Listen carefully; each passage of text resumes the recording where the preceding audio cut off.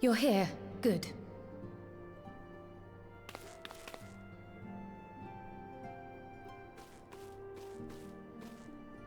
So, how are they? Still locked in slumber, but otherwise in good physical health. For the present, at least. For the present? Oh no, is something wrong with them?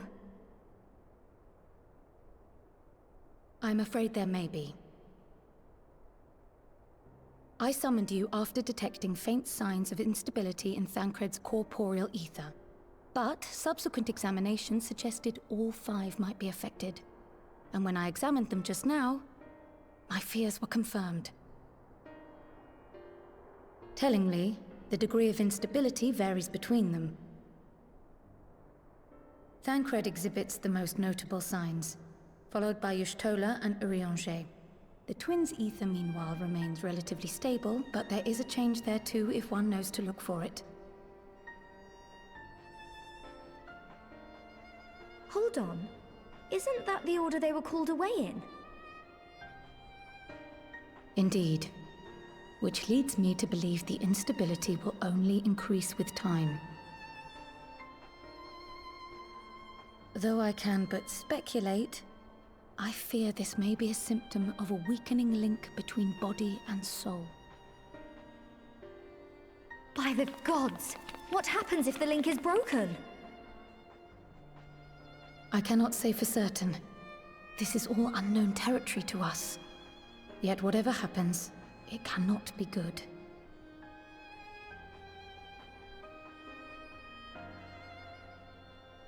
Mercifully, the instability is still only slight. And you may rest assured Master Matoya and I will do everything in our power to keep it from worsening. Be that as it may, it is imperative that you find a way to restore our friends' souls to their bodies.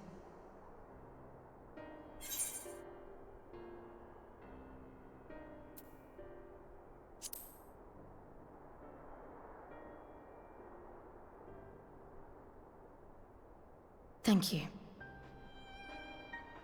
But where's he even supposed to start? We had the greatest minds in the realm hunting high and low for an answer, and they ran out of places to look.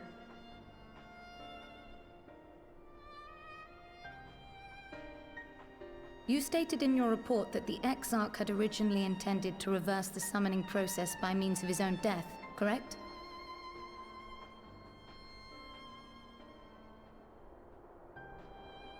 Raha always was a reckless young fool, ready to die for the first righteous cause that came along. His plan might well have worked, but I for one am glad he never had the opportunity to see it through. Even if it does mean our friends must remain stranded a while longer. There is another way, I am sure of it. And the key lies with him, with the Exarch. Pray return to the First and apprise him and the others of the situation. We, meanwhile, will do what we can from here. And, if the fates are kind, we will have good news to share upon your return.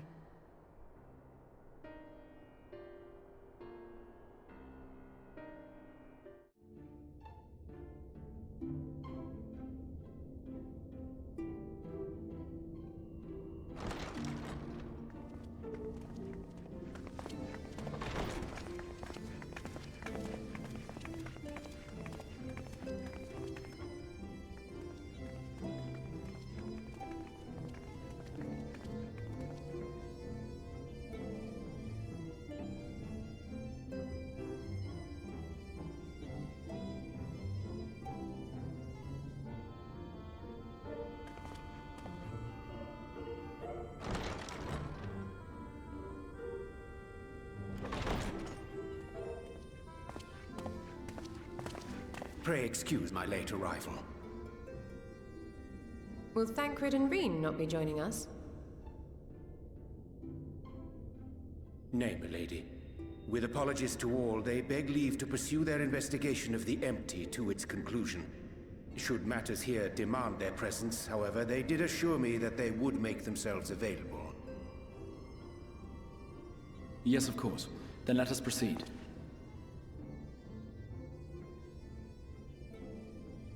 I think it best that you begin by providing a summary of Mistress Kryle's findings.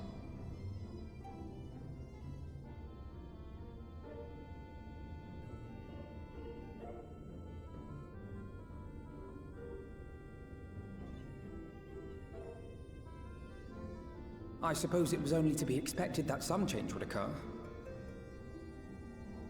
Yet our souls seem unaffected, to my eye at least. How long they will remain so is another question. Kryle is right. It is imperative we find a way to return to the source. Perhaps an explanation of the method by which I brought you here will yield some inspiration. Ere I begin, it must be noted that I am by no means a gifted mage. In order to employ powerful magics, I must rely upon the Crystal Tower and its boundless reservoirs of energy. The magic that summoned you was no exception. 'Tis a singular spell, adapted through painstaking effort from the technique that transported me to the First. To use an analogy, it works by cutting a hole in the fabric of reality. A hole tailored to the object of summoning, through which it and it alone may pass unscathed. Though I succeeded in creating said hole, I failed to latch onto my intended target. Instead of you, the spell found those close to you, and ended up summoning them in their incomplete state.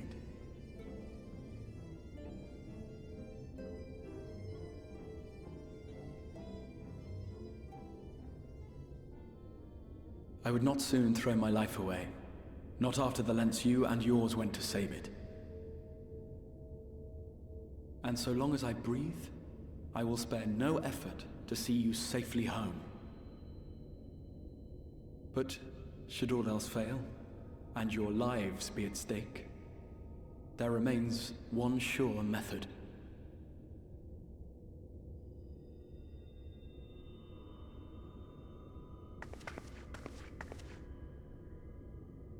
Ow! What was that for? How can you even entertain such thoughts? You owe your life to the Warrior of Light, and you don't get to die unless he says so.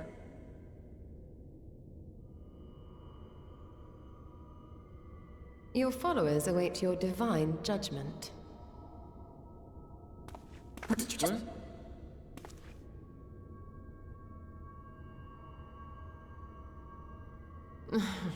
If the two of you have finished, perhaps we could return to our discussion? Rather than dwelling upon the multiple failed attempts at transference, I think it would behoove us to focus on the solitary success.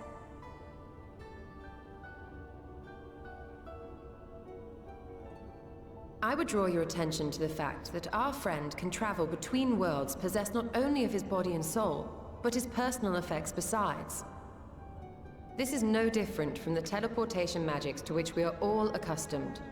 Magics that allow for the transportation of those inanimate objects one considers to be an extension of oneself. Are you suggesting that simply by considering us his possessions, he could carry our souls back to the source upon his person? Well, it would be nice if things were that simple for a change. But vague notions of ownership seem a rather tenuous thing to stake our lives on. So much as a moment of doubt on his part, and we'd be left floating in the rift. Milady hath the right of it. The requisite fixity of belief would be too much to ask even of our friend. Yet, were we to immure our souls within an object in his possession, mayhap then our safe passage could be assured. White Auracite would, I believe, serve as a suitable vessel for this purpose. It was conceived to imprison the massy soul of an Ascian, and should house one of ours with relative ease. We would need only to ensure our soul's safe preservation inside the stone, and identify a means by which they might be transferred back unto our vacant bodies. Soul preservation and transference. I believe I know of someone who may be able to assist us. On the far shore of the source, there stands a great palace built by the elves. It was forsaken in the wake of the flood, but a certain Numo chose to make their home there soon after.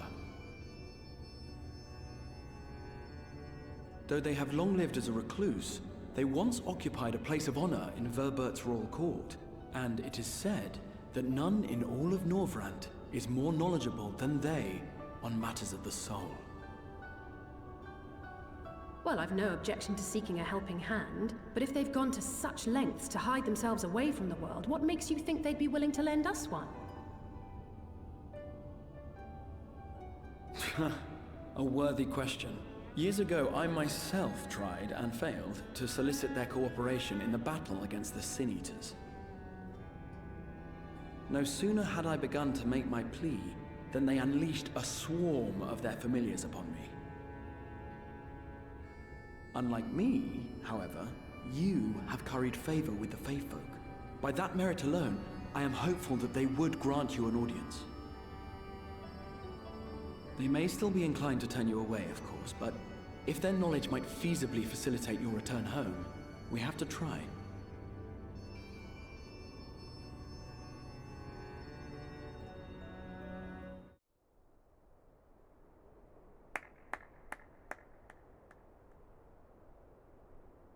That was my fiercest familiar. Oh, impressive.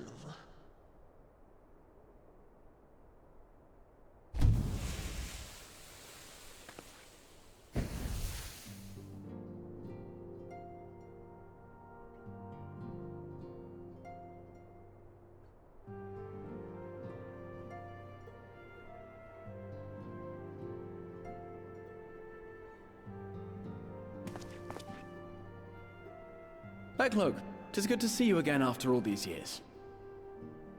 And judging by your vigorous greeting, I dare say the feeling is mutual.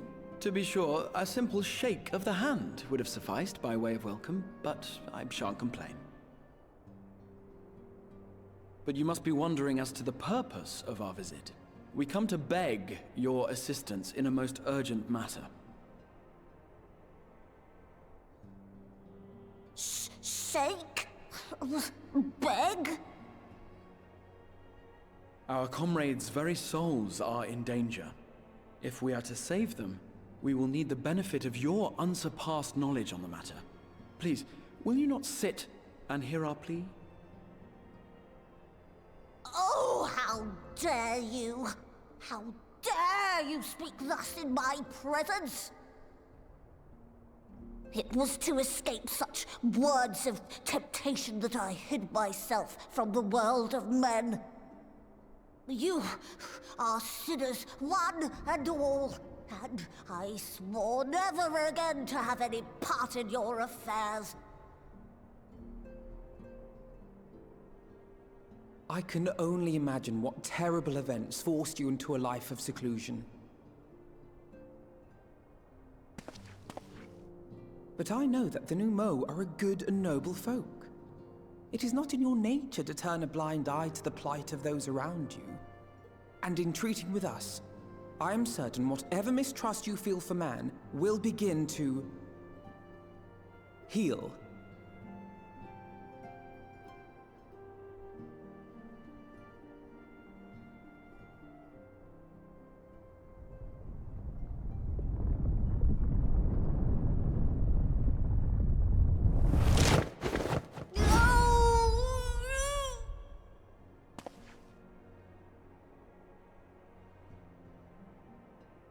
If you will not be satisfied, I suppose I could listen. After all, there's no harm in just... No, I mustn't. Not again. That damn court mage seemed to have the best of intentions too, and countless innocents died for my naivety.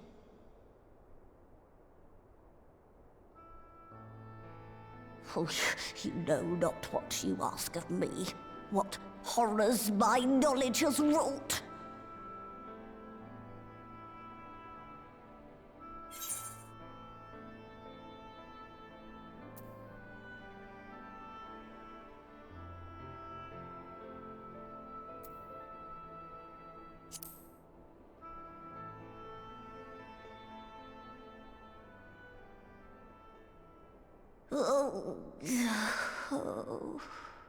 Of all the visitors I could possibly have, they're even more stubborn than I am.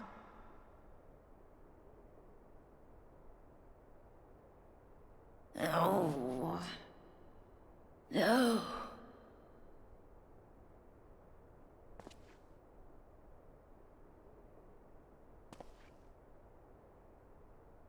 Oh. Very well. I will hear your petition, but that is all. And I expect fitting payment for my troubles. Commensurate with your contribution to our cause. No more and no less, I promise you. With that settled, might I impose upon you to join us at the Crystarium? I'm afraid the nature of my friend's predicament calls for absolute secrecy.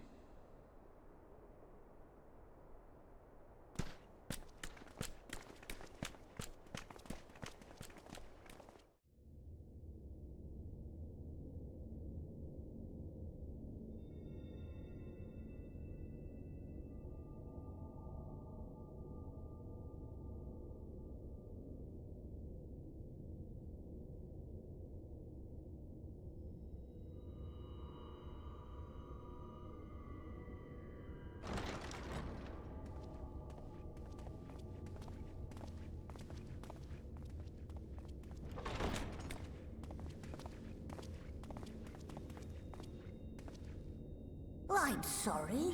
You mean to tell me not only that the return of night was your doing, but that you hail from another world as well?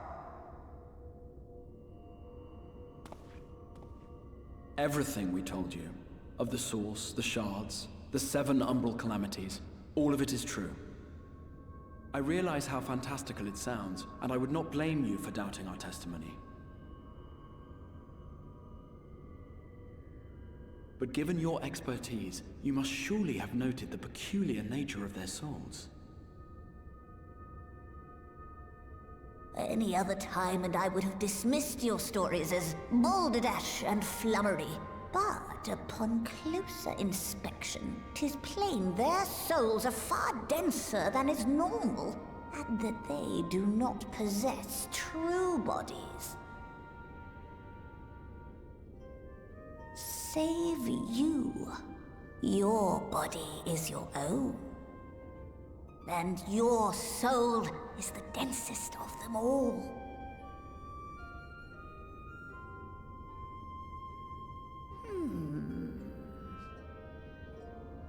As I said before, were it not for their heroism, the skies over Norvrant would still be awash with light, the realm yet at the mercy of Vorthri and the Sin Eaters.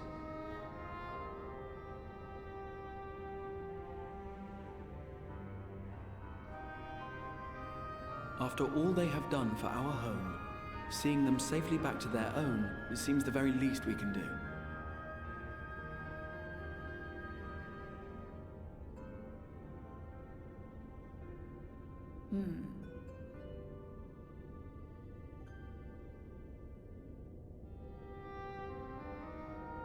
Your tale is intriguing.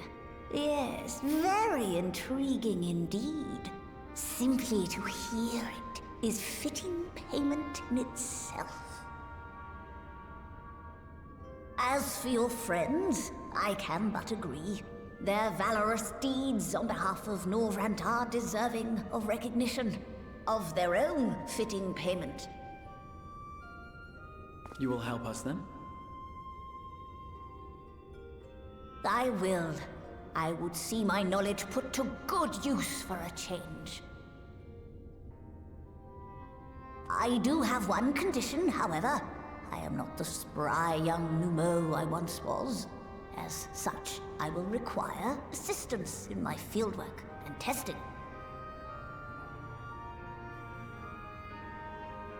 It would be our pleasure. We'll be laboring for our own benefit after all.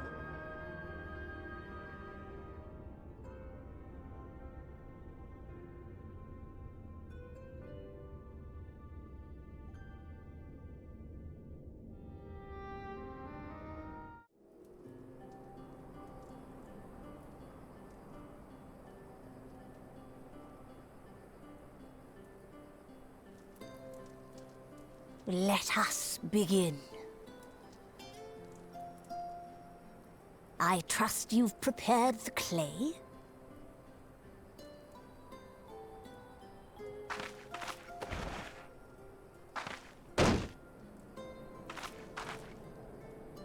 Very good. Now, I would have you sculpt for me a porksy. Plump, with floppy ears and a short curly tail.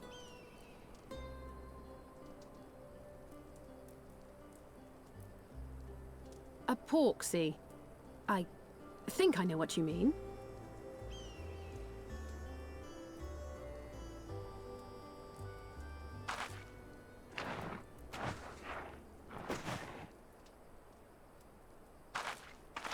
There we are.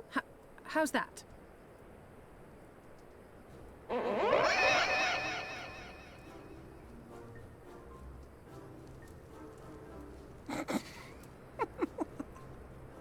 Well, it is certainly creative. There's no denying that.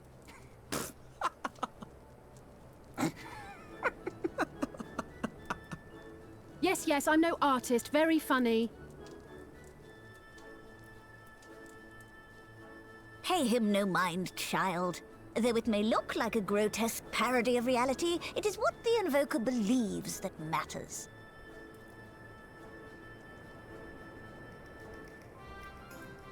You're not helping. But I speak the truth. If successful, this incantation will turn imagination into reality. Which is why the only thing of import is what you believe this figure embodies. You must focus. Hold the Porksy's image steady in your mind's eye.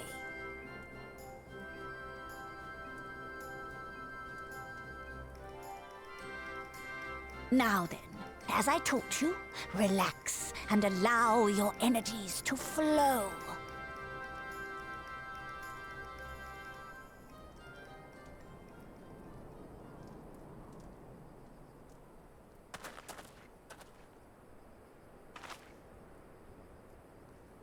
With flesh of clay I bid thee rise, on wings of dreams to touch the skies.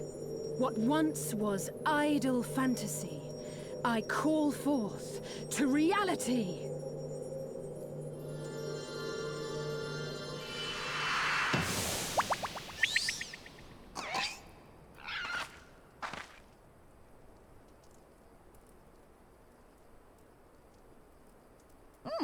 Not bad for a first attempt.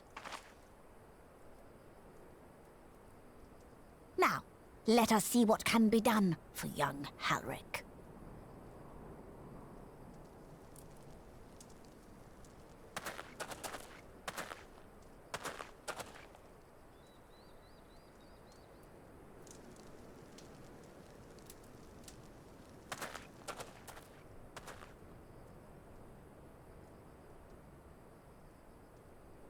Through the operation of the magics you invoked to animate this familiar, it is now replete with the energies required to stir the boy's soul.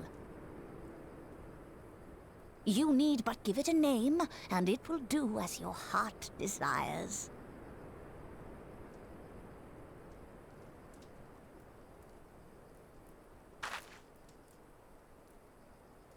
A name.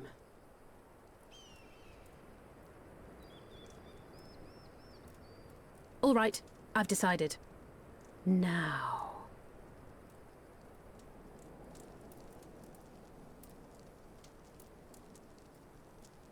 Go and Angelo!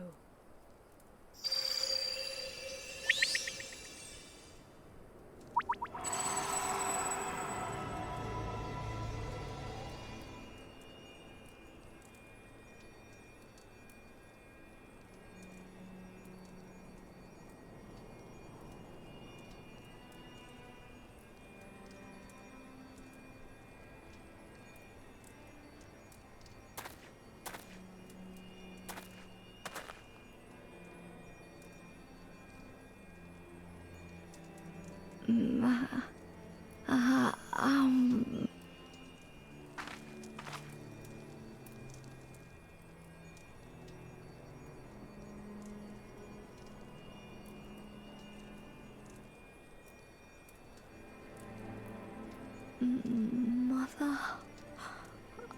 I...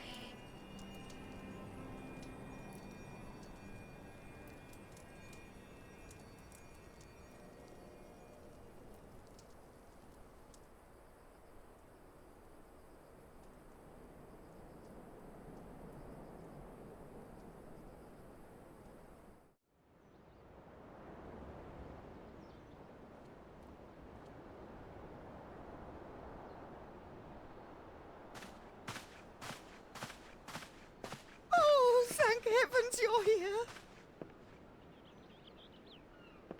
Lady Chai, whatever is the matter? I knew not where else to turn. Oh, this is all too much for my poor heart to bear alone. Alone? What of Master Chai? But that is the very reason I summoned you. He's gone. What? What happened?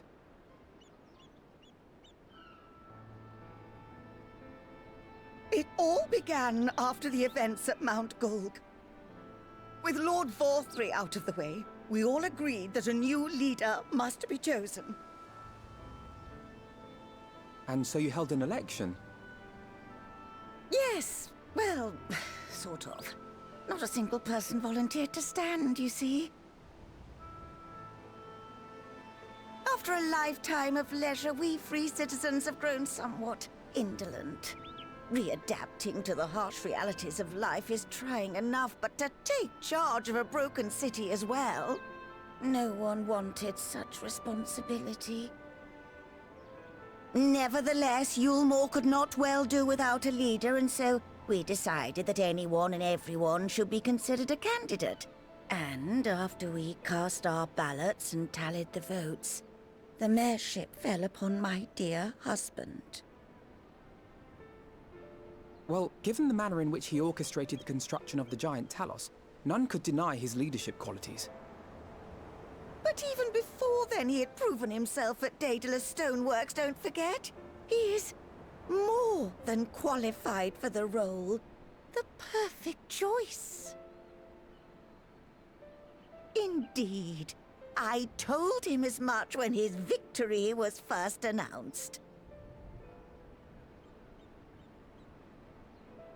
But perhaps I was too forceful in my attempt to encourage him. For shortly after that, he vanished without a word.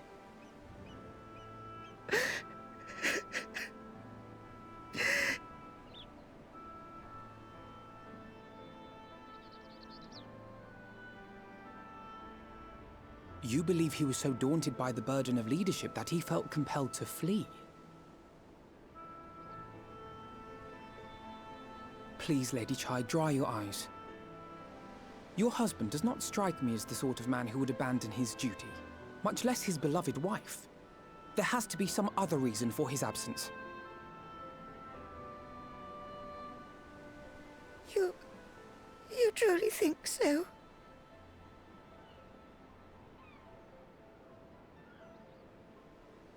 What about you? What do you think has become of my husband?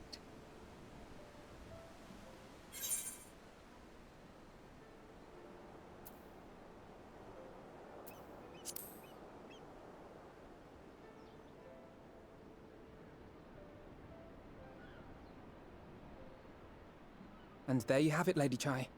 You needn't worry. Master Chai loves you more than all the world, and he will return.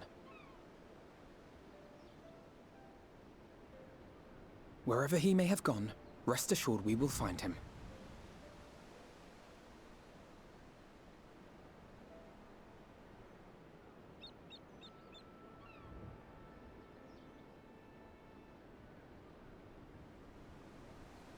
Thank you, my dear boy. You have set my mind at ease. I will trust in my husband and await his return.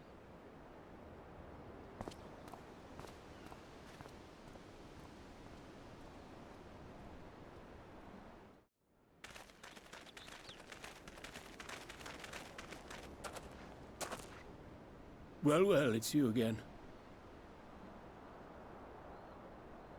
Well, I see you've invited your friends. Need them to fight your battles for you, do you? No, I didn't invite them, as it happens, though they are indeed my friends. Well, not only mine, but every true Yulmoran's. They are the ones who awakened us to the truth, to Lord Vorthry's villainy, the famous warriors of darkness. Are they now? Yes, they are. It would be no exaggeration to call them our saviors.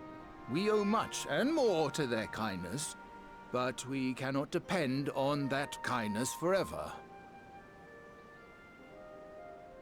To do so would be a little different from entrusting our affairs to Lord Vorthry. Nay, we must learn to stand on our own 2 feet. And I would have them present to witness my attempt. Hear, hear, Master Chai. Your sentiments are admirable. Yet admirable sentiments do not a nation make.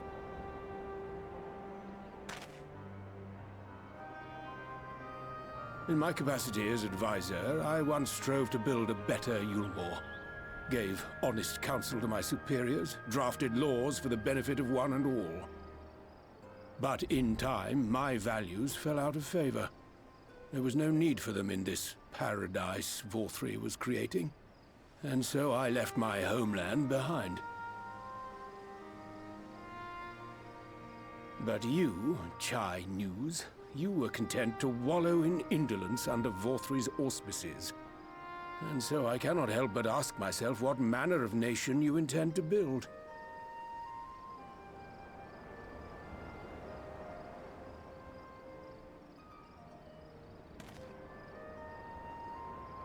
I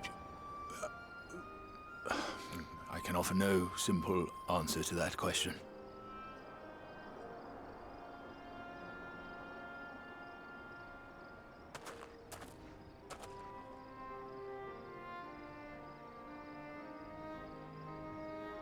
But this much I will say. It is my hope that Yulmore can become a nation which her citizens might freely choose to build together.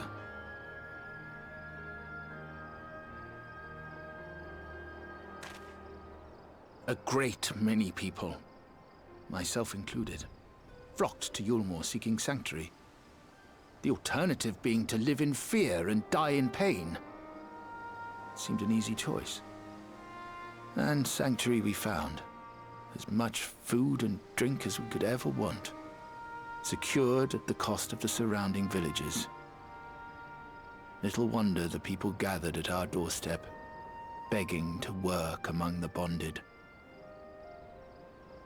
The free were blind to it all, of course. Content to, as you say, wallow in indolence. In ignorance. Were I mayor, I would first take stock of the city's resources and see that they were assigned equitably. Our days of reckless consumption are behind us. The distinction between free and bonded died with Vorthry. The needs of rich and poor alike must be considered if our nation is to survive.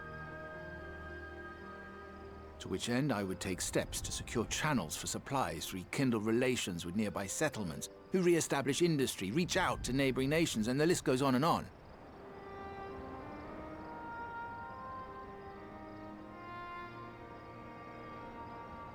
But I am no ruler, nor even a politician. I am an entrepreneur. My expertise lie in planning and profit. I haven't the knowledge or experience to run a nation. Please, Rendon, will you not help me? Together, we could solve the city's problems. Build a Yulmore for the people.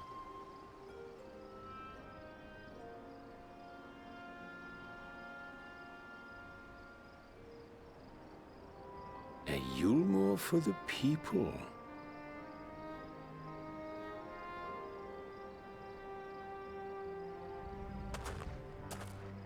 I rather like the sound of that.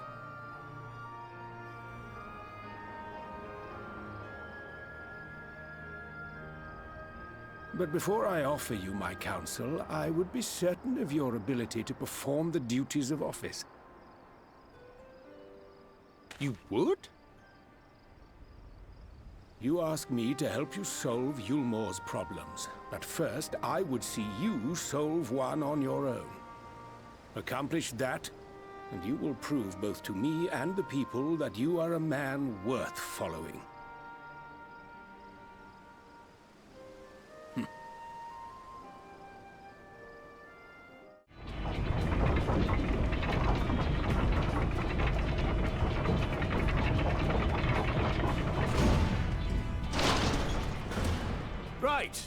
Right then.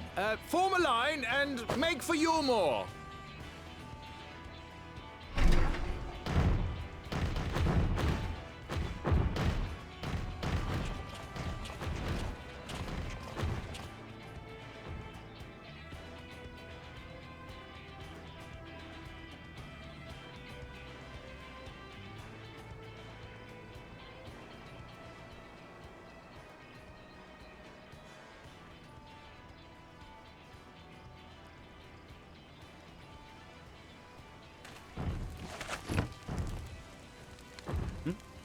What's that noise?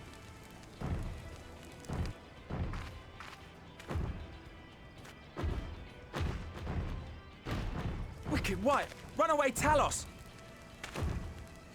Call the guard!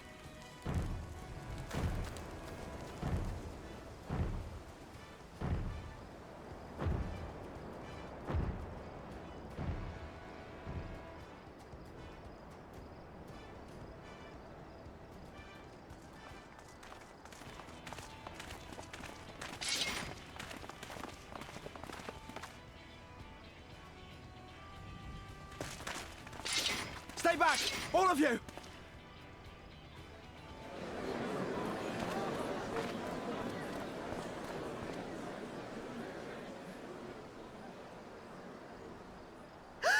Is that...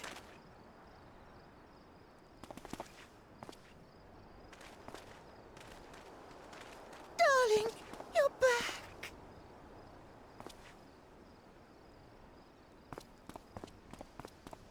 But of course I'm back. You didn't see...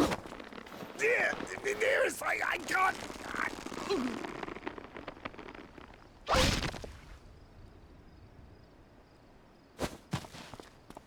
Oh! Oh dear.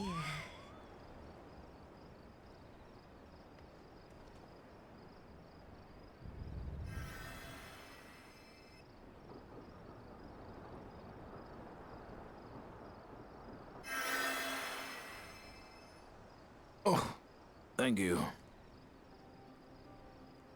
I'm sorry, my darling. It's just the sight of you filled me with such joy, I couldn't help myself.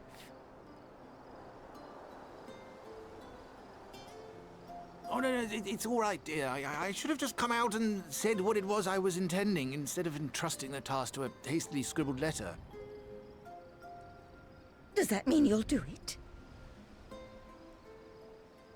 Well, I'm here, aren't I? I mean, not that my absence signified any unwillingness, you understand? Oh, no, naught could be further from the truth. I only left to enlist the aid of the former mayor's senior advisor. And now that I have it, I believe I am ready to take office. Oh, how wonderful!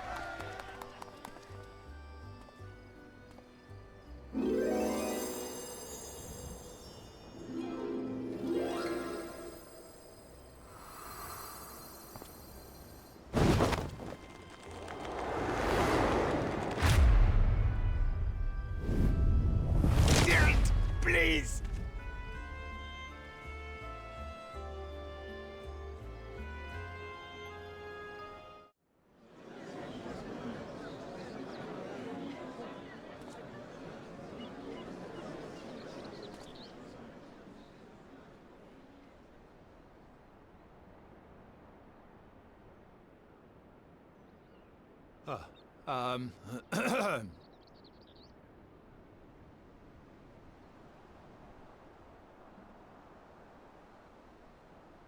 Go on, dear.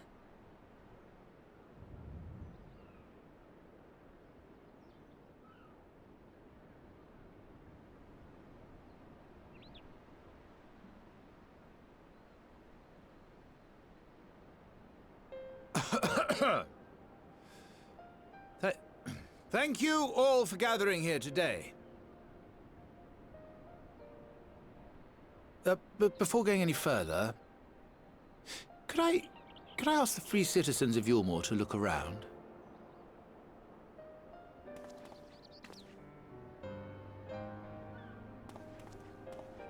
Tis a sight none of us would ever have seen under Lord Forthry's rule. Not only do we stand in the familiar presence of those we once called the Bonded, but today we welcome the peoples of the Derelicts and Gate Town too. Today we welcome the Warriors of Darkness, come to bear witness to Yulmore's new beginning.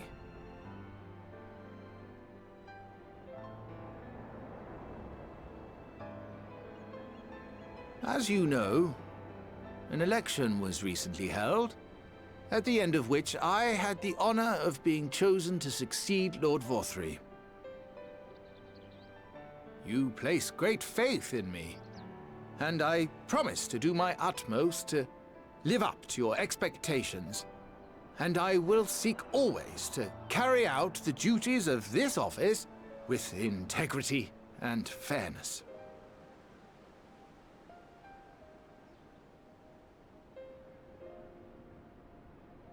Always, I say, but not forever.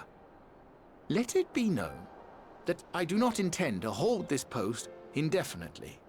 I consider myself but an acting mayor, who will serve only for the interim, while Yulmore is reshaped according to a new set of values.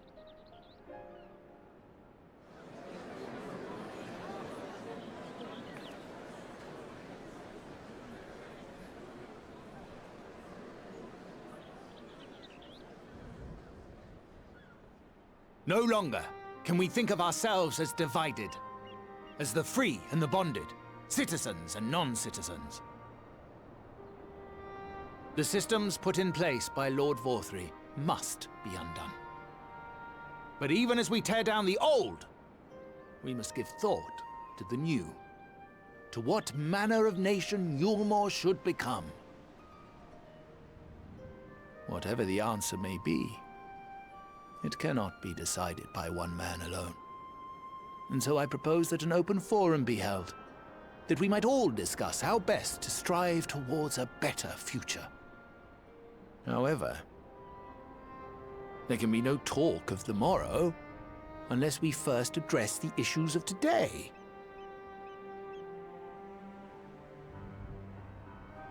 Securing new sources of food, rebuilding relations with our neighbors, re-establishing industry. There is much and more that needs to be done.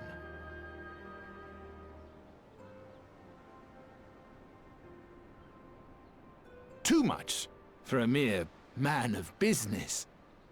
And so I pledge instead to do everything in my power to ensure our city's security and stability while we all work together to see these problems solved. The road before us will not be easy, and I know full well how daunting the prospect of honest labor may seem to some of you. But we must accept the reality of our circumstances. We must move forward.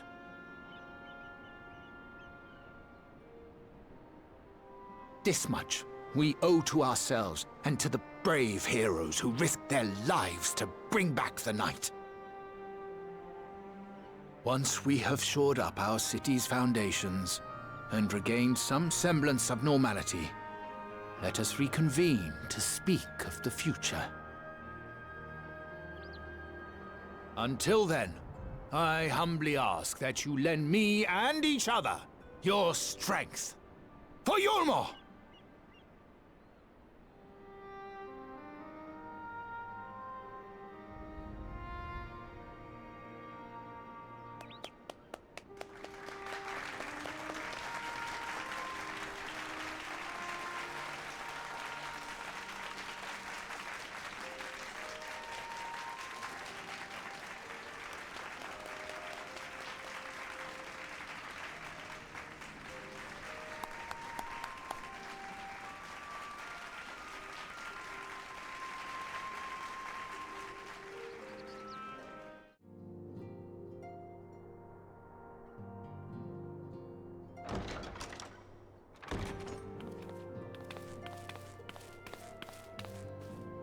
Sorry to keep you waiting.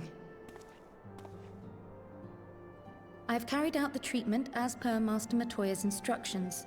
It should slow the destabilization of their corporeal ether quite significantly. But tell me, how fare our friends in the First?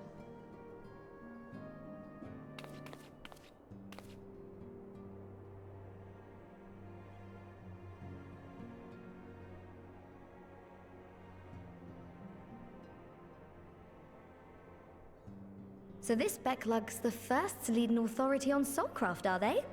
Sounds promising. And Urianger's proffered solution of white auracite is rather ingenious now that I think of it. Well, while they press on with their preparations, you may rest assured we will continue to do our part here.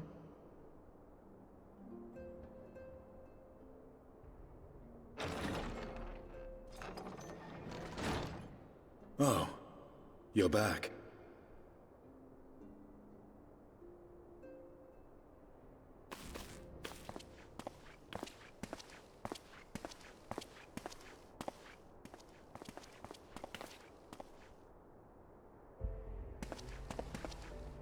And none the worse for wear, I see.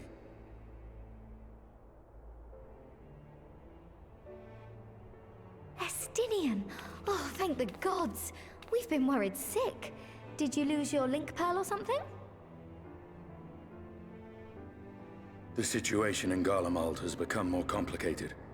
I was making my escape from the capital when I ran into one of yours, Riol. He thought it best we come straight here. More complicated how?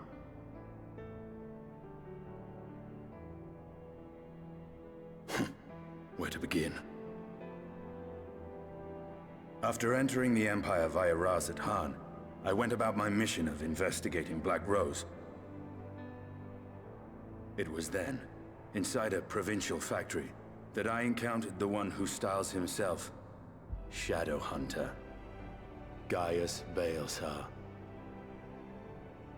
Our goals being apparently aligned, we joined forces and ventured on into the heart of the capital, to the very Imperial Palace itself.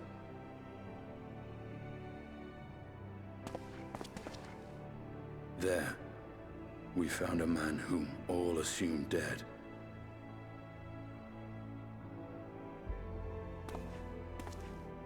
But his soul lives on, and he has wrested back his flesh. Xenos ye Galvus.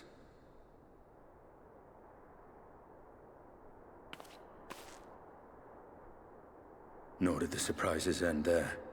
For no sooner had we arrived than he murdered his sire in cold blood. The Emperor is dead. This sent Gaius into a rage, and he charged in, blade drawn.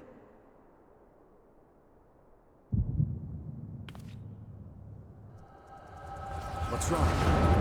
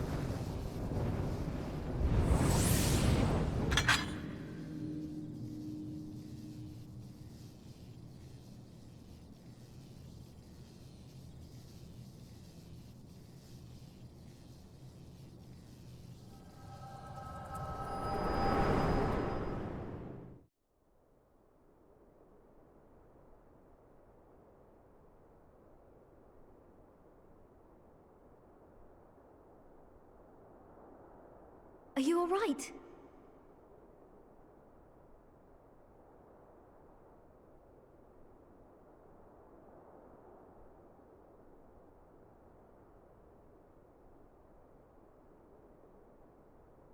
Peer into my past, did you?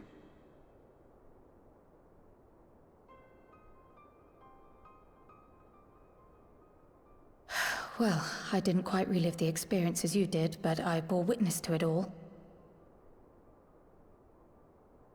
I'm still not sure what I think of this gift of yours, but no matter. Our confrontation was cut short when the Imperial Guard arrived. It was then that Xenos took his leave, citing boredom.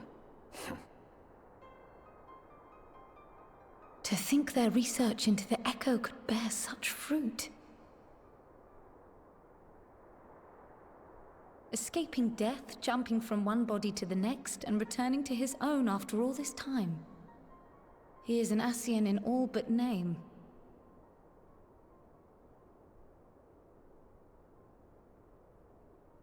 It beggars belief, aye. But no more than a hero traversing the rift between worlds.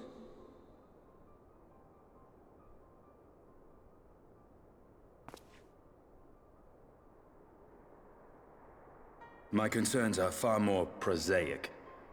With the Emperor dead and the Crown Prince missing, the Empire is in disarray. Until order is restored, assuming it even possible, we needn't fear an Imperial reprisal.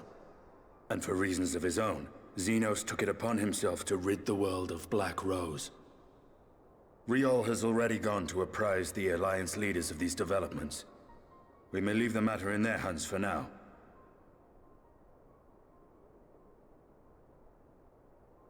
Then perhaps we have seen the last of the fighting at Gimlet. Though, if it comes to civil war, I cannot help but fear for the provinces.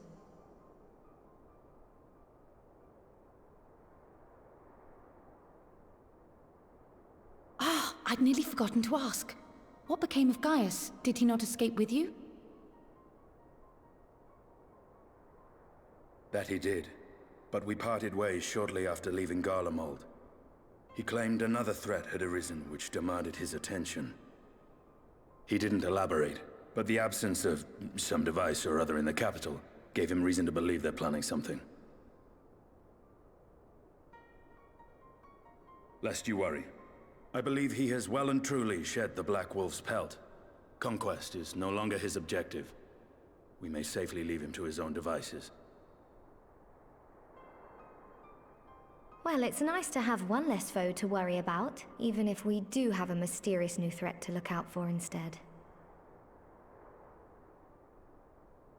Speaking of which, I'll see that Riol and our Shinobi are made aware. Though we still know next to nothing, it can't hurt to be vigilant.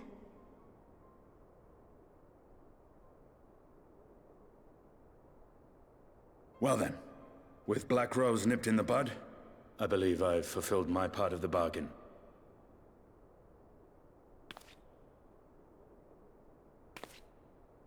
That's true, but with the Archon still slumbering away, we were hoping you might agree to stay with us for a little bit longer.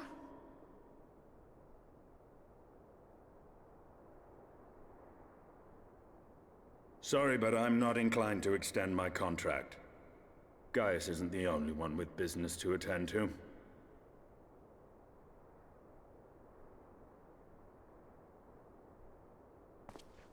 Thank you for your help then, Estinian. I see why Alphino admires you so.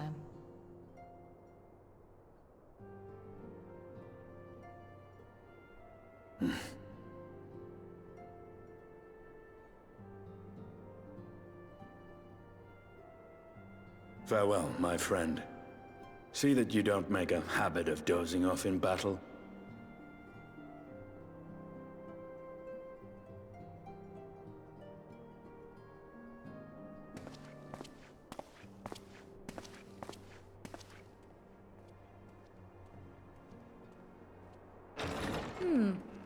I suppose we should all be getting on then. As ever, we will see to the Archon's needs. In the meantime, why not get some rest? You've more than earned it. Go on.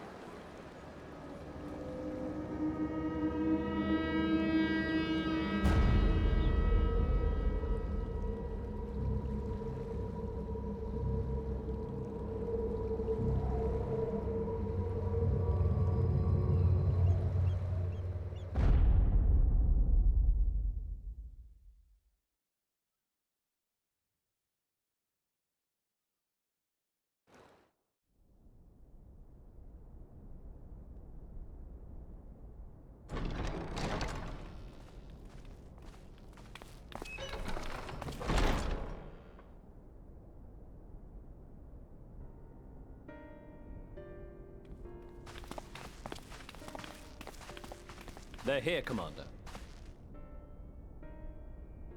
And I, for one, am grateful that they are. Told you've been busy since our paths last crossed at the Gimlet Dark. Not that I understand half of it. When the Scions spoke of other worlds, I'd struggled to describe what I pictured. Mayhap things would seem clearer were I to hear the tale from your own lips. But I'm afraid the situation will not afford us that luxury. I trust you two require no introduction. We meet again, hero of Eorzea.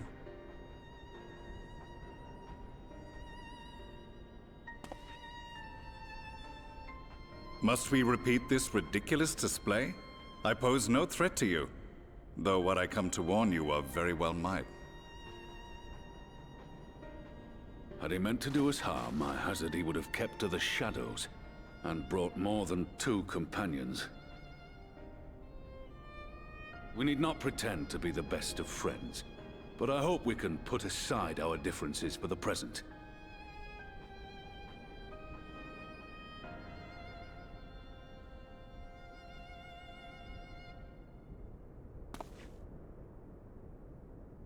As you are doubtless aware, Sir Estinian and I cooperated to rid the world of Black Rose in your absence. Our journey together took us as far as the Imperial Palace, where we witnessed Emperor Varus meet his death at Xenos' hand.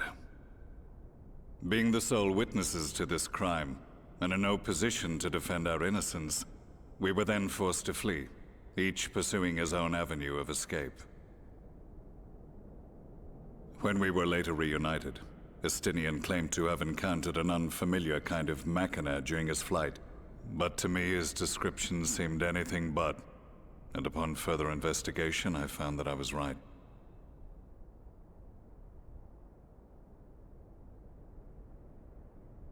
The Empire is developing a new Ultima weapon. What, that Allagan monstrosity? Created to vanquish primals? With which you yourself once thought to conquer Eorzea? The same. In my foolishness, I sought to harness its power, and became the Ascian's pawn in so doing. But you know as well as I how that tale ended. The weapon itself, excavated from beneath this very city, was destroyed ere we could fully unravel its secrets, and that should have been the end of it. But unlikely as it sounds, the Empire's efforts to recreate it have somehow borne fruit, primarily through secret research conducted by the 7th Imperial Legion, it would seem. Wait, the 7th was all but annihilated at Cartano, along with its legatus. Indeed, few survived. The 7th, as it is now, has little in common with the Legion led by Vandarnus, and its leadership has changed hands several times since. Precisely how this project has continued despite such turmoil, and under whose auspices, remains a mystery. What we do know, however, is that a number of prototypes have been produced, and that one of them is on its way to Eorzea.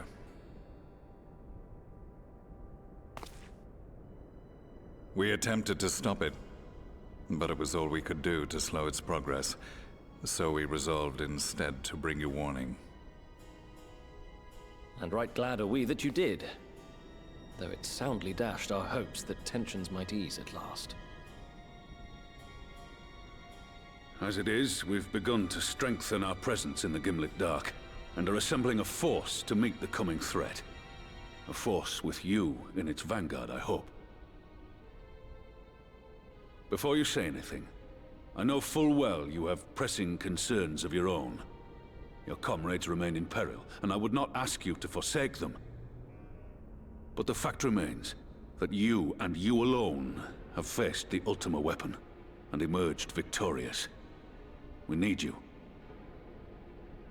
And so, when the time comes, if your comrades can spare you, I bid you lend us your strength. I've assigned an officer to await your word.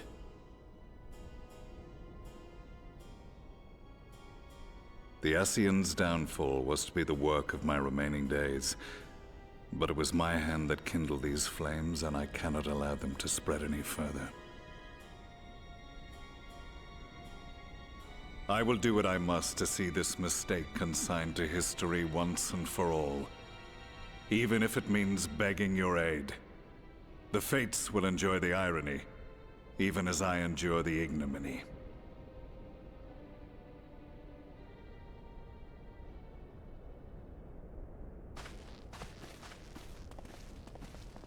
I too shall make for the border and offer my skills, meager though they seem in such company. Mayhap we shall meet there anon.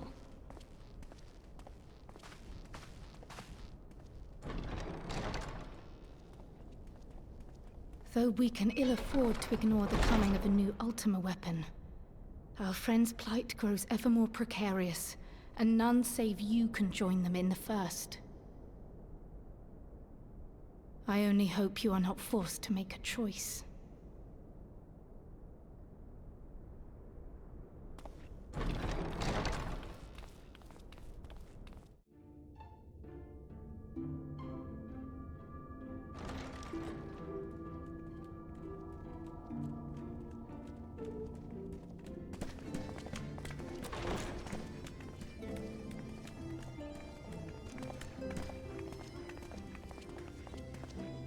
Now that we are all here, what news from the source?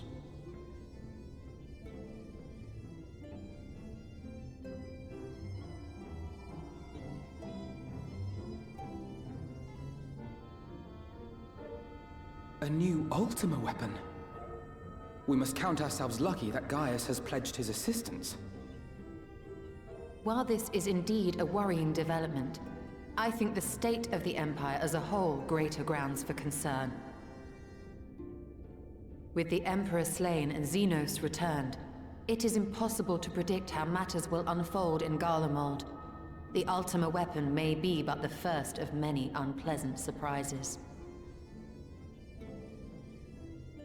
The situation beareth closer observation, of that there is no doubt, and doth compound our need to return unto the source.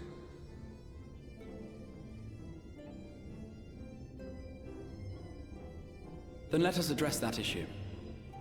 Our long search for a means to see you safely home may well be nearing its conclusion.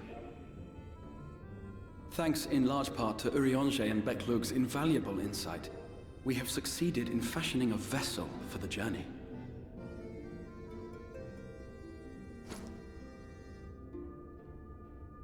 We set out to create a crystalline container retaining the more useful properties of white aurosite, but without its regrettable limitations. And after a good deal of trial and error, we made one. An ark for soul and mind both that will allow your incorporeal self in its entirety to be ferried between worlds. A spirit vessel, if you will. However...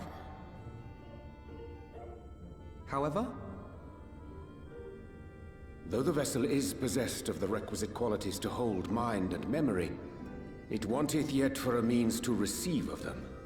For that, we must needs imbue it with the Exarch's innate gift. A gift that lives on only through the blood of the Allagan Emperors, which certainly does not flow within aurosite or any other crystal. Just so, milady. The blood serveth as a conduit of sorts. In its absence, memory cannot pass from mind unto mind, nor from flesh unto crystal. That being the case, we must either alter the process of inheritance so as to require no such thing, or determine a means by which my blood may permeate the vessel. I am hopeful that the records found within this tower will yield the knowledge we require to pursue one or the other of these avenues. As well you should be. The Allagan's body of etherological research is extraordinary. I can scarce believe it the work of ages past. But its underlying principles are not so very different from those of my own field of study. Given time, we will find the answers we seek.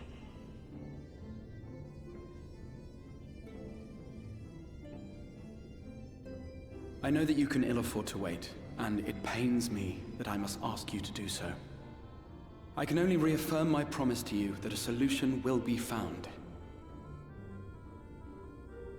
Whatever it takes, I will see you safely home.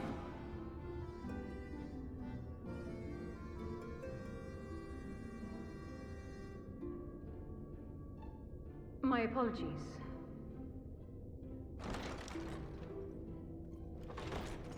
I do hope you haven't come to tell us that mortal peril fast approaches. No. I had hoped to speak with the Warrior of Darkness. But there is no need to cut short your meeting on my account. I will be waiting outside.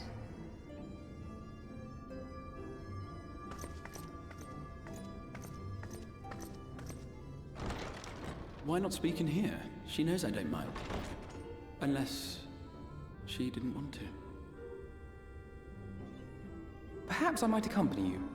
Though I am woefully ill-qualified to assist in the Exarch's research, I may yet be of some use to Lena.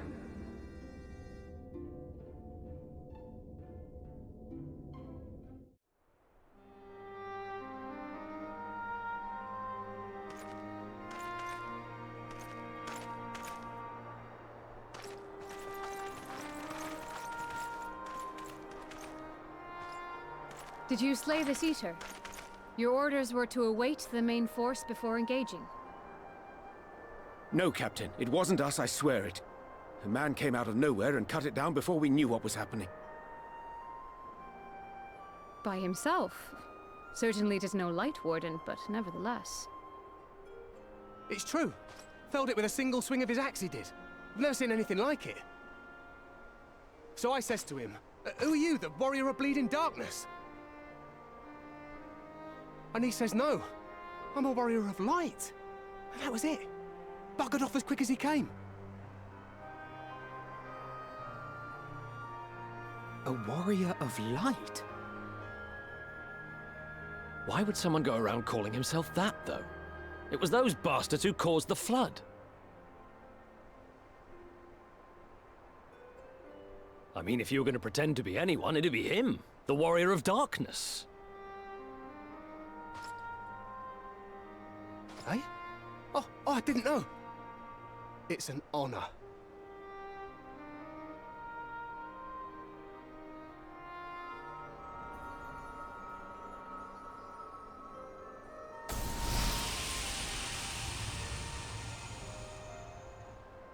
Since the Eater is no longer a threat, our work here is done. Return to your posts.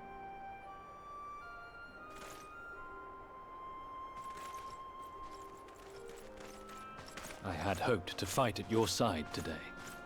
But I'll continue to follow your example, and may we meet again.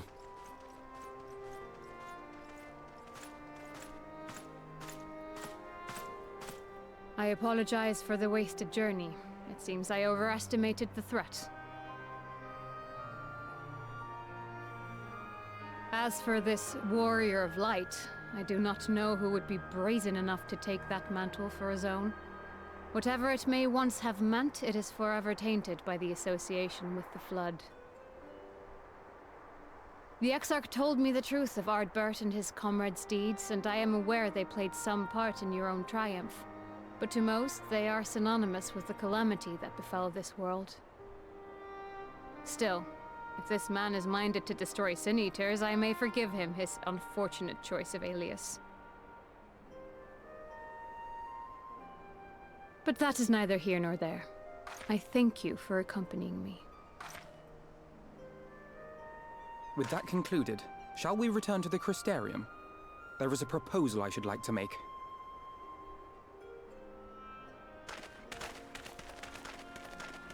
Forgive me. There is one more thing. A personal concern of mine. I had hoped you might have a moment to speak privately. Take your time. I shall go on ahead.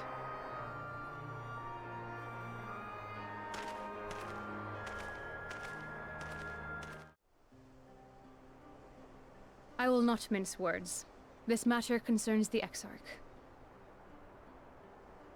Though his countenance belies his age, his demeanor never has. He has seen more than any man should and grown ever more weary with time. But I see I give the wrong impression. While it is true he attempted to open a letter with a salmon fillet the other evening, we are not here because I suspect his mind is deteriorating. Nor do I believe him to be so maddeningly unconcerned by the prospect of his own death as he once was. Indeed, the opposite is true.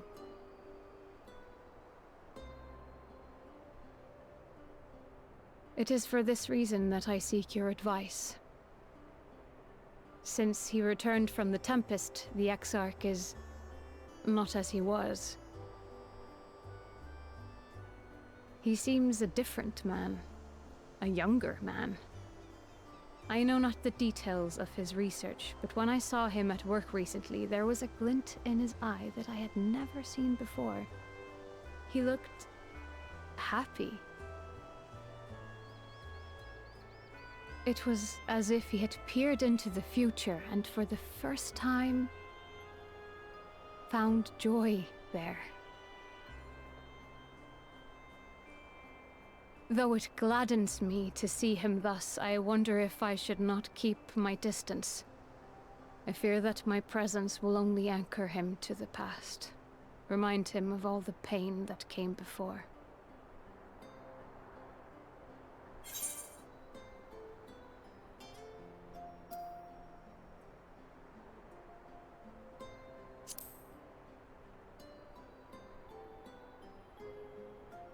Is that so?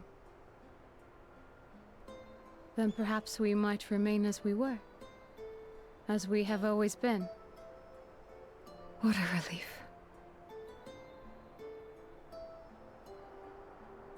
In that case, I will have to speak with him about the amount of time he is spending at work. This research is important, I know, but if he refuses to consider his own health, I will have to consider it for him.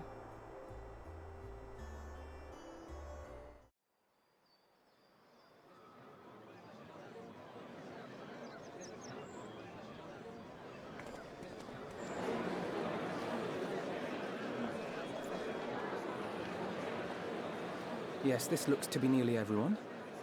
Let us begin, shall we?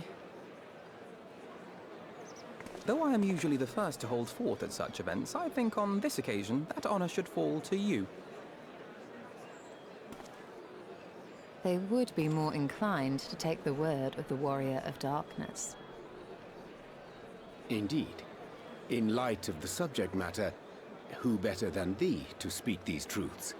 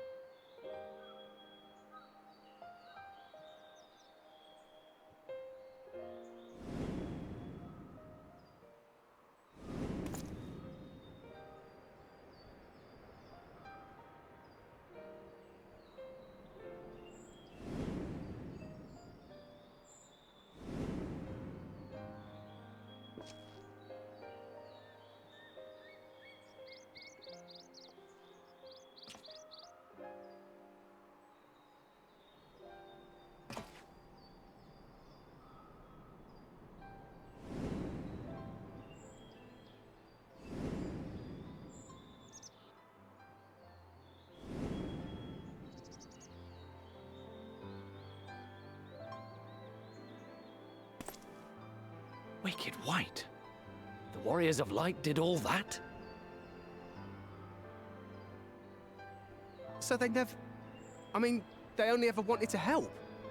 And when everything they'd done turned to ash, they still carried on. They gave everything to stop the flood. First their lives, then their souls. And they managed it too, in the end. They saved us. And we cursed their names.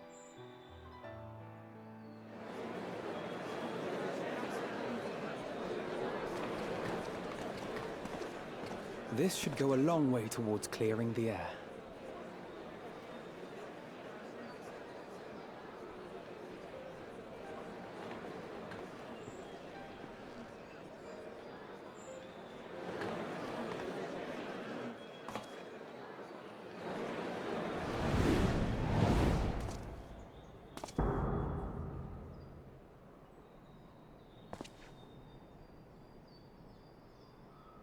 Impossible.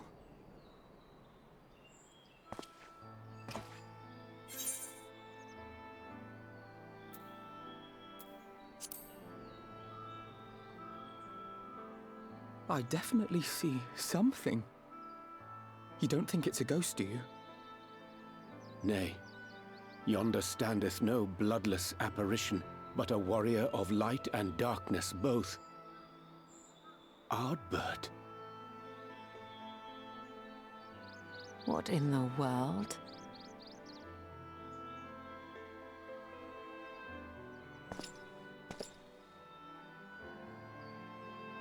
It's you!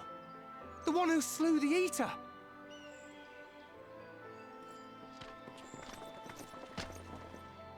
That it should be the Warrior of Darkness who brought the truth to light. You've saved me a fair bit of time, though I have a few words of my own to say, if I may.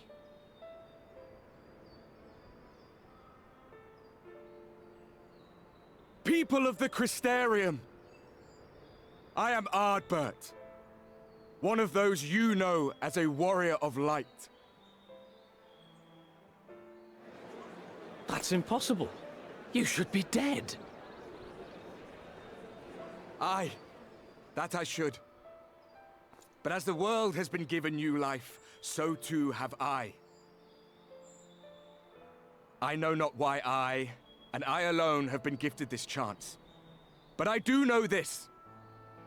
Only by the will of the star itself could such a miracle come to pass.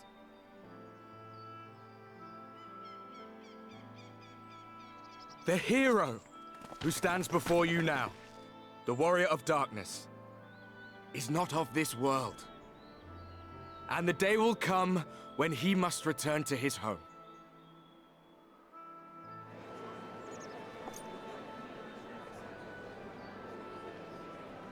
But this land is our home. And if it is to remain so, now and forevermore, it is we who must protect it. The time to rely on saviors from afar has passed. It is you who must rise. You who must become the new Warriors of Light! What? Us? Warriors of Light?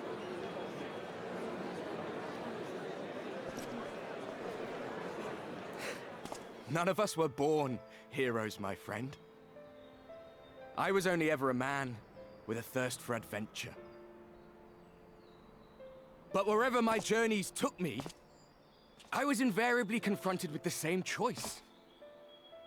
To lend what aid I could to those in need, or not. And I always chose the former. Any one of you could do the same. All you need is the will to help your fellow man, and the resolve to see it through.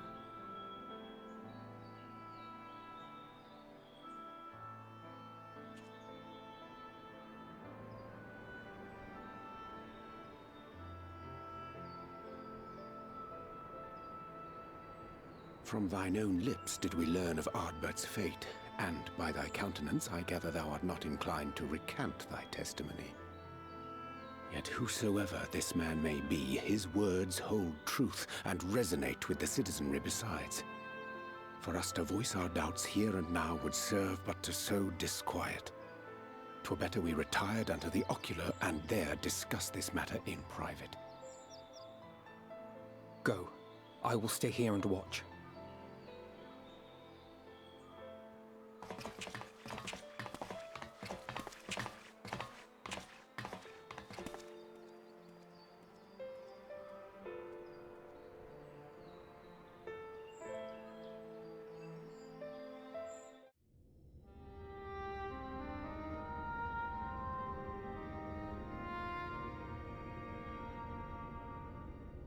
So, that is a warrior of light of the First.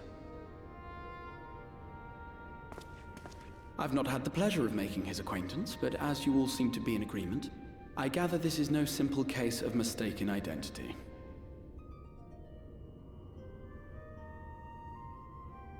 As far as I was able to discern, that was indeed Ardbert. It has been a long time, but not that long. Could he truly have been resurrected as he claims?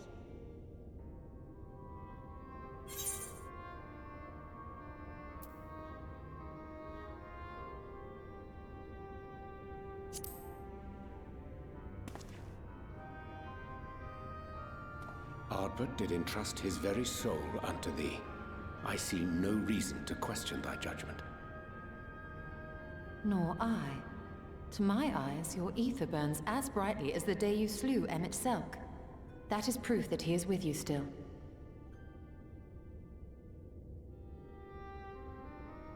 Yet that which standeth now before the people is far more than a passing imitation. I am reminded of the cardinal virtues, though a sin-eater he is not. Which leaveth but one plausible explanation. That he is an Ascian.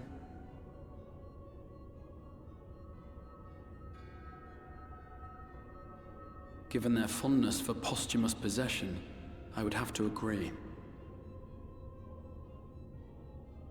From what I understand, the Warriors of Light were laid to rest in Yulmore by those whom they had aided in life.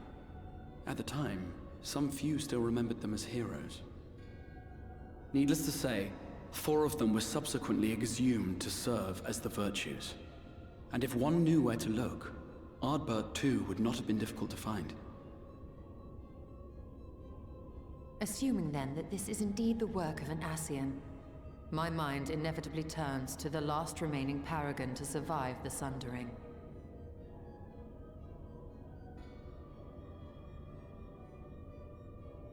Elidibus.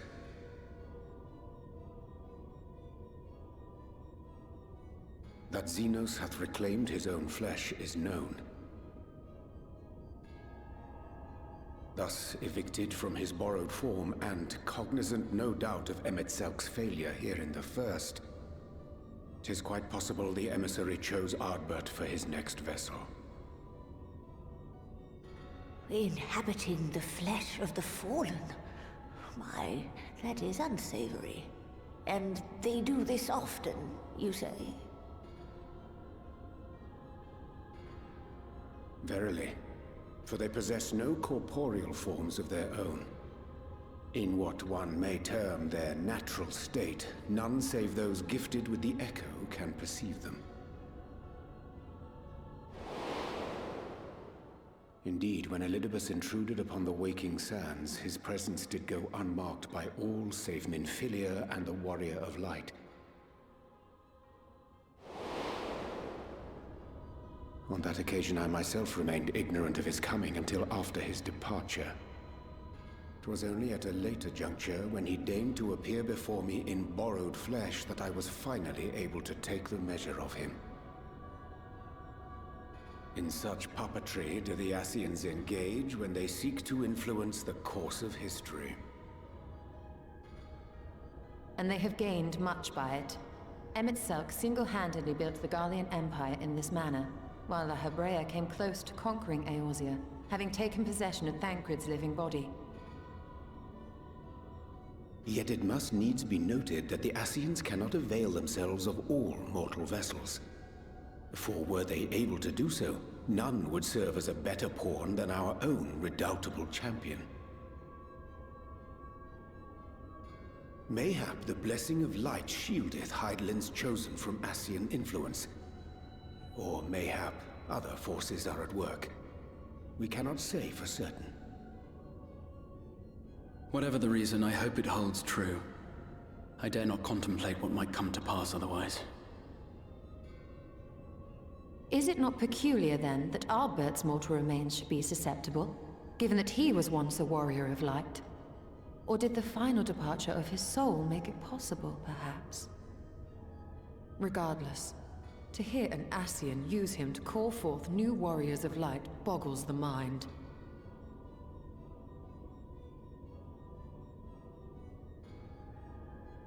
Elidibus hath ever been an enigma, his ostensible purpose being to preserve the balance between light and dark.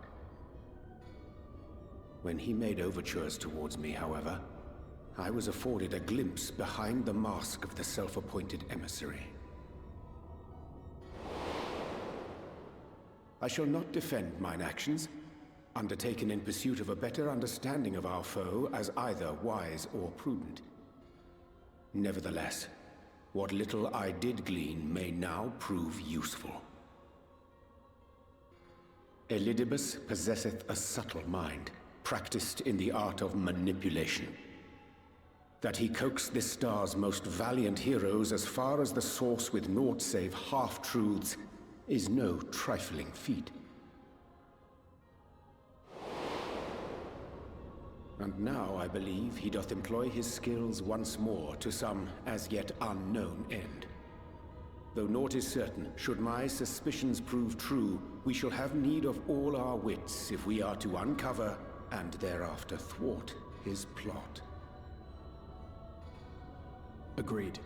'Tis plain that simply speaking out against him will not avail us. At best, it would only serve to confuse the people. And I would hesitate to do anything which might tarnish Ardbert's reputation once more, nor yours by association.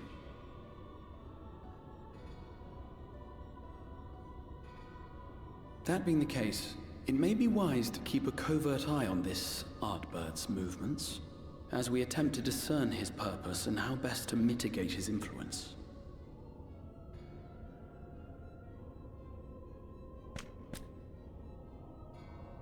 His performance appears to have concluded. What now? Go back out and follow him?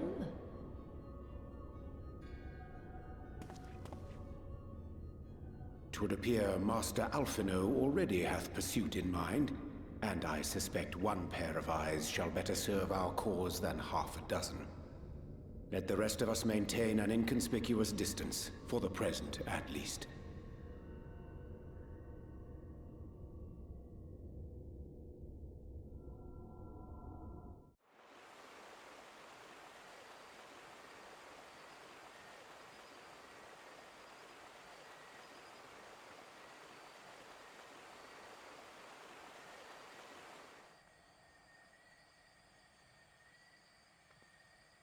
Come. Our new discoveries are to be found this way.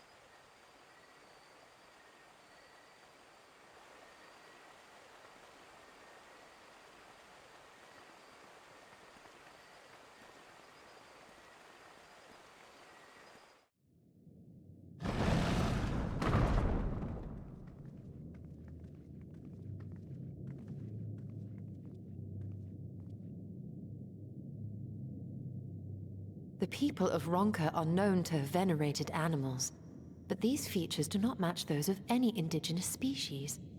This is no common beast. Though that much is plain from its proportions.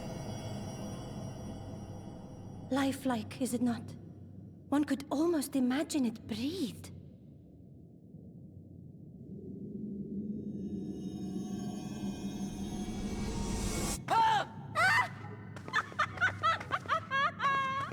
Why you... Ugh.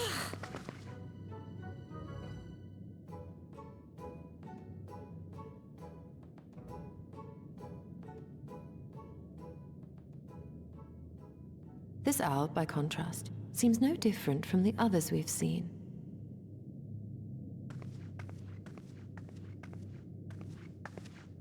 The sealed door lies ahead.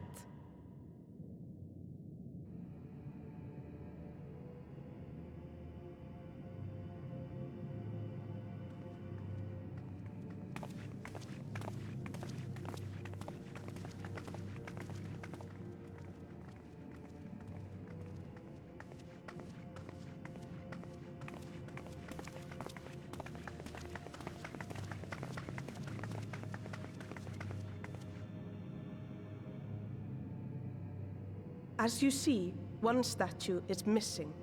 I expect we are meant to replace it as before.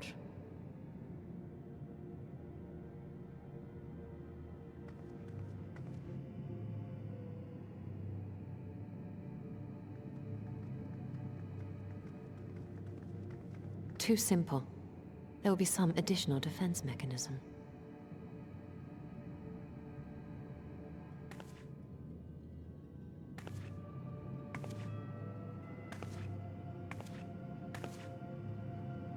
Just a moment. There are words carved into the stone.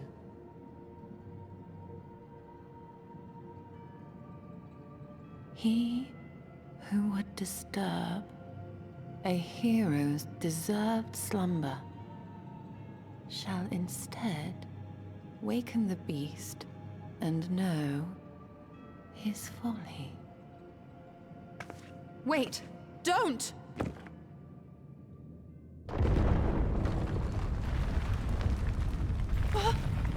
What? But I only... What is happening?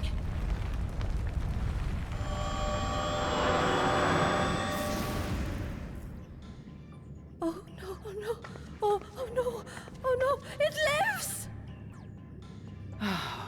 Why am I not surprised? Prepare yourselves.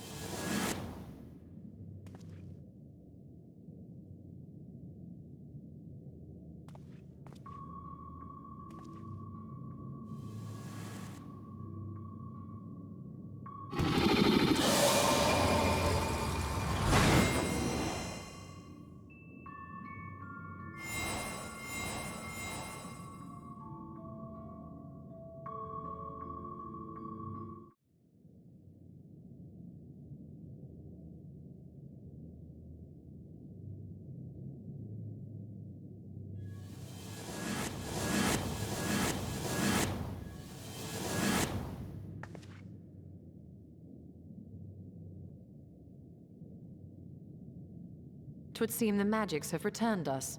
How polite. Now, what have we learned?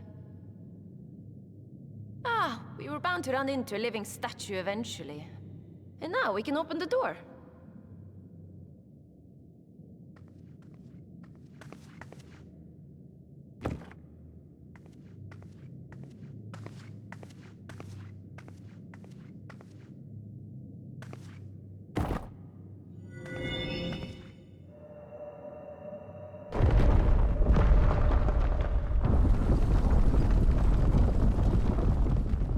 He who would disturb a hero's deserved slumber.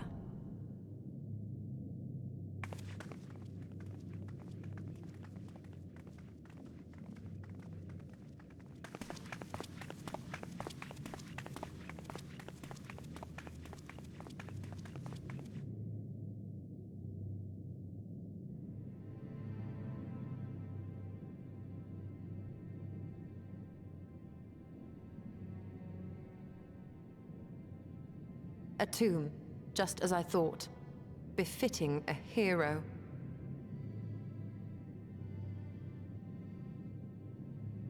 She is Vis. Could it be the Archmage Tiuna?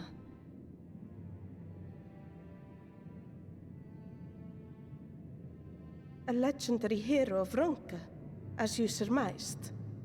The tales tell of how she smote entire armies with a single incantation. So potent was her spellcraft, though she ever fought in the name of peace. I thought them no more than tales. To think she really existed. Well, I for one always believed.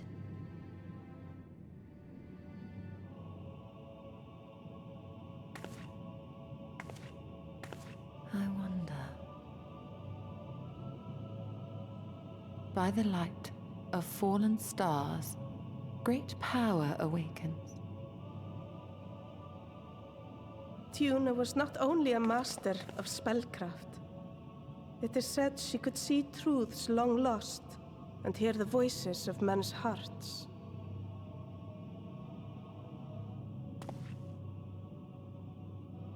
Naught less than the Echo. In which case, none of this is mere coincidence.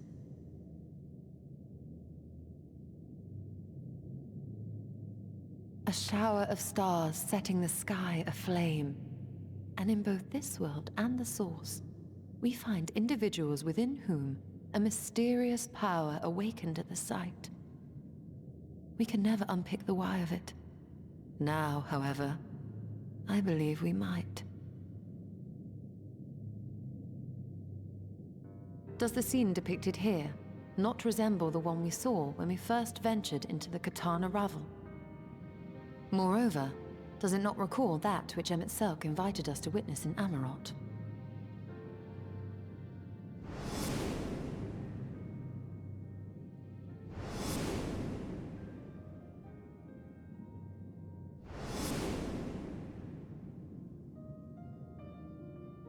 The final days.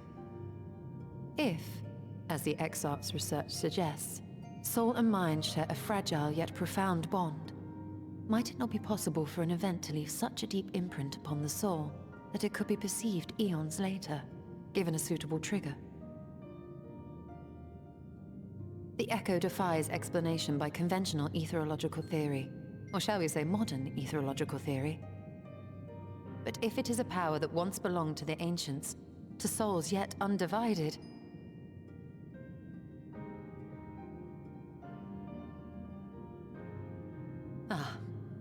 it would seem I have entered the realm of pure speculation, and I call myself a scholar. I shall refrain from making any further wild claims until such time as I have evidence.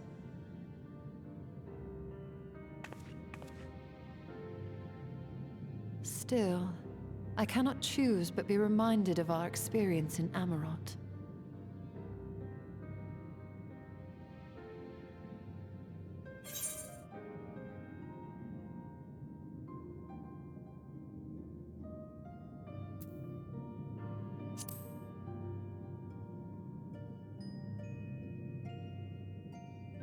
Remember us.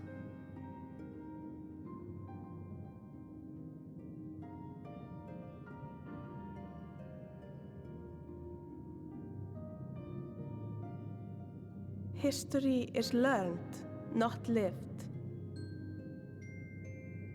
We have always protected the Tales of Ronka, just as we have protected this place.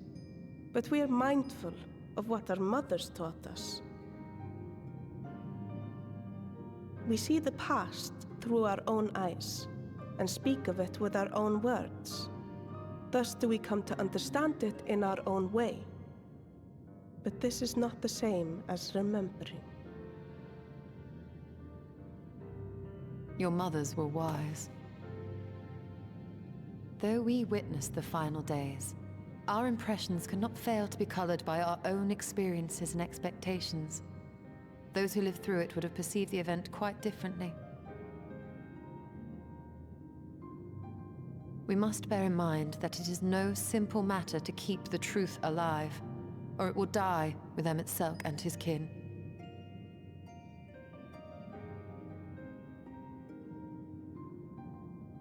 But we have disturbed Tiuna long enough. Fanau will serve similarly well as a venue for our contemplations.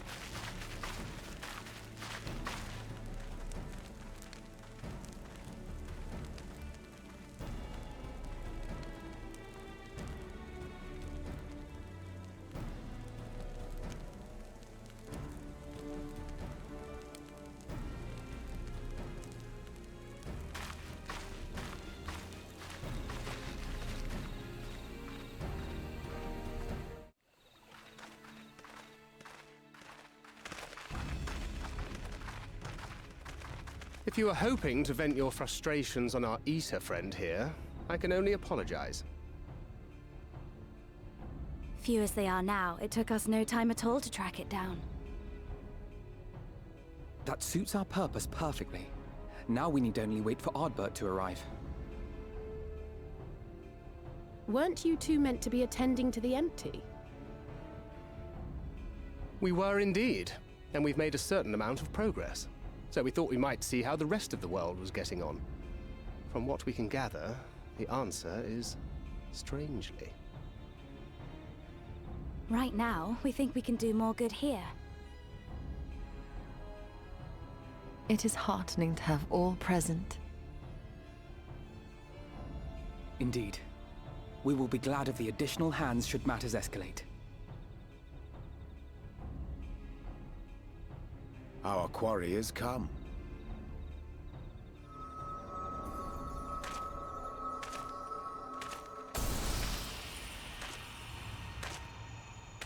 Huh. It seems I've lost this particular race.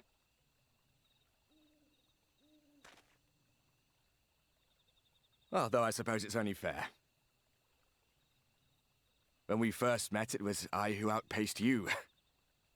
Ravana, was it?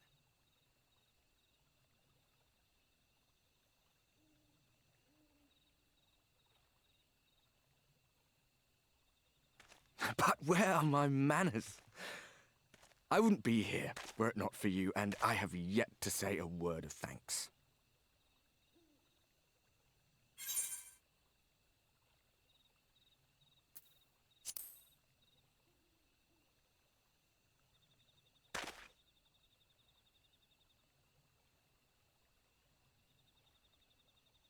Arm giving you trouble? You should have it examined.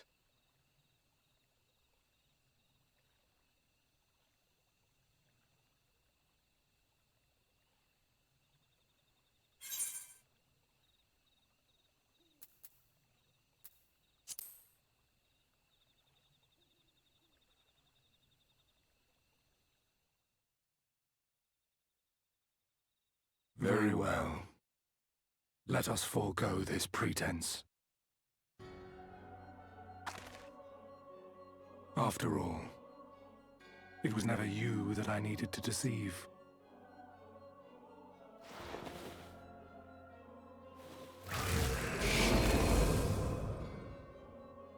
Yes, it is I, Elizabeth.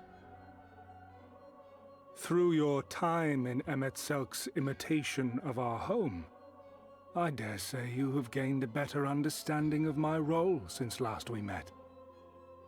Not that it matters.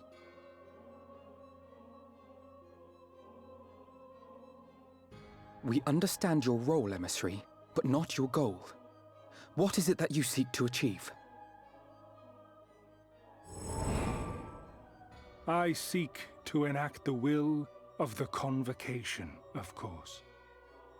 If it helps you to think of me as but another Ascian, no different in nature or purpose from the rest, you are welcome to do so.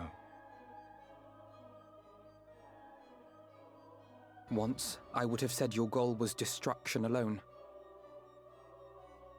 Now I understand that you fight for something you love, just as we do. Yet though we seem doomed to clash, I bid you consider Emet-Selk's final words. Remember that we once lived, he said. Had he not seen some glimmer of hope in our kind, I do not believe he would have spoken thus.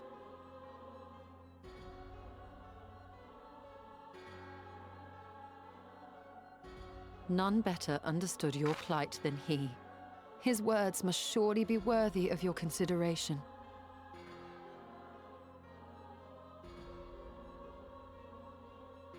Emet-Selk. How very unlike you to err so gravely. That one should stray at the end of so onerous a path is understandable, but I had thought you above such weakness. Mayhap you thought the same. Would that I had been present to offer correction. But I shall do so now, as is my duty, and return all to its proper course. As for you, look at yourselves. Look at your history. Look back 100 short years to how your greatest warriors were undone. And now, at but a word from me, you raise your hands in answer like the puppets you are. Naught has changed. You fail, and you fail, and you learn nothing. Allow that which is most important to slip through your fumbling fingers like so many grains of sand, again and again and again, and you would remember us. You do forget yourselves.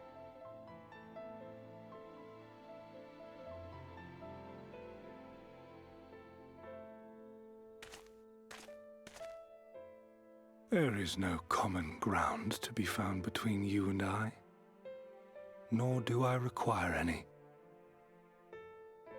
I have my duty.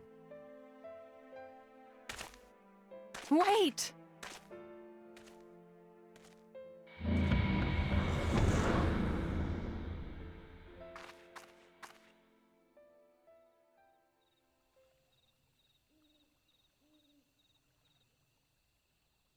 Well, we have confirmed the identity of our foe at least, and 'tis safe to say his objective is the rejoining.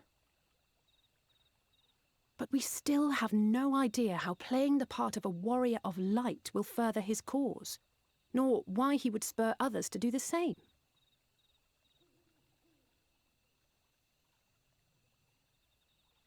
Another visit to the Tempest may shed some light upon these mysteries. Whether we are to exchange words or blows with Elidibus at our next meeting, the fact remains, we know too little. Ere our paths cross again, I would learn more of the world that once was, and of Elidibus himself. In this, we would be best served going directly to his home, much as Emmett Selk came to ours. Though I see the wisdom in thy suggestion, the Amarot we visited is but a phantom born of Emmett Selk's memory. I fear it will teach us little that we do not already know. I quite agree. Yet the ruins of the actual city remain unexplored. Given the vastness of the Tempest, I should not be surprised were there more such structures like to those in which the Ondo reside.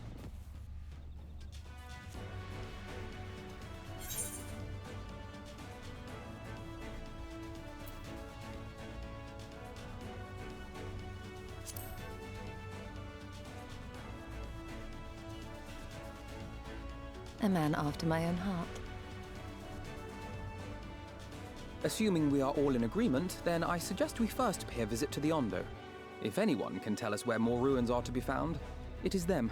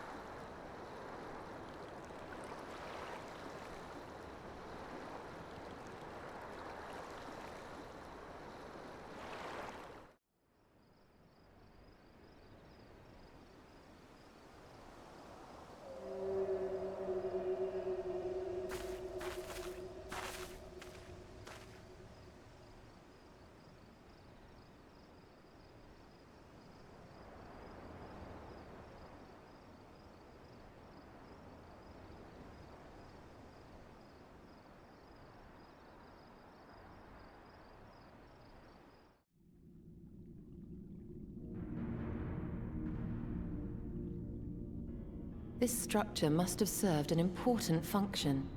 And here are yet more crystals. I too noted the crystal repository on the way. The Benthos seem to employ them in their spellcasting. In such vessels did the ancients preserve concepts, ideal forms to be drawn upon in the act of creation. That so great an abundance should reside here lendeth credence to Ishtola's conclusion. This facility held great significance.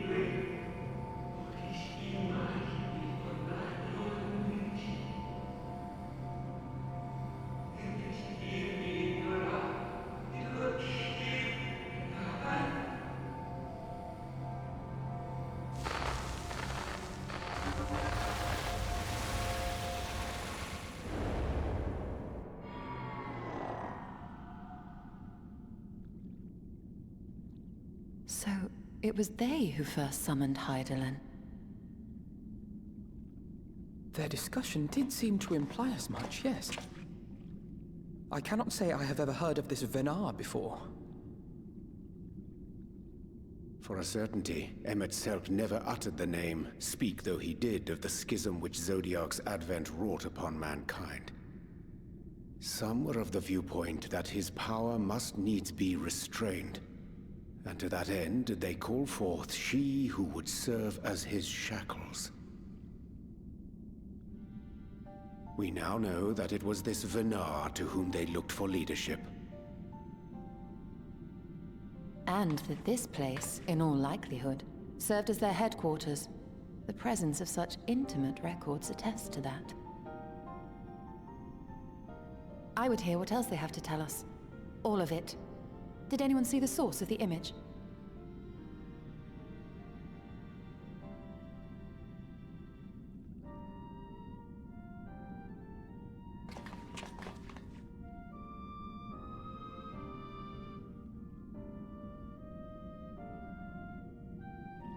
The device there?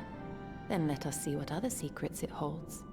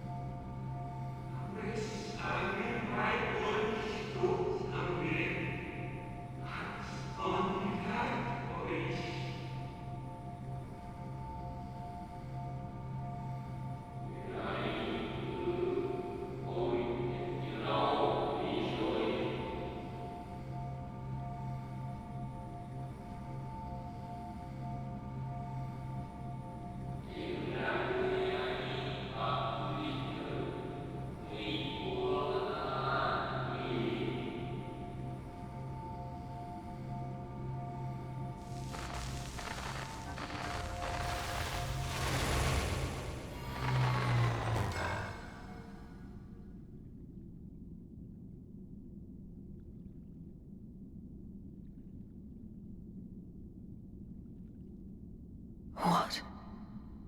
Forgive me, but did that not strongly imply that Elidibus sacrificed himself to become Zodiark's heart? 7 hells. Then who or what are we dealing with?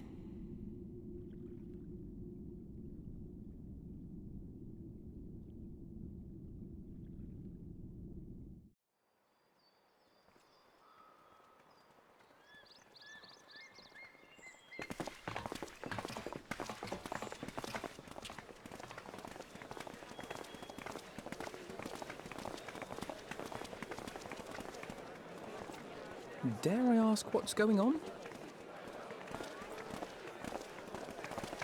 Ah, excellent timing. For me, in any case. We have a problem. The vast majority of those gathered here are presently in the employ of the Guard or else one of the facets, and no longer wish to be so. In principle, all are free to change vocation at any time. But a city does require a certain number of people in these positions if it is to continue to function. For the moment, I have asked them to postpone their resignation until such time as replacements can be found.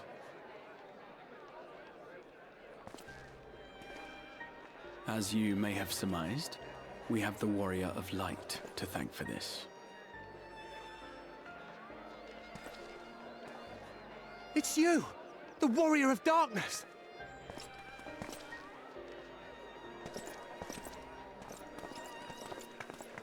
You understand, don't you? Someone's going to have to look after this place once you're gone. We just want to be ready to do our bit when the time comes. And not only here, but everywhere. Which is why we've got to get out there and lend a hand to those in need. That's what you did, isn't it? Even if it was just little things at the start. You helped people.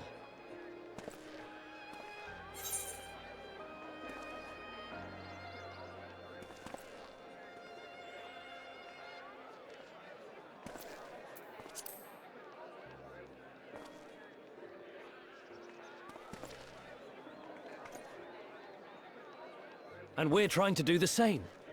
We may have our sky back, but there's no shortage of people who still need help. If we follow in your footsteps, then I choose to believe we too can be heroes one day. Even warriors of light.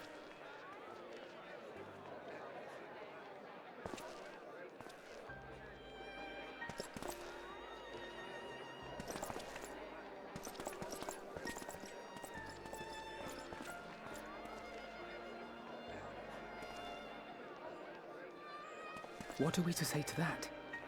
We can hardly tell them they are mistaken. They seek but to do good, as you have.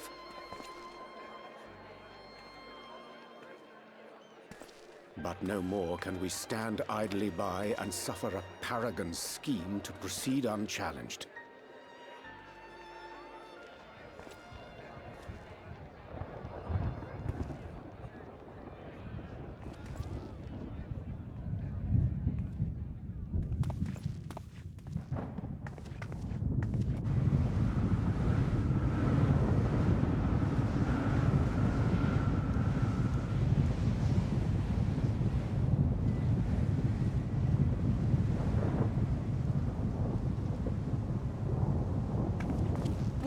What's happening to the sky?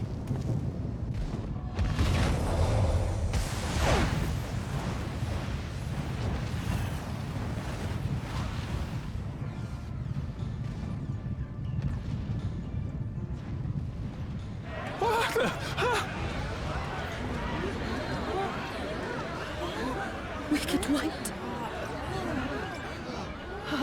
Oh no.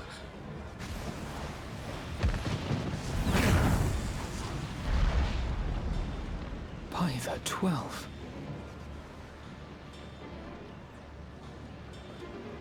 A star shower.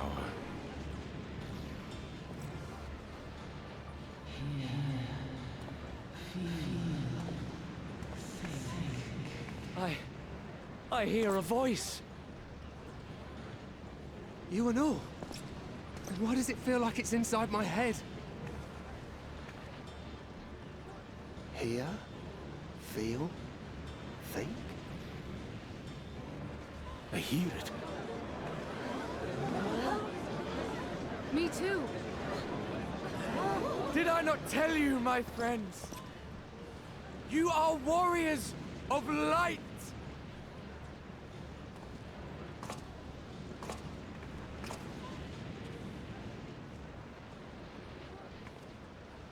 You're back!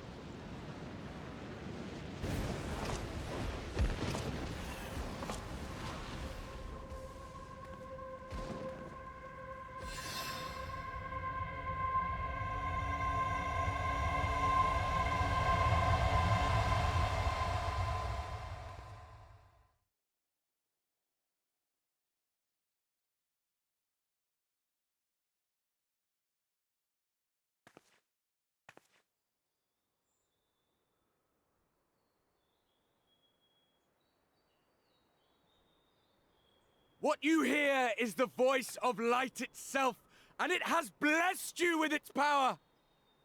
Welcome to the fold! I'm a warrior of light. I've been chosen? Can it be? Me, a hero.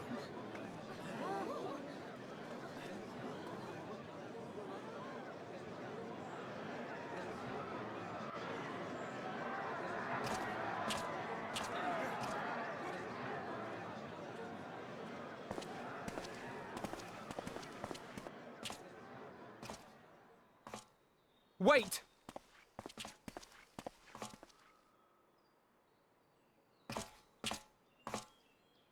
The falling stars, were they your doing? And why do you need warriors of light? What, am I to reveal my plans simply because you asked? Nay, I think not. Though the stars, I acknowledge mine. A convenient illusion, apt to awaken what little is left of the power that once resided in your sundered souls.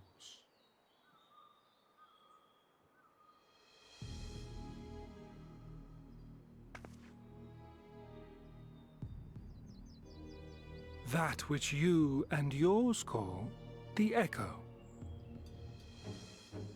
And an echo it is, of a symphony.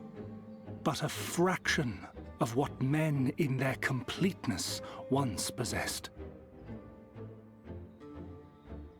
Even those among you who tower over others in the gift have only the faintest trace of it.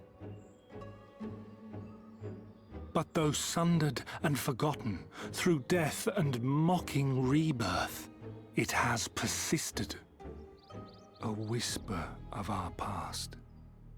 Burned into your very ether, along with the sight of our end.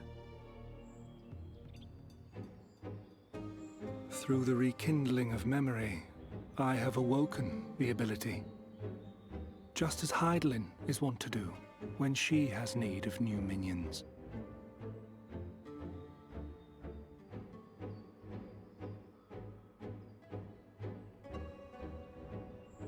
The Echo hath ever been thought a gift from Hydaelyn, a boon granted solely to her chosen. Yet thou wouldst claim she merely awakeneth the power that men should hearken unto?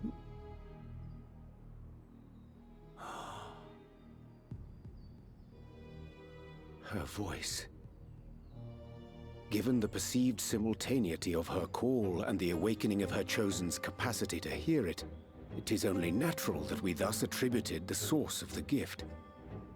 Yet if, in truth, the echo is a prerequisite for hearing her voice, one might surmise that her call never ceaseth, such that all who awaken to their innate gift might receive of the blessing of light at the self-same instant. In sooth, we bore witness to this but moments ago. At the sight of the star shower, full many in the crowd did speak of hearing a voice in their minds, did they not?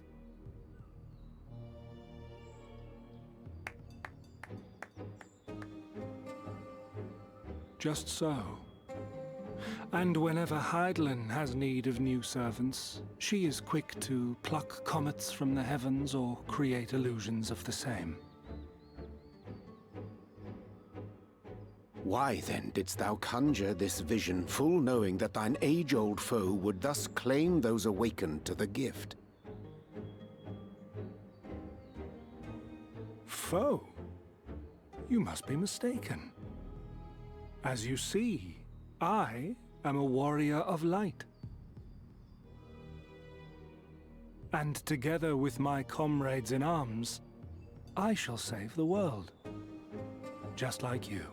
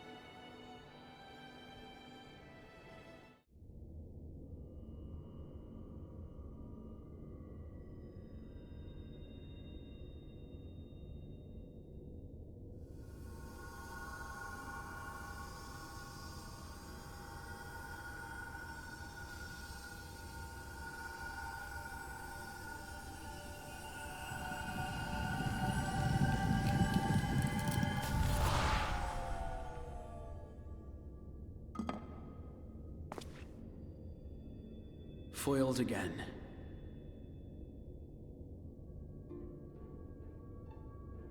If I cannot imbue the infernal thing with my power via magical means, we may need to devise a way to infuse the vessel with my blood after all.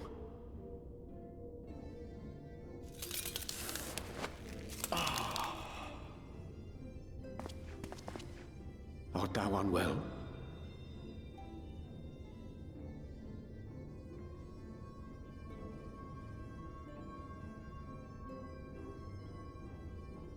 Or perhaps a brief respite? It wouldn't do to overtax yourself.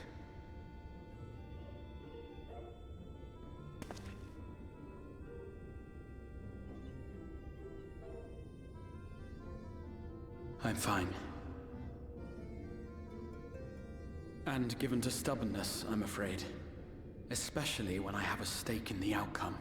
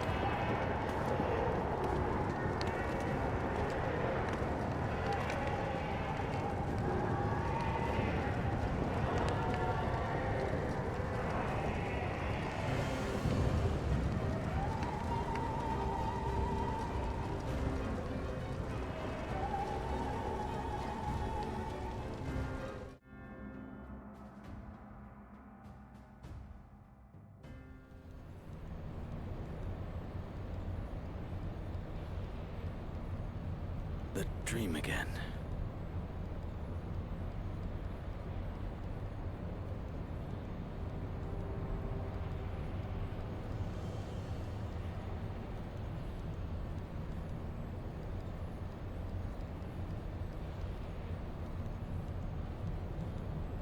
A recurring dream?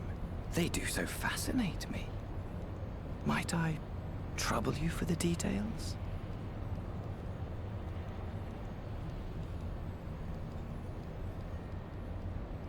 I have always dreamed of it. Fire falling from the heavens, and the city, nay, the whole world ablaze.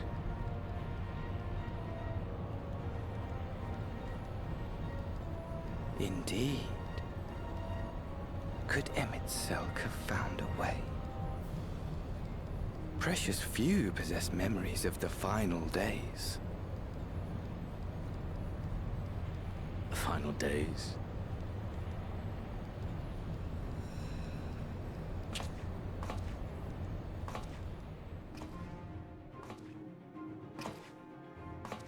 Why, yes. Admittedly, my knowledge is mostly second-hand, but if you are interested, I will gladly tell you the tale.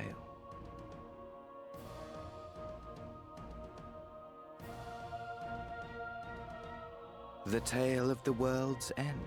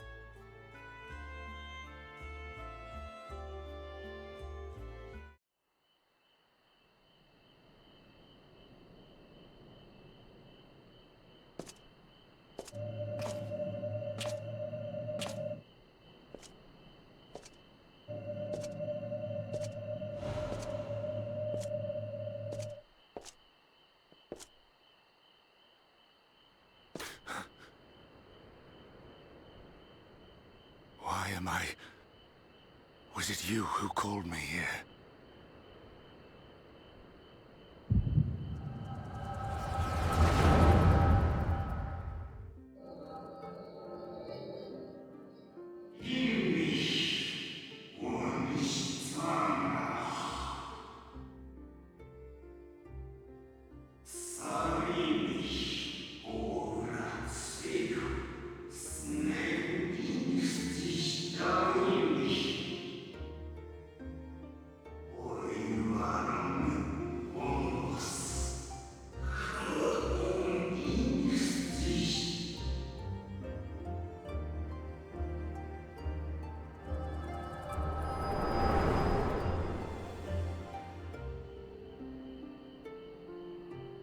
So you peered into my memories.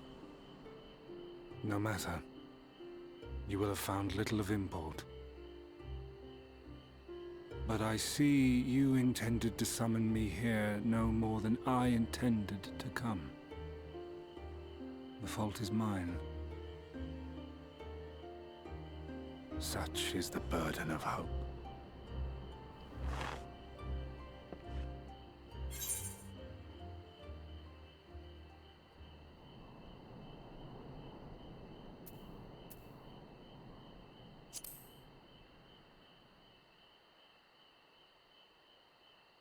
Come now. My plans are no mystery. That which I do is no different from that which you have done so many times, Warrior of Darkness. I arm myself, I hone my skills, I make ready to vanquish my enemy. You. You who have murdered my brothers, who have taken their selfless labors in service to the one true world and turned them to ash. I see you for what you are. You are death, and only in death shall you serve any purpose. The Convocation charged me to steer mankind and the very star upon their true course. As Elidibus, it is my duty, and I shall see it done. I will strike you down. Destroy you body and soul. All else must wait.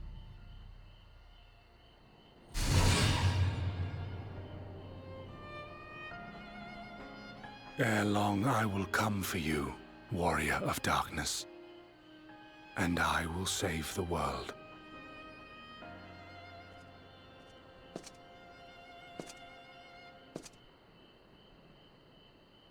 One last matter. I bore witness to your final struggle with Emet-Selch. It seemed as if he saw something familiar in you. As if he mistook you for another.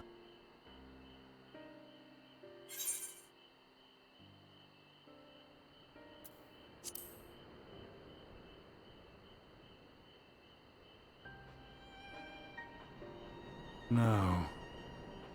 I recall not of whom he spoke. Mayhap I never knew you.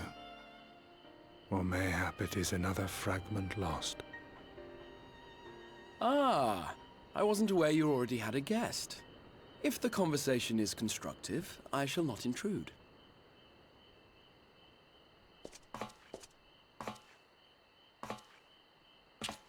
But if you seek to stir up trouble, Elidibus, then I must insist you leave at once.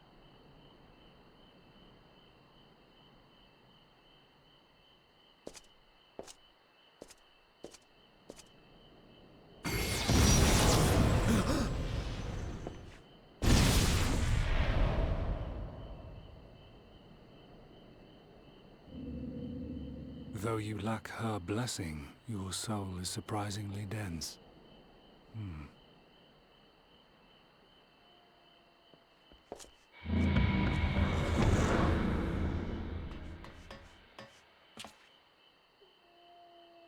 Worry not. I seem to be unharmed.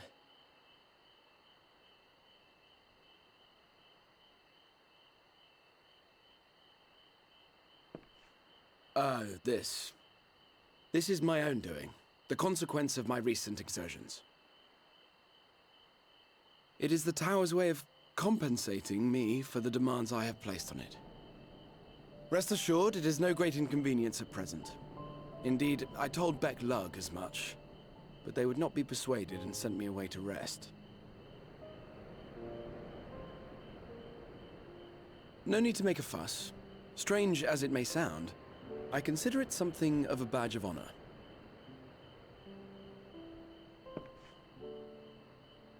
One of the brave souls who saw me delivered unto the first once said that the world shall ever have a place for tales of heroism so long as we have need of inspiration in our lives. Though he and his fellows had no way of knowing whether their mad scheme would amount to anything, they knew that the attempt alone would inspire hope. Or so they hoped. A more optimistic lot one would be hard-pressed to find. They said they would find a means to save our God's forsaken world, just as soon as they had sent me on my way. Said it with such confidence that, for a fleeting moment, I half believed them.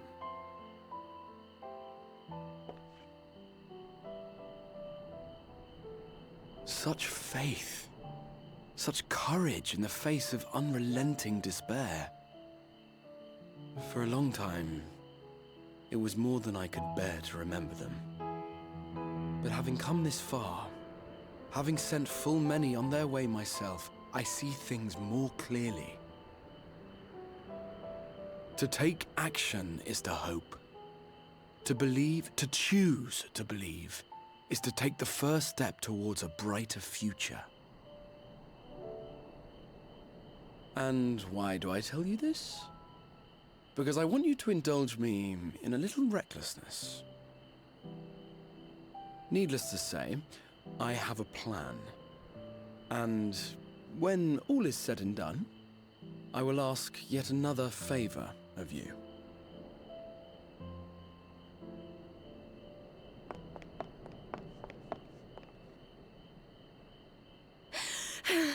You're both here.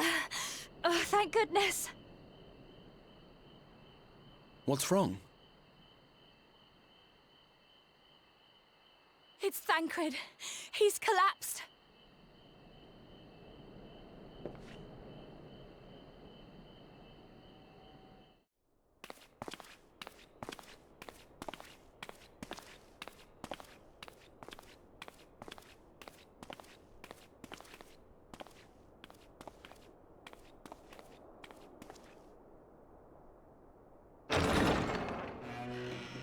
Excuse us.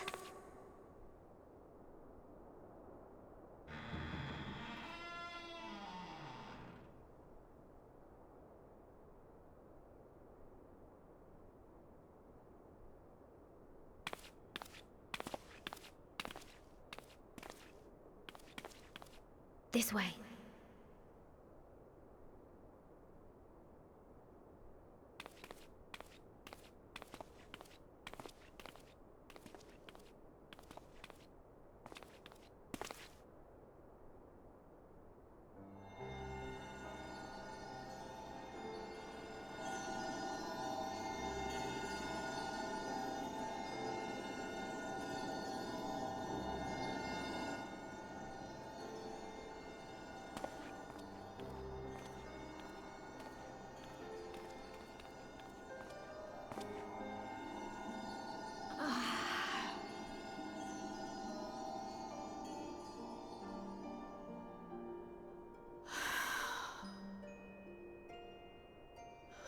I would rather you hadn't seen this. I'm sorry. We have urgent tidings.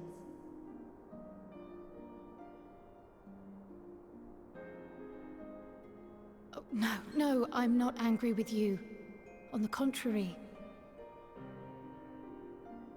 I know full well how hard everyone has been searching for a way to return home. And I had hoped to afford you the time you needed.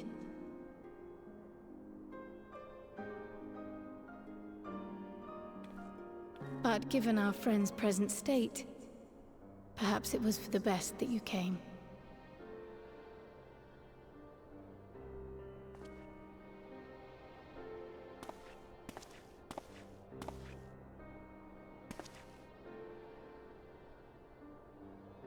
Stiff and cold, all of them. As if they were made of wax. Barely alive at all.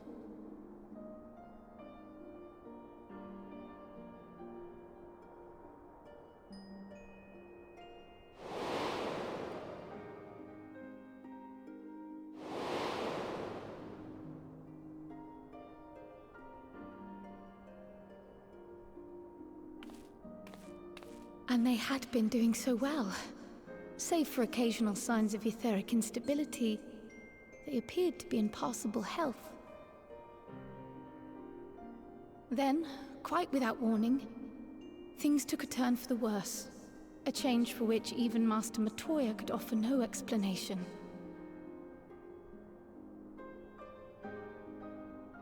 She could only remind me that the soul is yet an unknown frontier, and that much and more lies beyond our ken.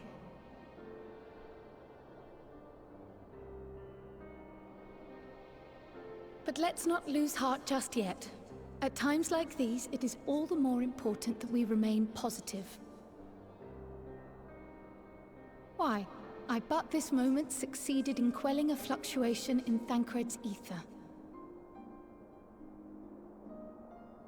And while the others have weakened, they have remained relatively stable. I believe I may leave my post for a moment. So come, let me hear your tale outside.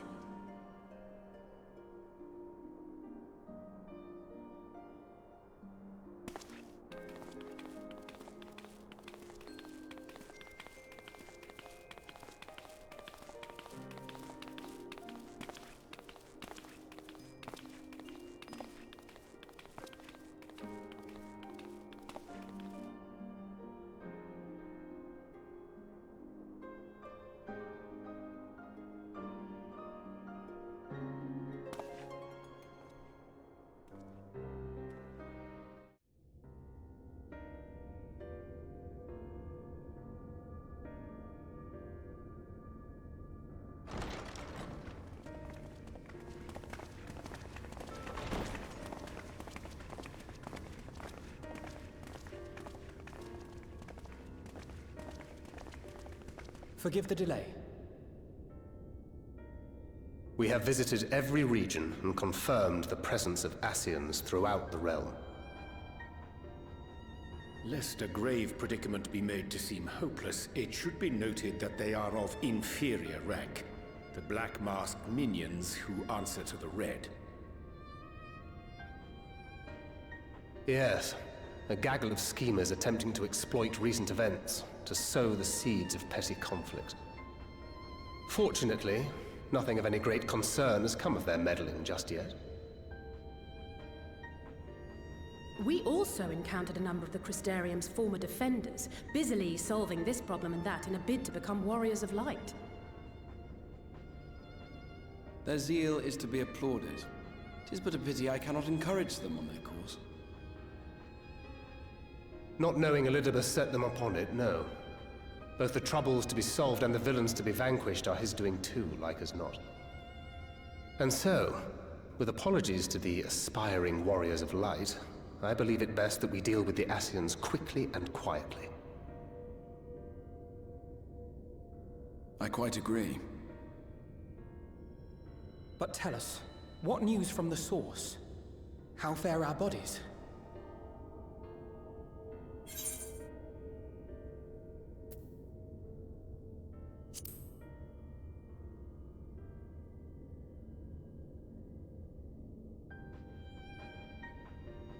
Oh dear. Then we must redouble our efforts.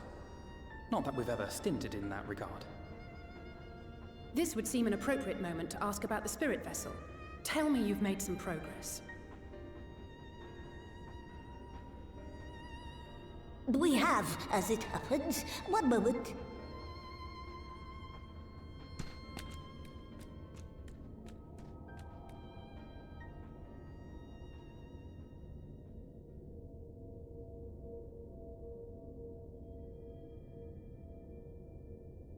The red stones.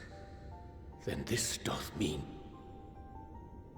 For the benefit of all, permit us to explain. As you will recall, using white auracite as our starting point, we fashioned a vessel for mind and memory both. Yet, though it served this purpose admirably, the process of imbuing it with one's complete essence proved a somewhat thornier proposition. Simply put, the memory would not accompany the mind. And so, we looked to the Allagan's mastery of memory transference for a solution. This approach was not without its own complications, however, relying as it does upon blood, which inanimate objects, notably, do not possess.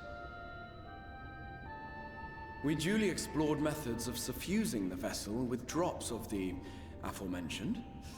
Alas, our painstaking experimentation succeeded only in making me feel faint, and singularly failed to imbue the crystal with the necessary properties. It was then that an idea occurred to me, namely that we might fuse the vessel not with normal blood, but with my crystallized essence.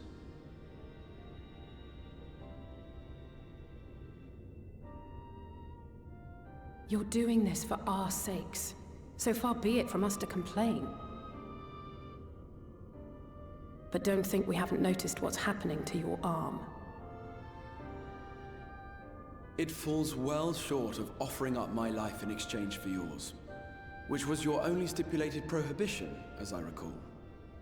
And it is but a small price to pay for delivering you home.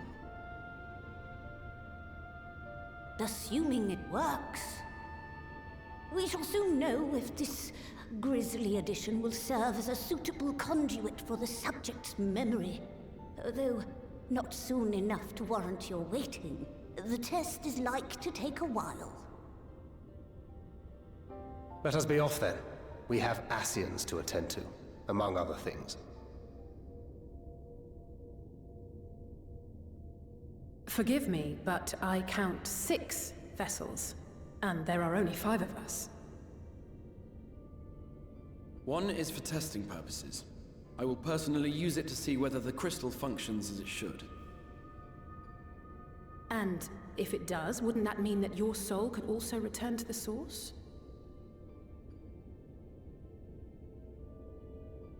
Yes. In theory, at least. But there is a distinct difference between your circumstances and mine. While your corporeal forms want for souls, my past self does not. Mayhap our essences would blend, or mayhap they would curdle. There is no telling what might occur.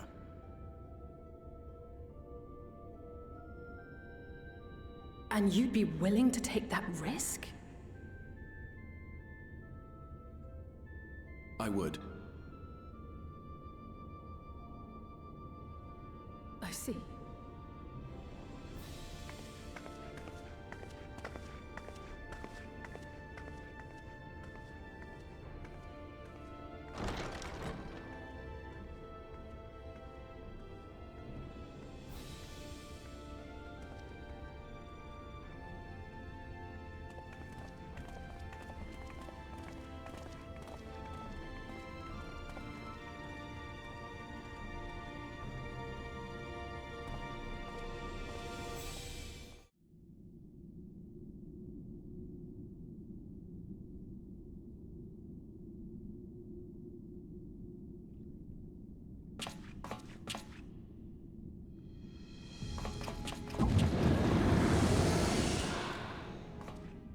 Excellent.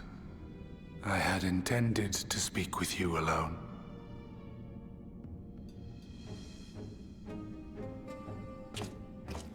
None of my doing, lest you misunderstand. The link between her body and soul wavers.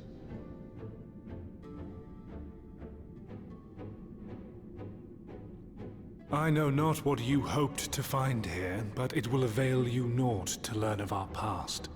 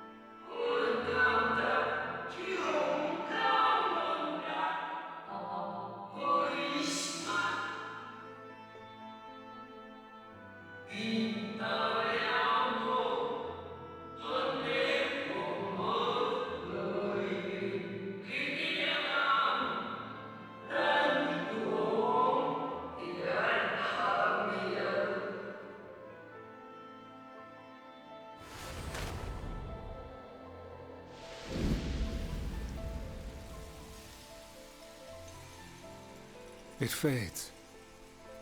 Fades away into oblivion. Does the world no longer have need of me? No. I am Elidibus, and I will fulfill my duty.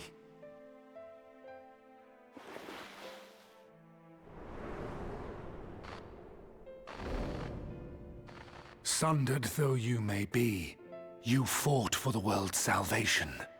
For hope. Hope.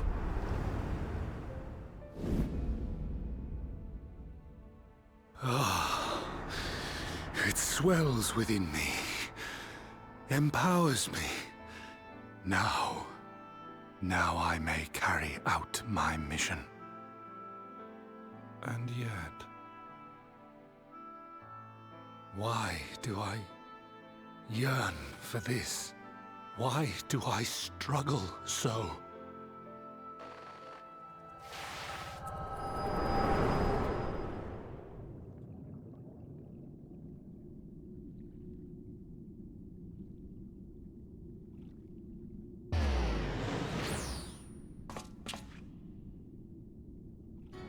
I shall take her into my safekeeping. If you want her back, you will do as I ask.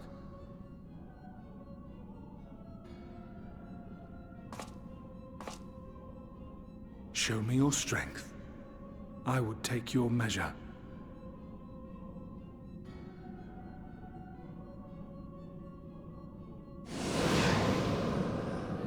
I have prepared a suitable arena. You need but ride the flow of ether.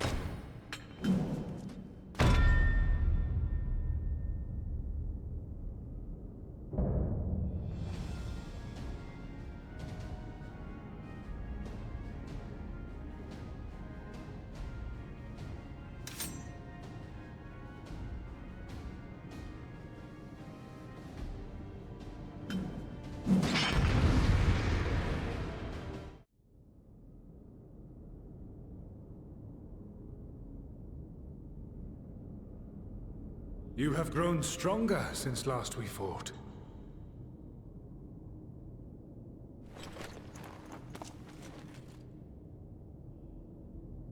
The result of your trials in the first, no doubt. Have you finished?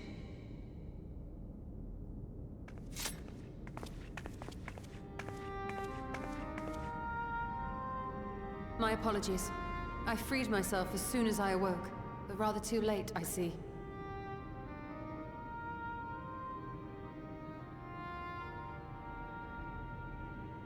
Now, Elidibus, if you have ceased trading blows, I would trade words with you. I have a theory, you see. One concerning that which you seek to accomplish.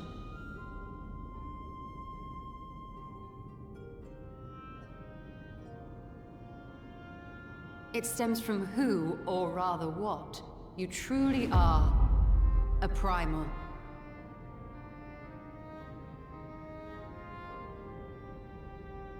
The Ancients created Zodiac to deliver the star from destruction. If the magic that brought him forth is the precursor of what we know as summoning, then Zodiac would have been instilled with a presiding desire. I found it among the records at Anida, and it came as no surprise. Were I faced with the world's destruction, I too would wish for the same. Salvation.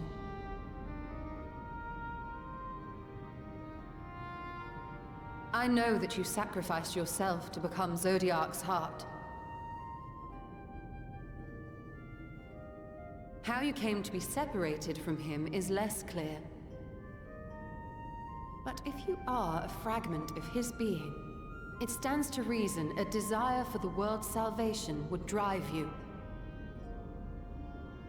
And thus did you seek to inspire the masses to rise up as warriors of light, going so far as to use Ardbert as a symbol of hope.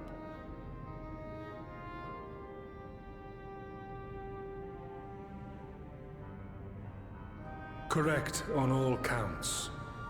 Such is my nature, and such are my methods. I have aided heroes. I have made them.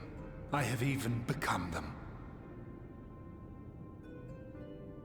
This served not only to strengthen me, but also to facilitate the work of my brothers, such as Emmett Selk, with his penchant for nation building.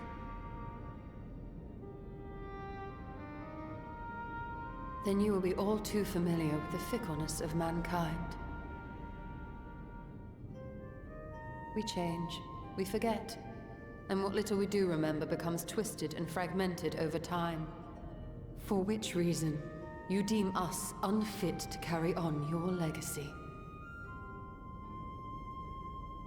But are you, yourself, free of these foibles?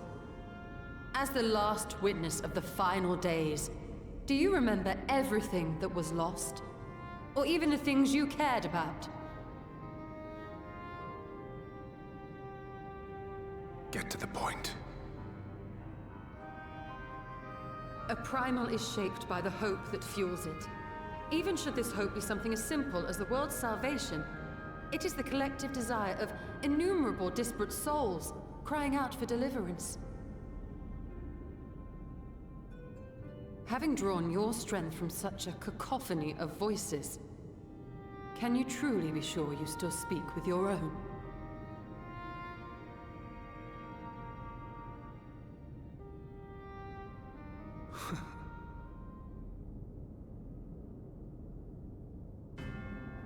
Your question is irrelevant. No matter how much I should change, no matter how much I should forget, I shall ever remember my duty. At times I stand with my brethren. At times I stand against them. All that I might steer mankind and the very star upon their true course. For Elidibus is my name and my mission. guiding my every deed.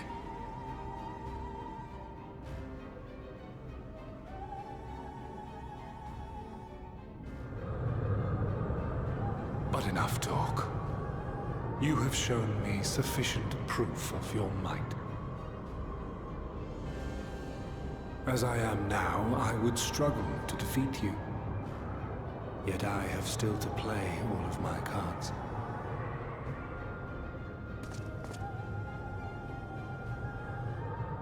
If I could offer you some semblance of sport, your lessers would pose no threat to me. Would you not agree, Warrior of Darkness?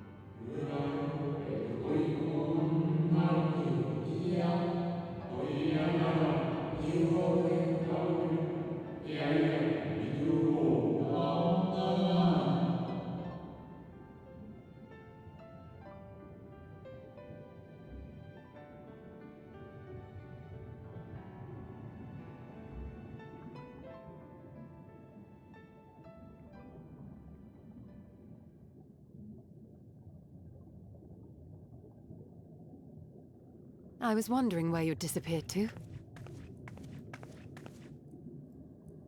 Is something troubling you?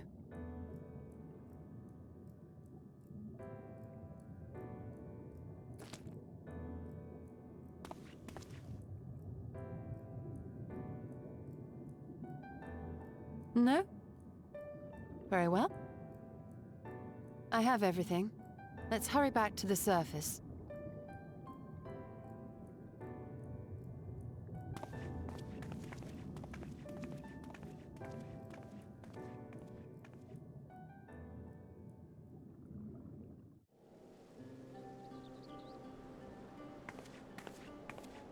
Forgive us our lateness.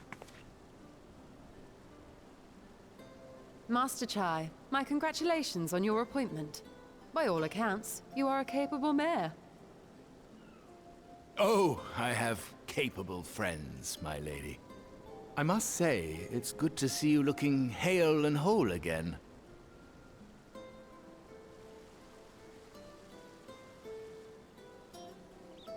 The credit for that lies with my own capable friend, without whom I might never have escaped my abductor.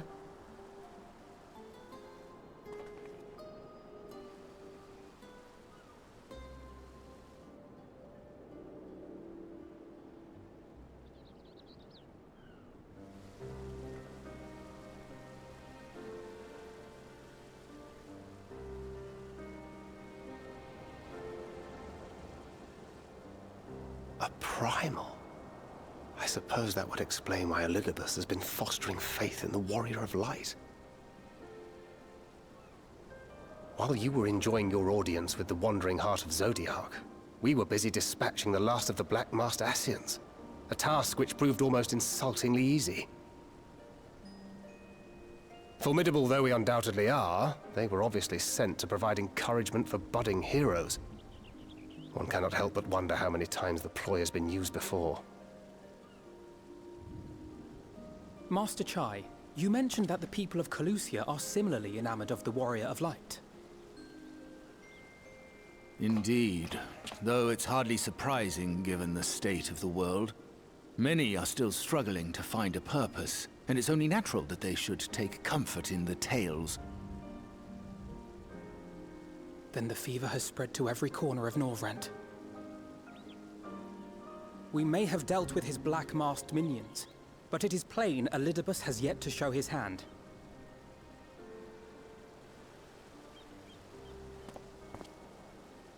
Oh my!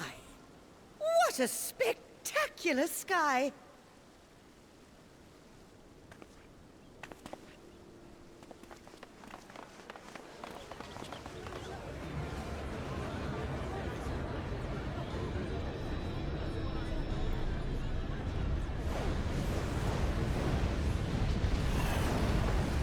Another star shower.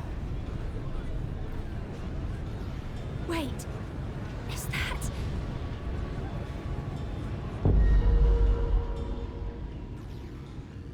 Amaranth?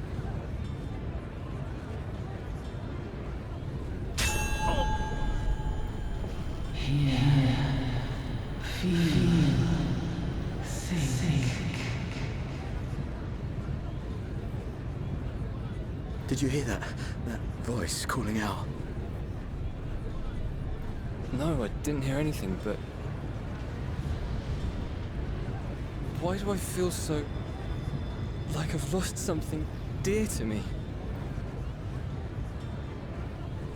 Does Elidibus seek to awaken more people to the Echo with clearer visions of the final days?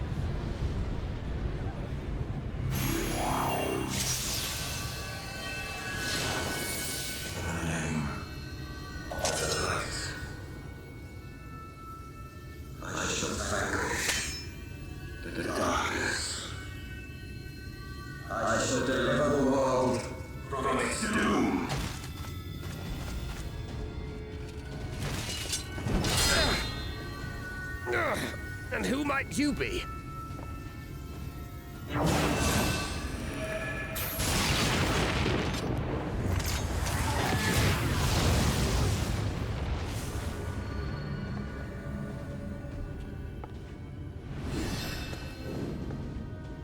Whoever they are, they've come for our heads! No, you don't!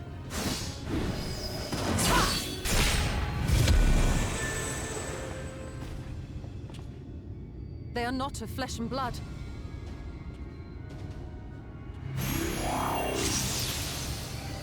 I know this magic. The rings are like unto those that the Exarch did employ in our summoning.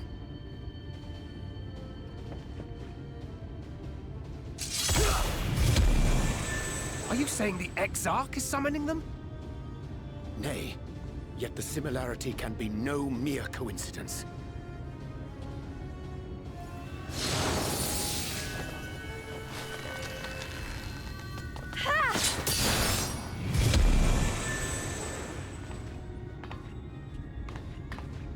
Should we make a stand here, or retreat to the Crystarium?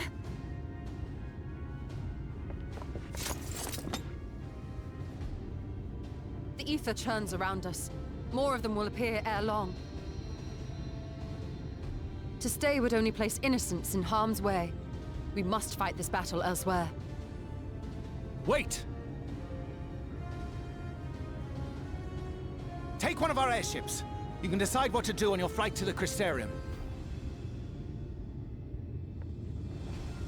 You are a capable leader in your own right, Master Chai. The citizens of Yulmore chose well. It's settled then. To the airship!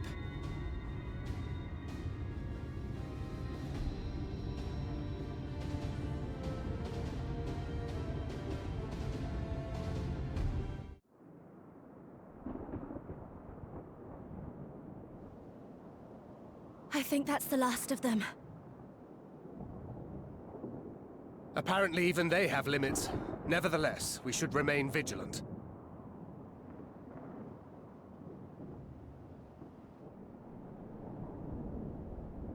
Urianger, something occurred to me while we were fighting. These enemies.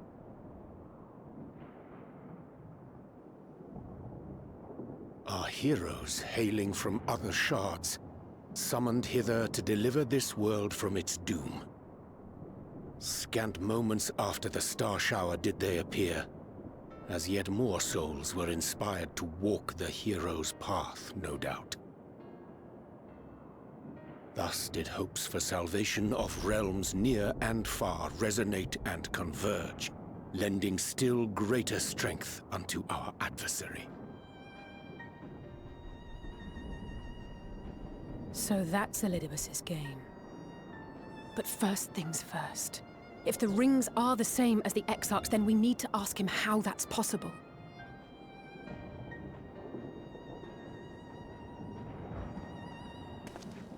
The Crystarium is close. Let us press on.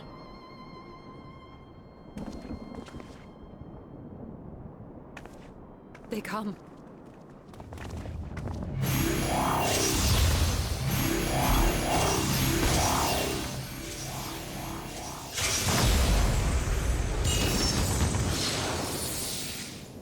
So near and yet so far.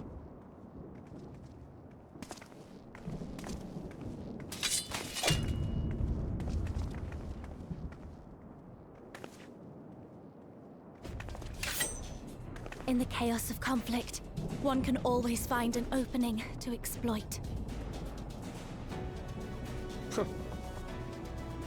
Whoever taught you that is a wise man indeed, and good with a gunblade.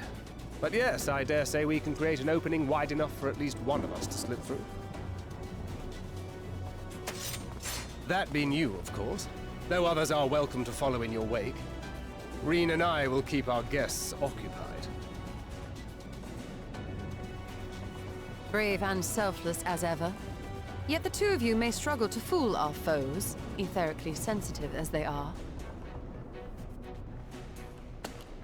Had you a comrade who could use destructive magics to wreak havoc upon the ambient ether, on the other hand?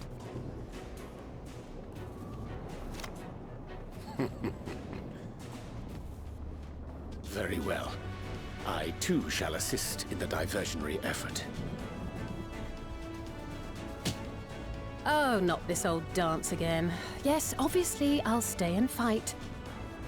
Alphino, I'm about to do a great many stupid and reckless things. Watch my back, would you?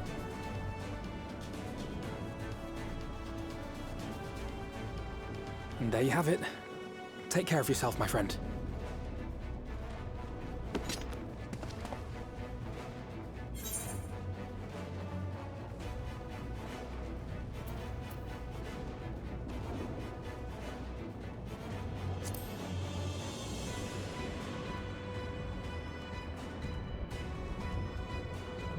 We'll do our best.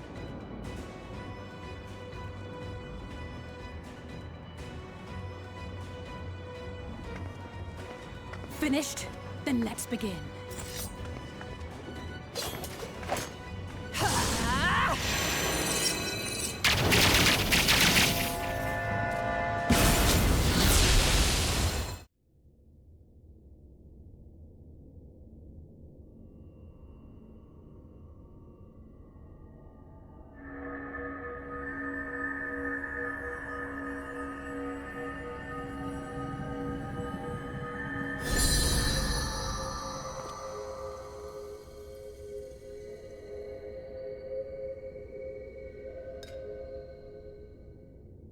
Tis done. Oh, let me see, let me see!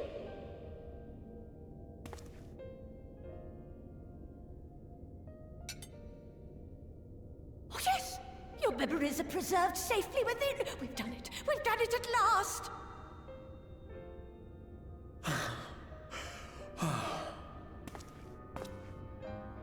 I have inspected the other vessels.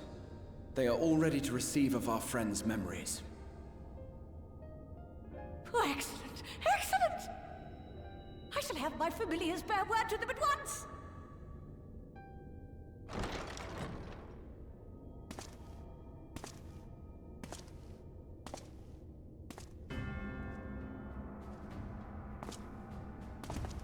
Elidibus.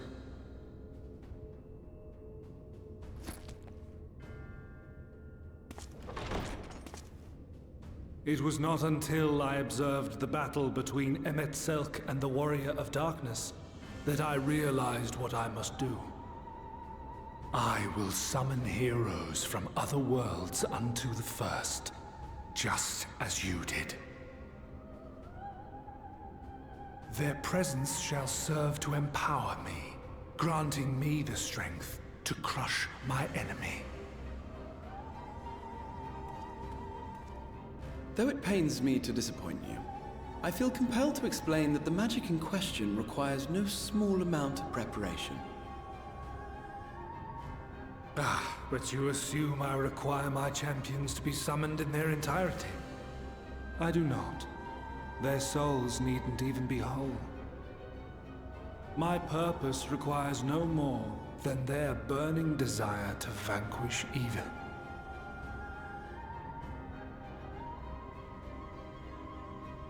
This I shall sear upon the ether, raising thereby an army of phantom heroes to whom I shall whisper, as I have to so many over the ages.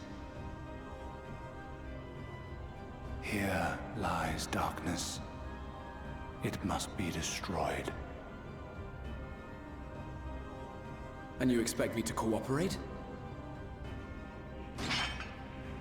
I do not require your cooperation. Your death will suffice. The magic I shall have from your corpse.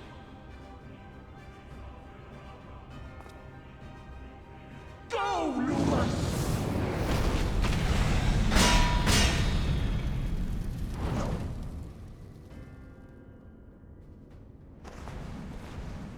We must flee!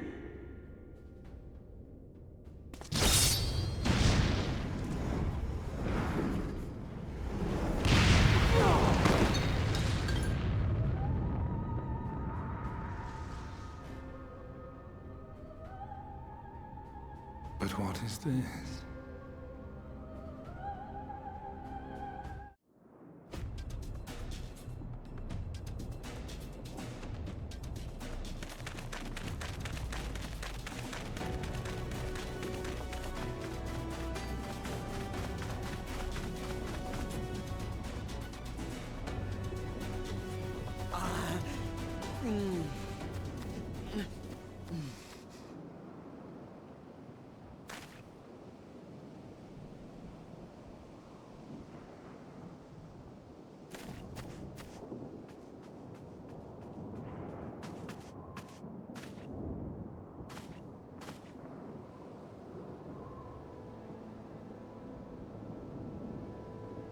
My friend, how did you... No matter, Elidibus. He took us unawares.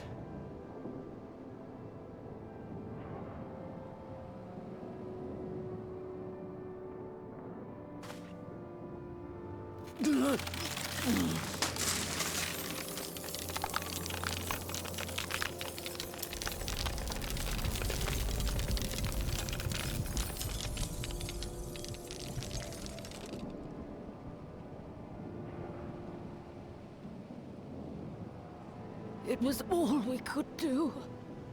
To raise a war to hinder his steps. And so we fled.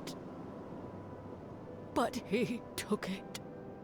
The vessel with the Exarch's memories. Forgive me. Forgive me.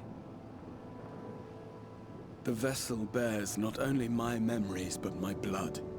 The blood of Allegan royalty, granting him the means to control the tower. With it, he has performed I know not how many summonings, calling forth heroes from across the rift.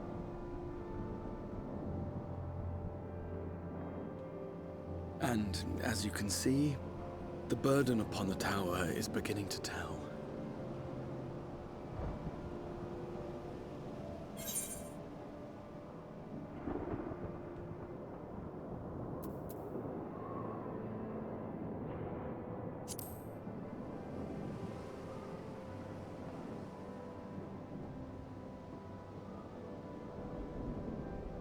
If you mean to face him alone, I will not allow it, not this time.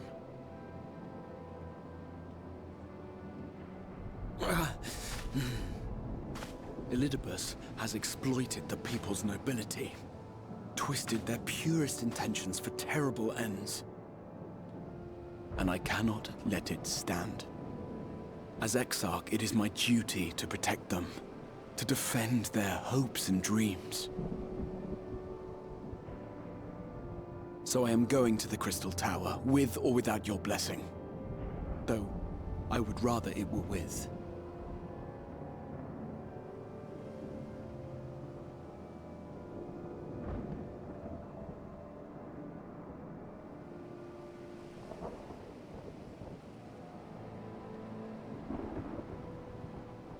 Thank you. I joined you, but I would only be a burden.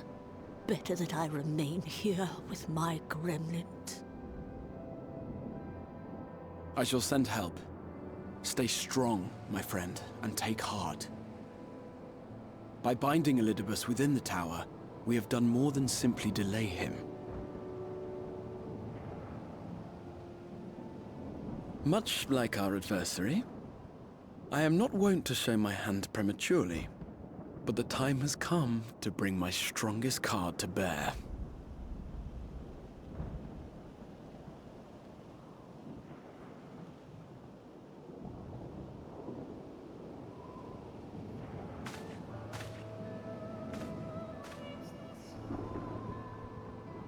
To the tower!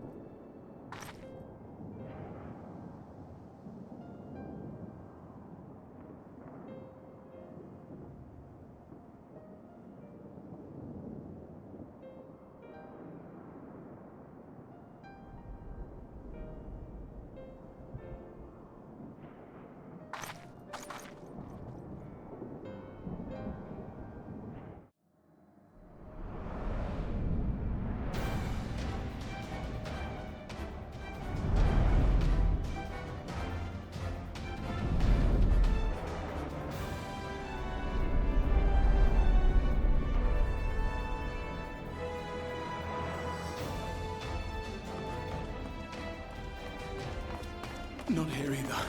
We must keep climbing.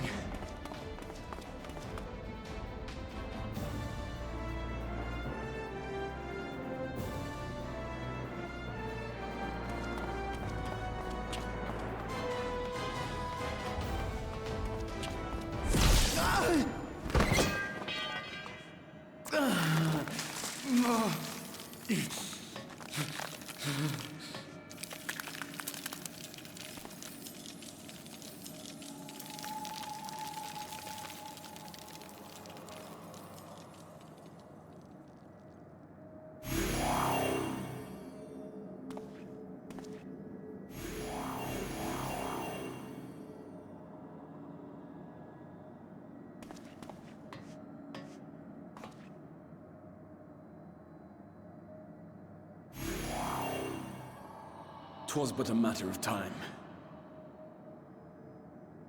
I cannot keep up with you, nor will it avail us to make a stand here. You must go on without me. Find Elidibus and stop him.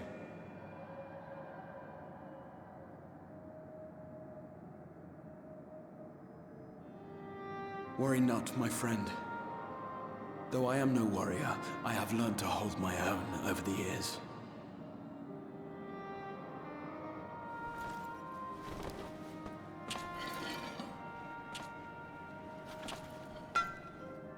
When first we explored this tower, you and your fellow adventurers formed the van, while I was left to follow in your wake. Suffice it to say, I was not best pleased with the arrangement. How I wished that I could join you.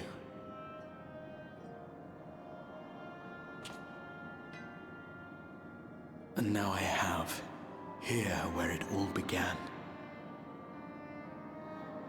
I was right to trust in you, and the power of your legacy, of your name, to let them guide my every deed.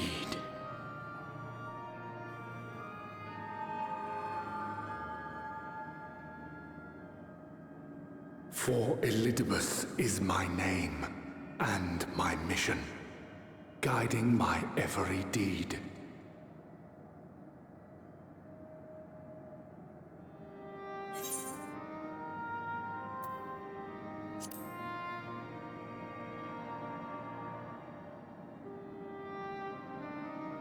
Why you? Why not you? Had I chosen another, we would never have made it this far. Or do I mistake your meaning?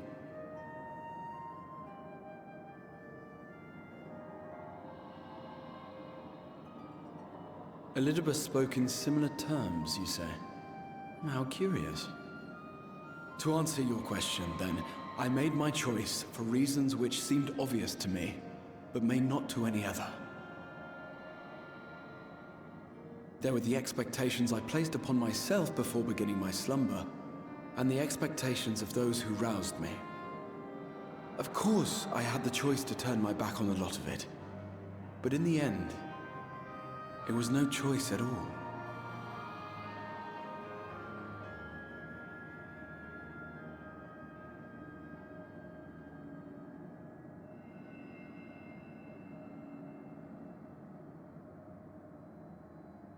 I cherish the time I spent with you and the others. What I wouldn't give to return to those halcyon days. Chasing ancient secrets, overcoming trial after trial with the aid of like-minded comrades. And what remarkable comrades they were. In such company, I felt as if I were a character in the epic tales that had stirred my heart as a boy. As if my dream had come true.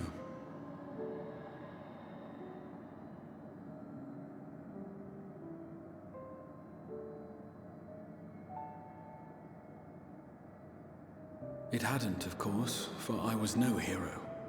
Neither then nor after. Though the world to which I awakened and the first were beset with myriad problems, I rarely knew how best to play my part. There was, however, one thing of which I was certain. That I could not bear to let those dear to me meet a tragic end.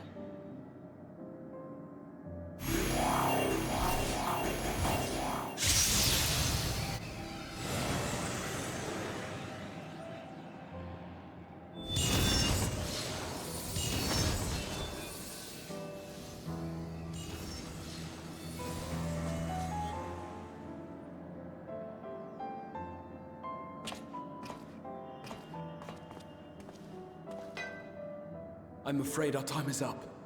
Go!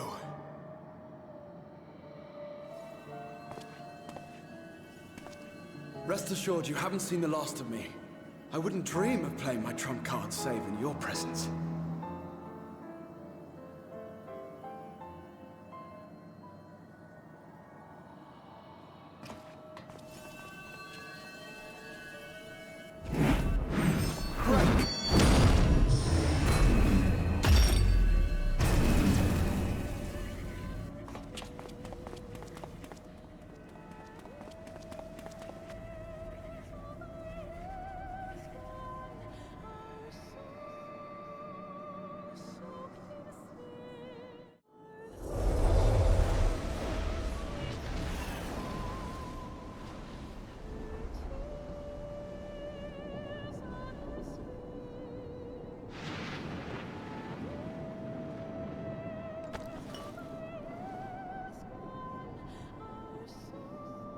Memories of a possible future.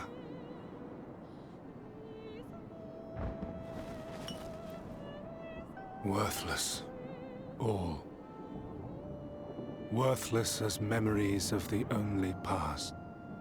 Fated to fray and fade into oblivion. Leaving naught but a gaping void.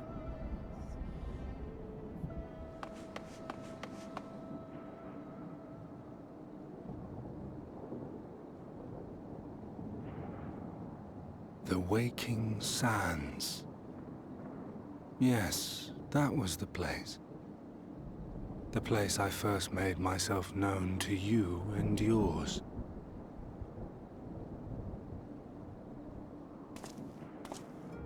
The Seventh Rejoining had left the realm listing dangerously towards darkness, and events were unfolding that threatened to push it over the brink.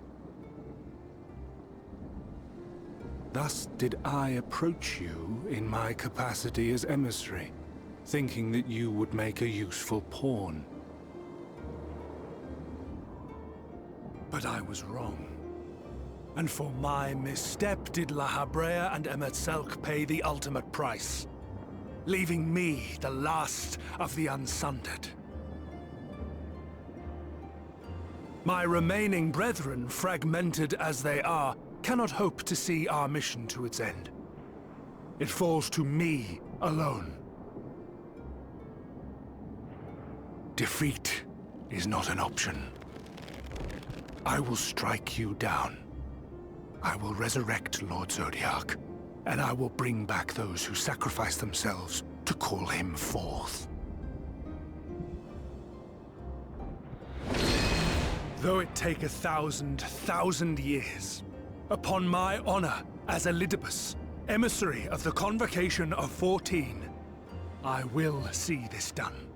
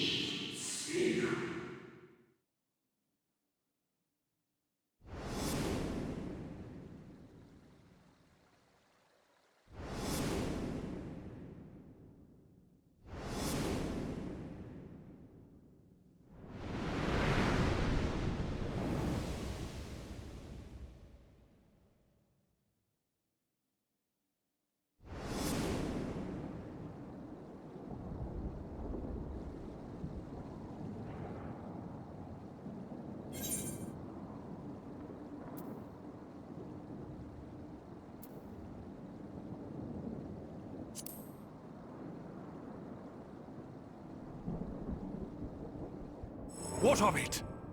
I have my mission. I am Elidibus, and it is my duty to steer mankind and the very star upon their true course. This I swore to someone. We spoke, and I swore. What? What did I...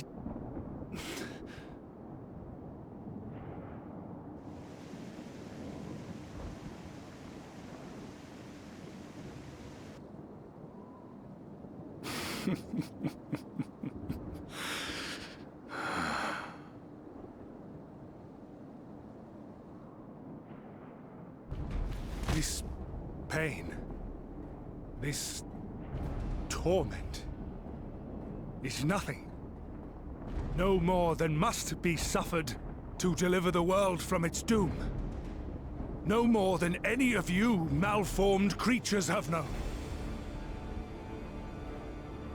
Even should you lose all that is dear to you, even should it cost you your life, you bear the burden and fight on, kicking and screaming until your last breath is spent!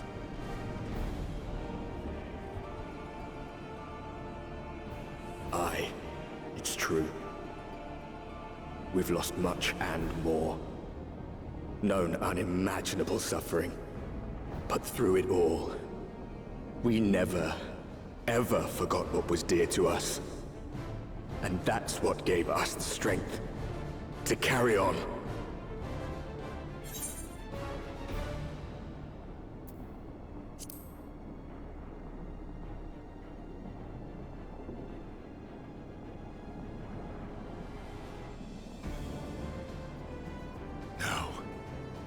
No! It will not end here!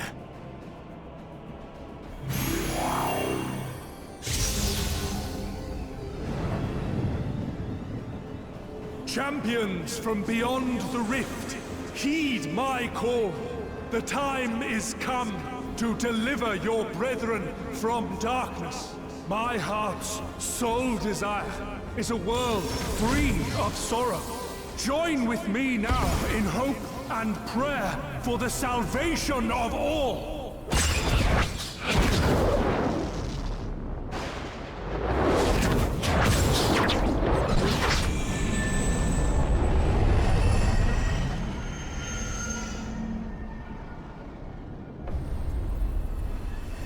If you would usher in the end, then with my all shall I oppose you. As the avatar of those mortal heroes who fought unfalteringly in all their imperfection. As the warrior of light incarnate. Come, warrior of darkness. Let us finish this.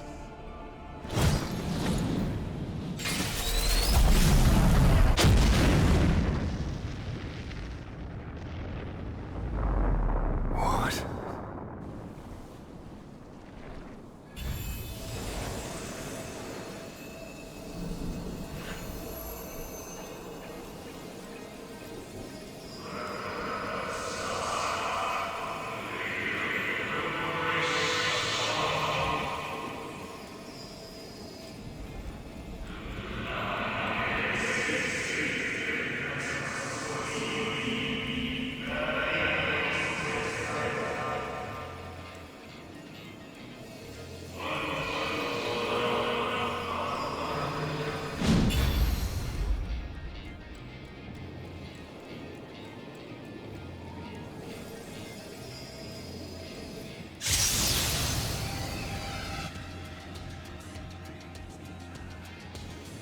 An invocation of Eld, though not of Hydaelyn's making. What are you? No, it matters not. You are the enemy, and you will fall. Even should it cost me everything, I will not forsake my duty.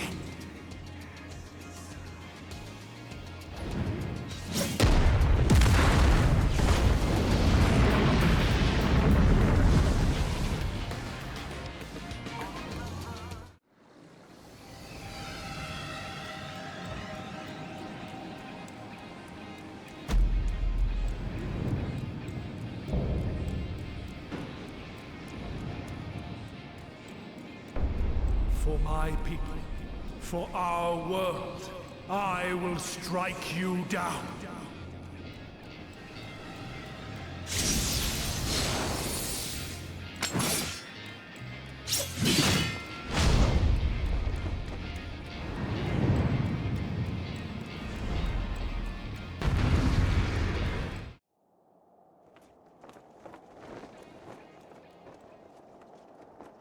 No. I cannot fail.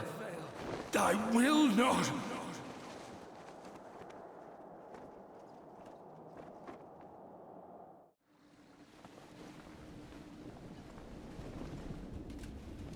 Fool! You have achieved nothing. I am immortal, yet I will never surrender.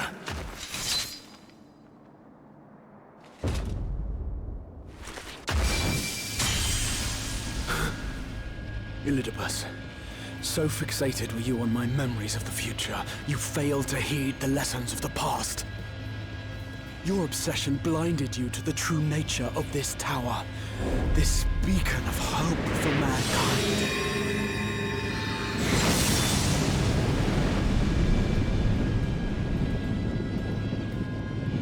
Created to serve as a reservoir for the limitless energy of the heavens, to harness and bind the boundless, not unlike white auracite. Your ill-begotten power, obtained by exploiting that which is best in us. I shall have it. Your soul and all!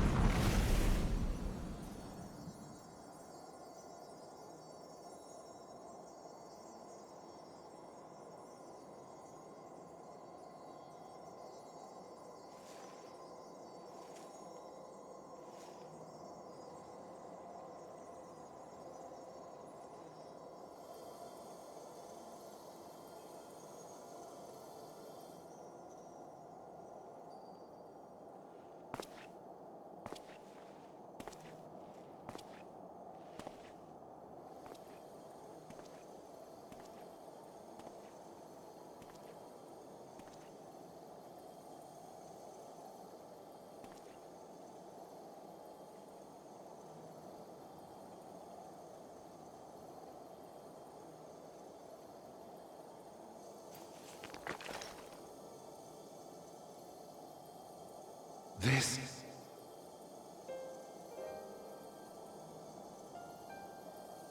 Yes. I would become him. I would save everyone. This, I believed. Yet still they cried out in rage and despair.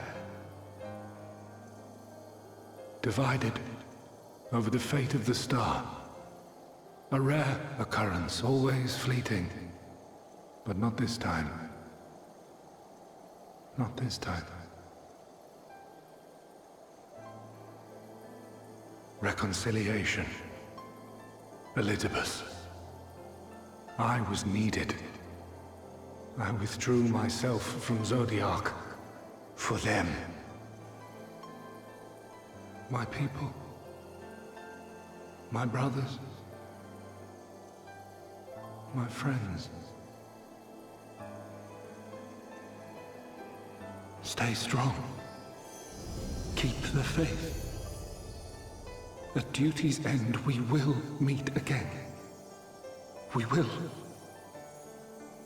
We will. The rains have ceased. and we have been graced with another beautiful day.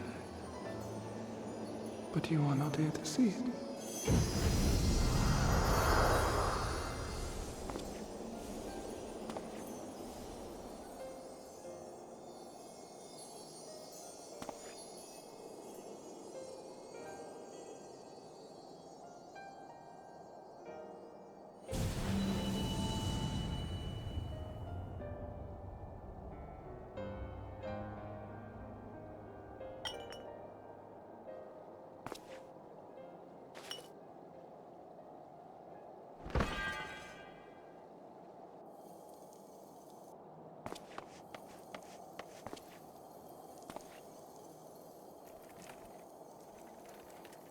I concede I may have overexerted myself.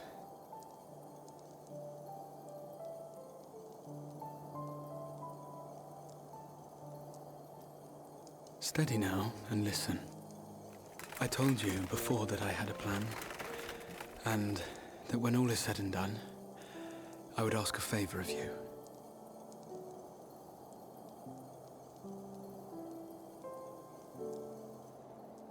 We have averted the 8th Umbral Calamity, found a way for everyone to return to the source, and, last but not least, we have secured the future of all the people of Norvrand. We have won, my friend.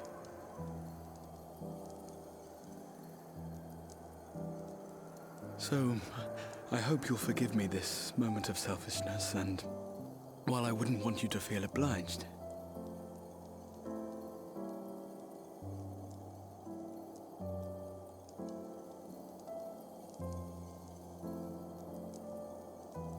promise me you'll take me on your next adventure. A journey. Together. That's all I ask.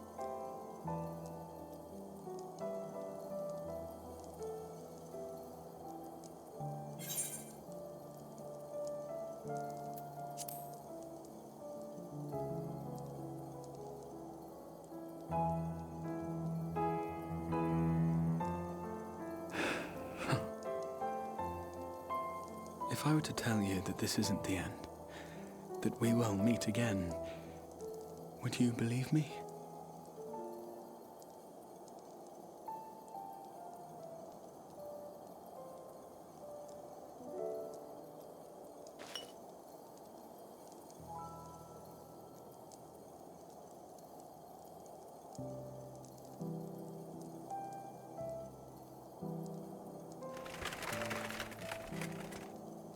Thank you.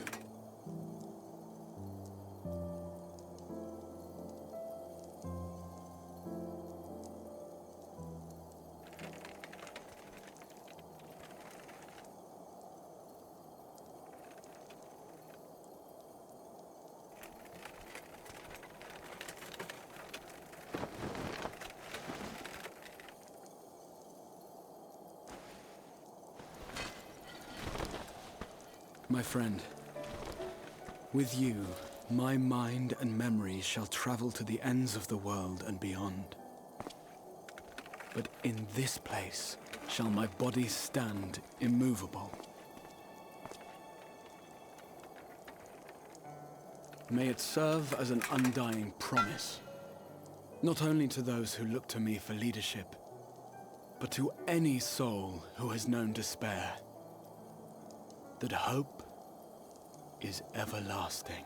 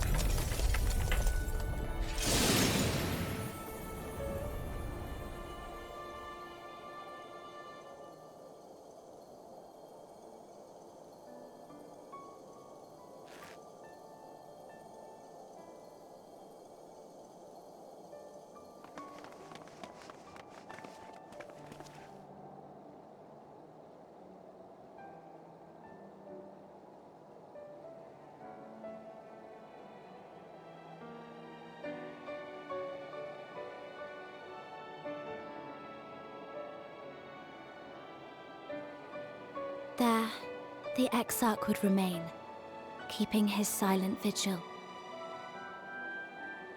When the Scions were not released from his summoning spell, we proceeded with the plan to return them to the Source.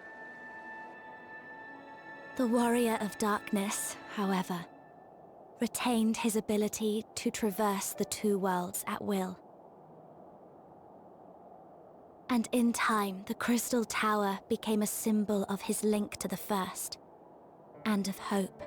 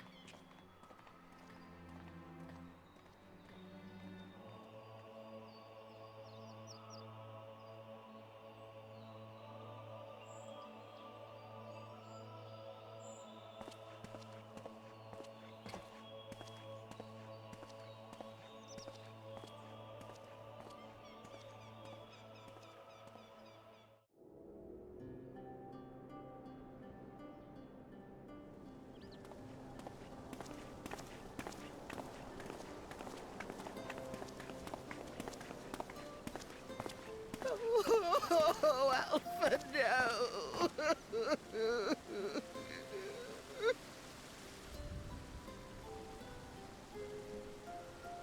Please, Lady Chai, dry your eyes.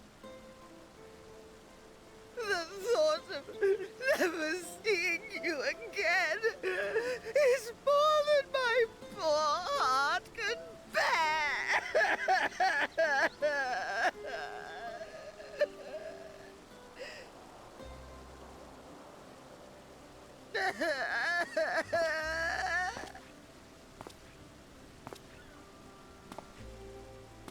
Oh, it's you. As you can see, Alphino has broken the news. I don't know how to console her. She thinks we'll be lost without him.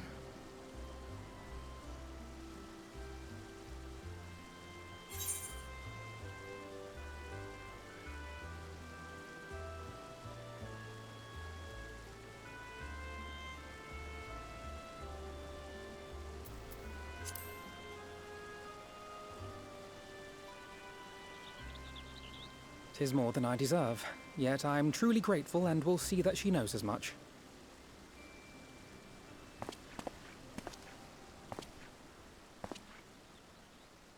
Lady Chai, I have a confession to make.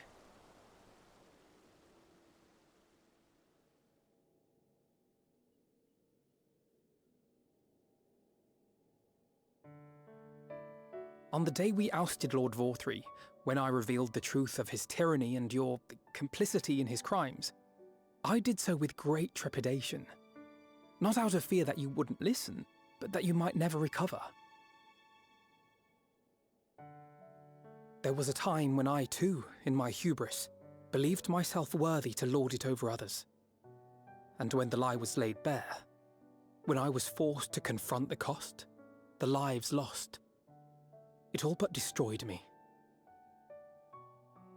To awaken from a naive dream to so harsh a reality, I would have understood had you all surrendered to despair.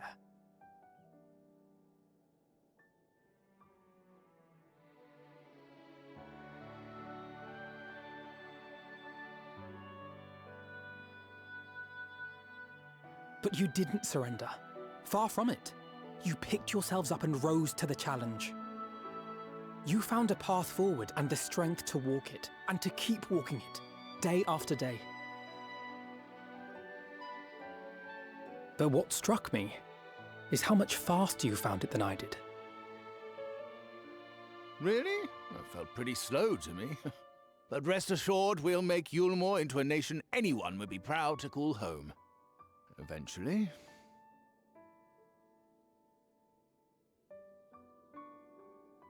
You can still come and go as you please, I believe. When we have good tidings to report, I may trouble you to be their bearer.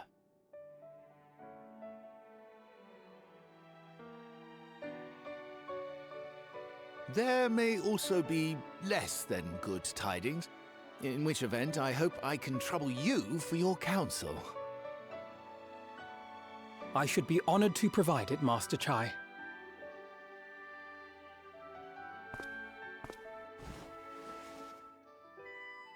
Oh, Alphino. I know you aren't one to sit still, but do remember to take your ease from time to time. And no matter where you are, remember that there are people here who are praying for your health and happiness.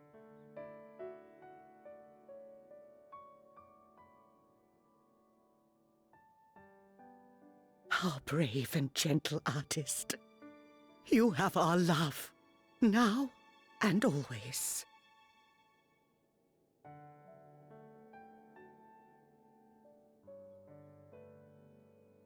And you mine. Please take care.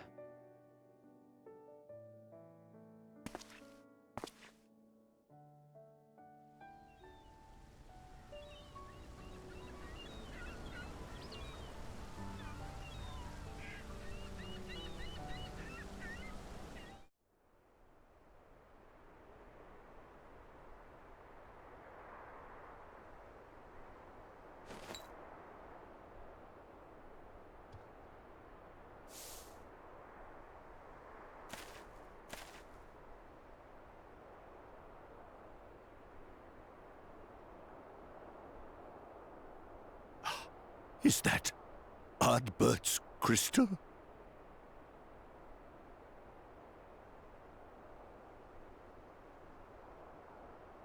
So it is. It has changed, but I would know it anywhere. However, did you come by it?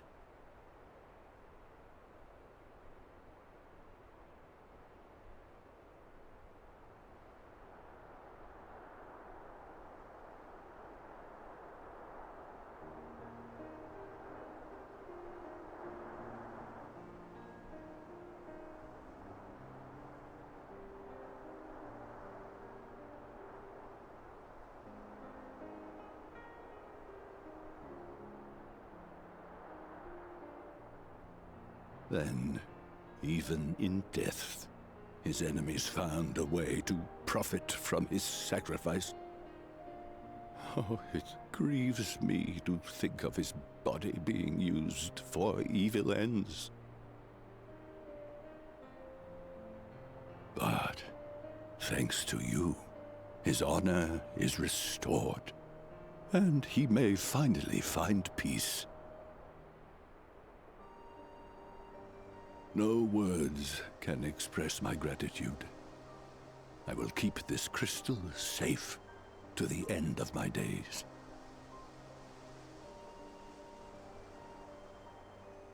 Rest easy, my friend. You have earned it.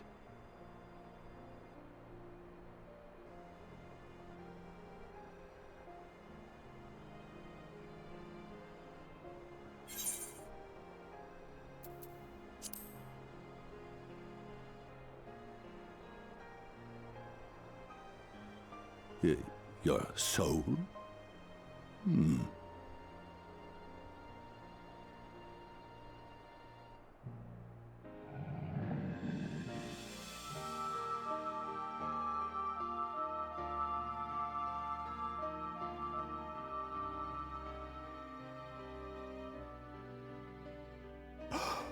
Oh, how can this be?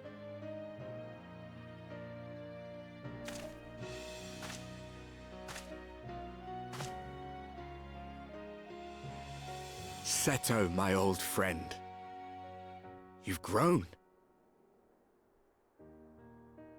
Oh, Ardbert, how I've missed you.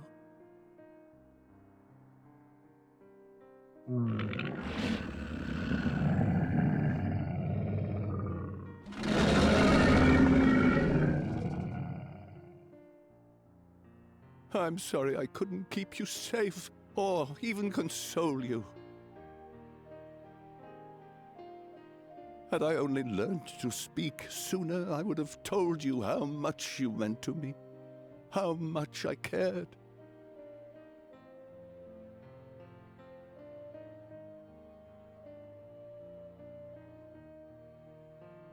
I knew. I always knew.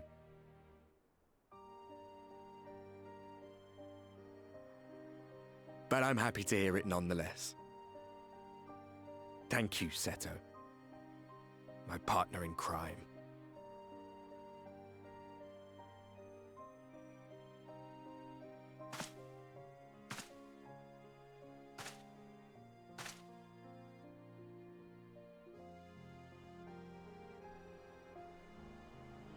I see.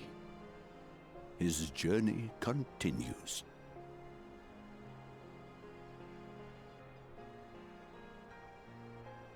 Then I will not yet bid him rest. With you, he may look forward to many more adventures.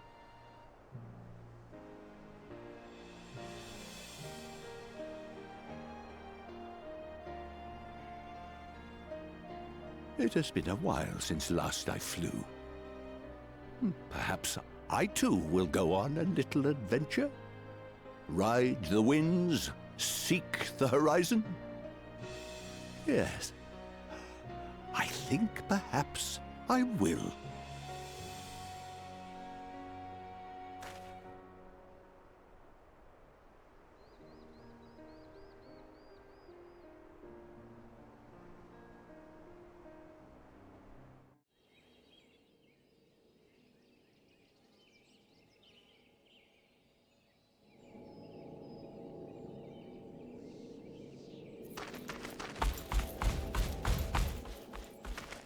Master Matoya.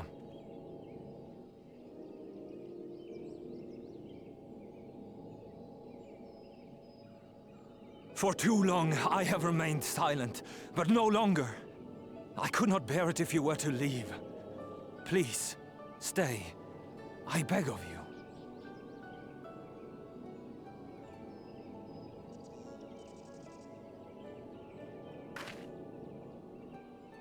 Runar, please.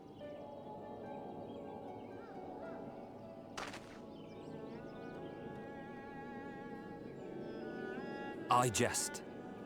At least in part. What I came to say is this.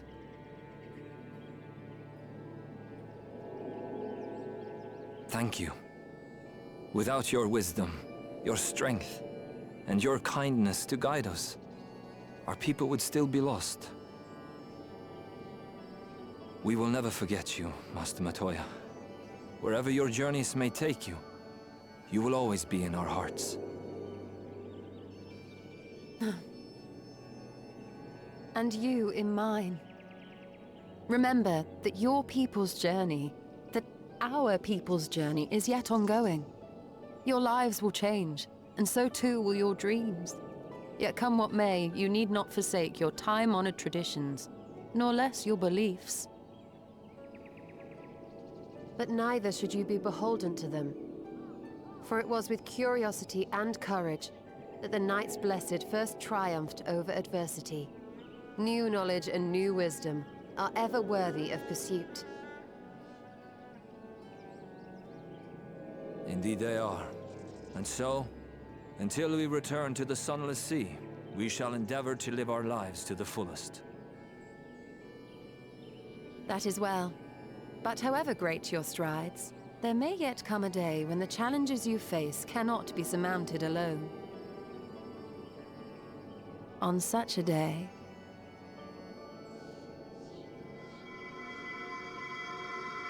On such a day.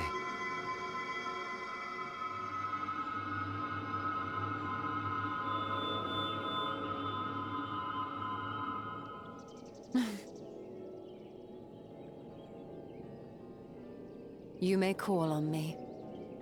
Since a means to travel between worlds exists, you can be sure I will find a way to employ it. And there remain so many mysteries here that want for solving. Master Matoya!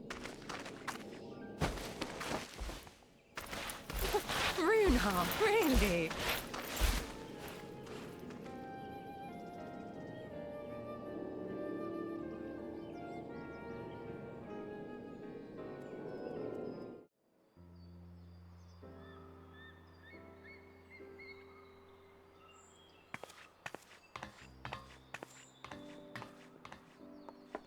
That's everyone then. We've all said what we needed to. Even as we speak, Backlog undertaketh their final inspection of our spirit vessels. When thine own preparations for the journey are complete, thou art to present thyself in the ocular.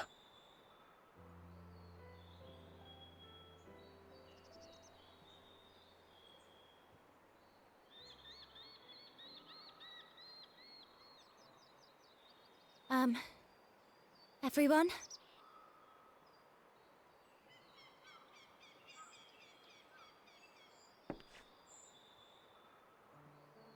I want to thank you all, on behalf of the First.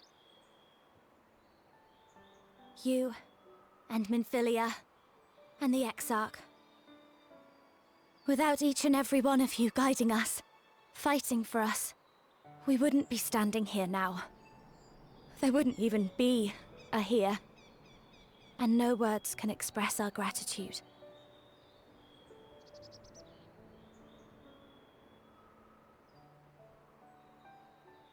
We still have a lot to do. Countless trials to overcome. But if it ever seems too much, I'll think of our time together. The happy moments, and the sad. I will remember it all. And it will give me the strength to carry on without you.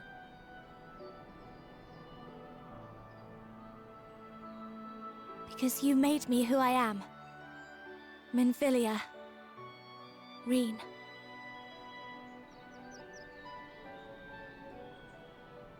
To honor these names and these memories, I will stand with all the people of this land and strive for a better tomorrow.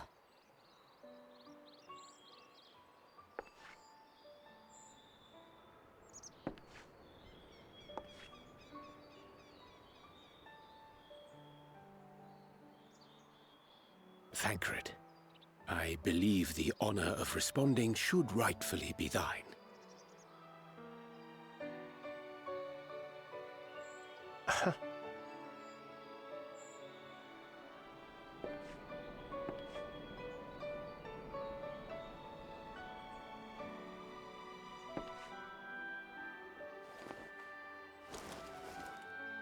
I know better than most how much you've grown, and I have every confidence you'll make your people proud.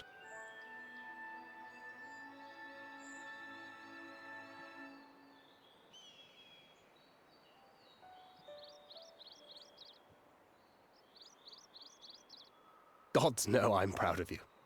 I always will be. You deserve all the happiness in the world, and more.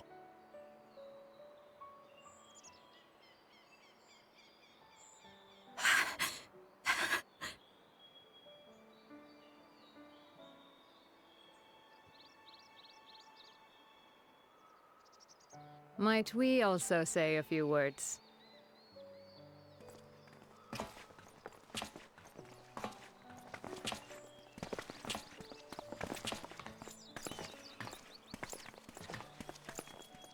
Why, this is just about all of you.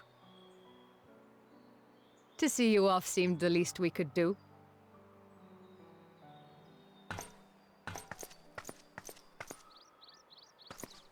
You risked your all for us, fought for a realm not your own. Before you came, we had never known the beauty of the night sky. Or the joy of your company.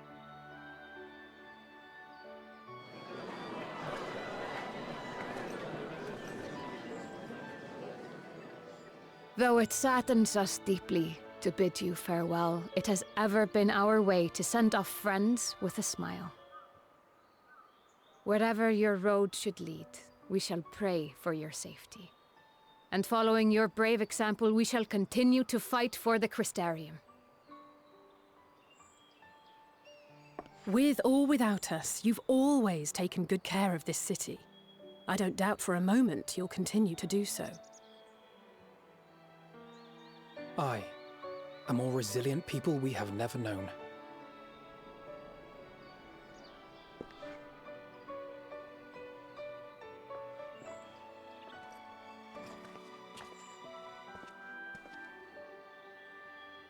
As resilient and enduring as the tower that watches over you. To the last, we did not question the Exarch about his past. It is only now, when he can no longer tell us, that we believe we know the answer. We have heard what became of him, and what is about to be attempted.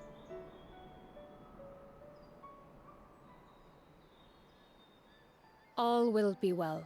Of this we are certain. How could it be otherwise, when every soul in the Crystarium is praying for it with all their heart? And so, when our Lord awakens, I bid you give him a message.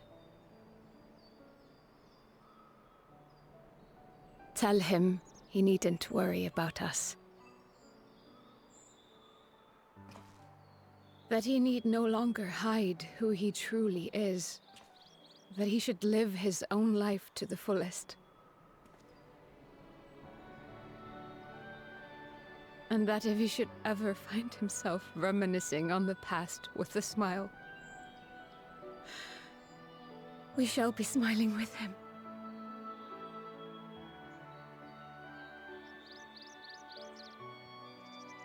Will you tell him this?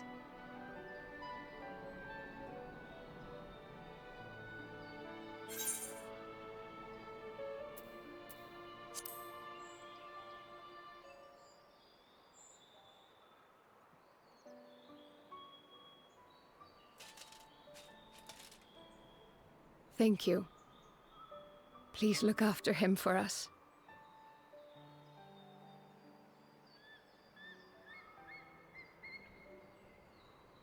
I dare say we have all the good wishes we can carry. Let us be on our way.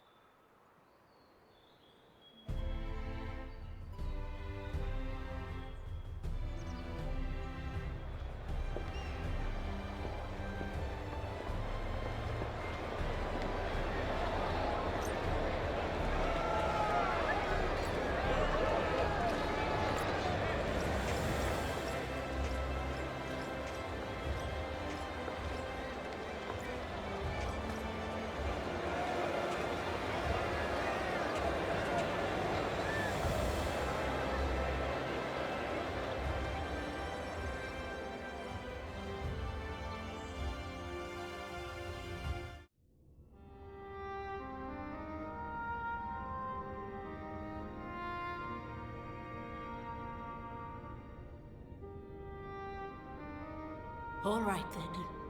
Pray proceed as instructed, beginning with your memories.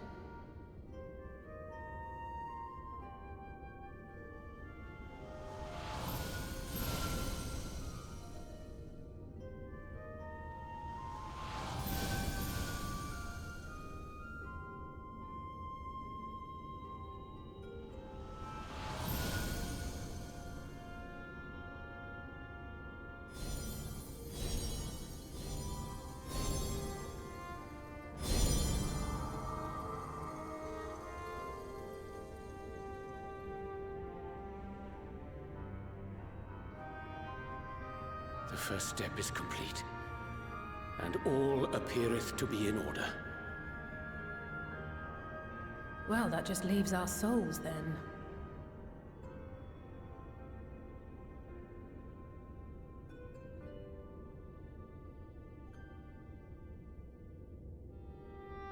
We're in your hands, Angelo.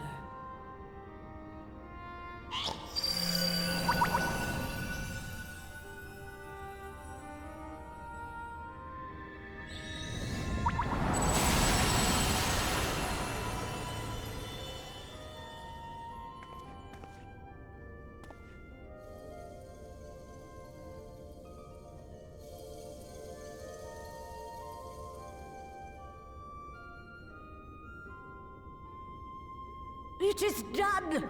The vessels have received both their memories and their souls. I hereby entrust them to your care. They belong to you now. Just be sure to guard them well, yes?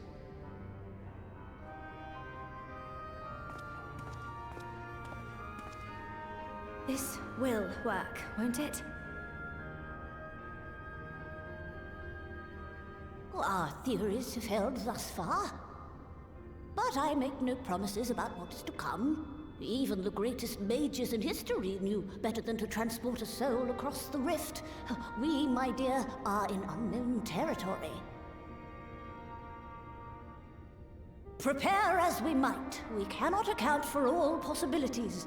And it is in such circumstances that accidents are wont to occur. Yet miracles do happen. So let us pray and will our friends home. I won't stop praying until I know they're safe.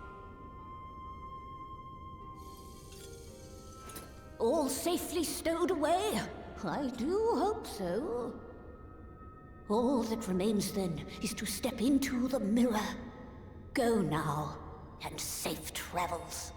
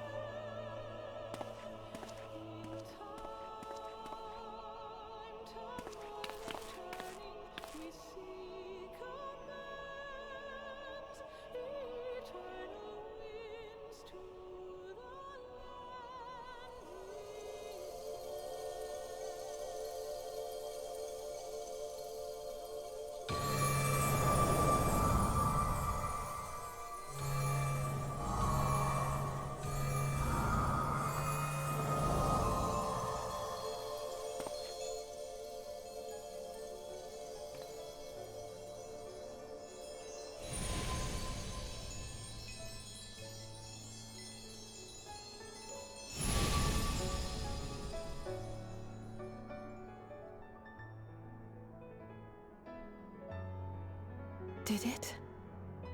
Are we?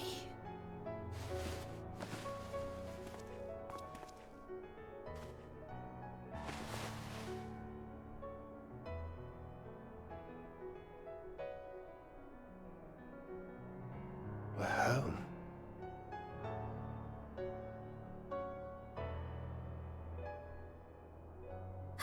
Oh, you're back! You're back! You're all back!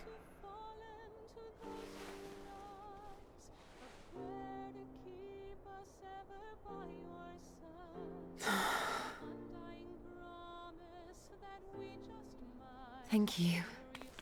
My body feels like a sack of potatoes. But otherwise, I have never felt better.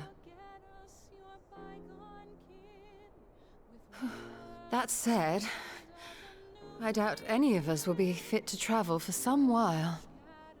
May we leave the rest to you?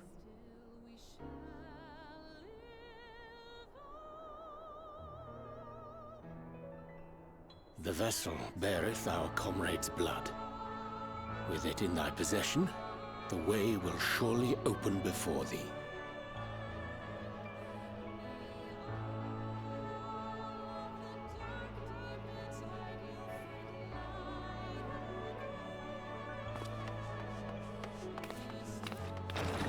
What? But you've only just got here.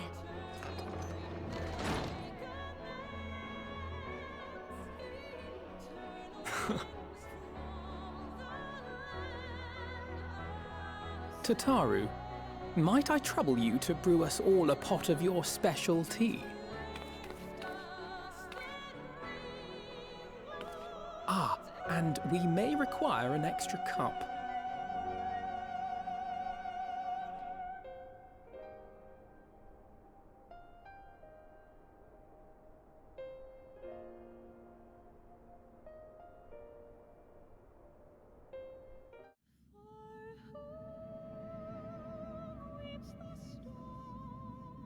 Yours is a long road, my friend, and it stretches onto places beyond imagining.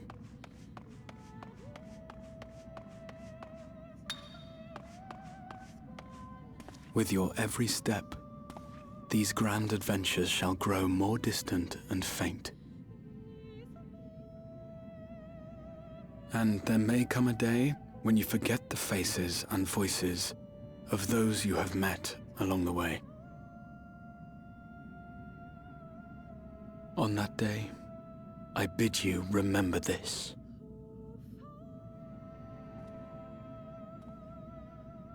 That no matter how far your journey may take you, you stand where you stand by virtue of the road you walked to get there.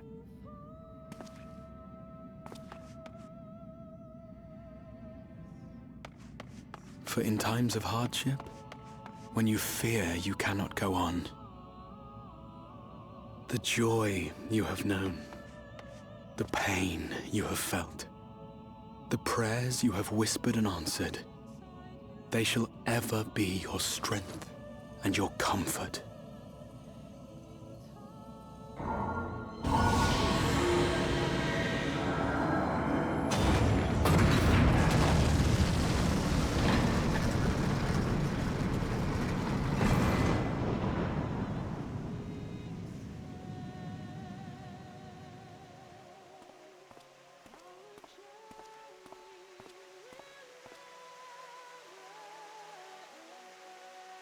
This I hope, I believe, here at memory's end.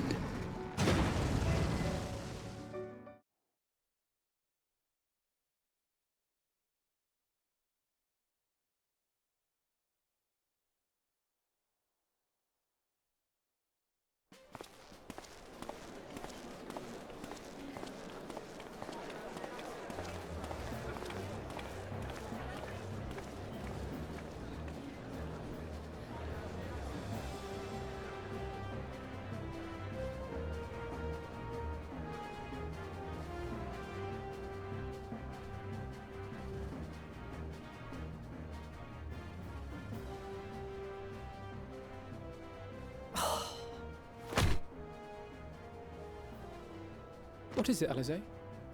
Are you all right? Do you still feel under the weather? Physically, I couldn't be better. Thanks to Kryle's ministrations, I'm already looking forward to our next fight.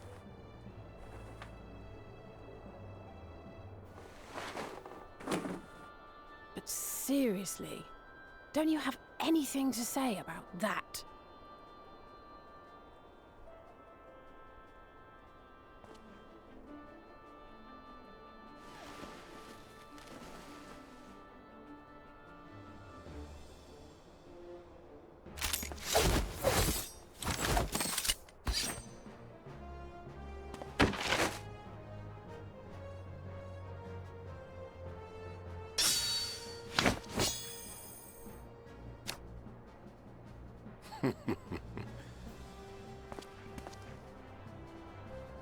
No less impressive than our garments.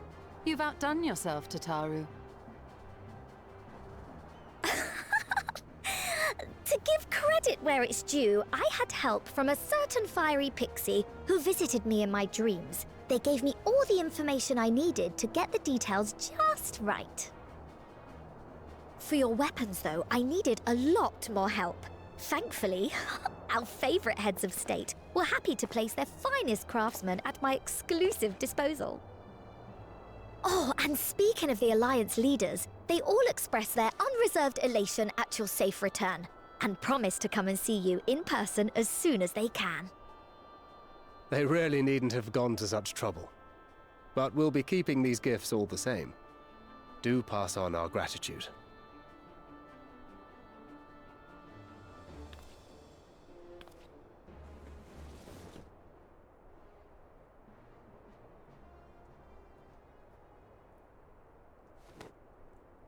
I realise we haven't taken up new martial arts, nor have I ever been one to set much store by appearances. But I can't help feeling a certain lack of, I don't know, personal development. I quite understand. But as you observed, the others had the more pressing need. Rest assured, our turn will come.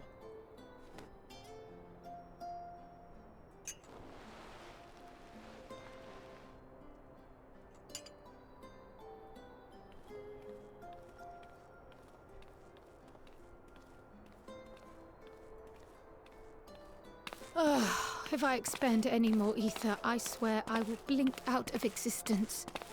I need a bite to eat.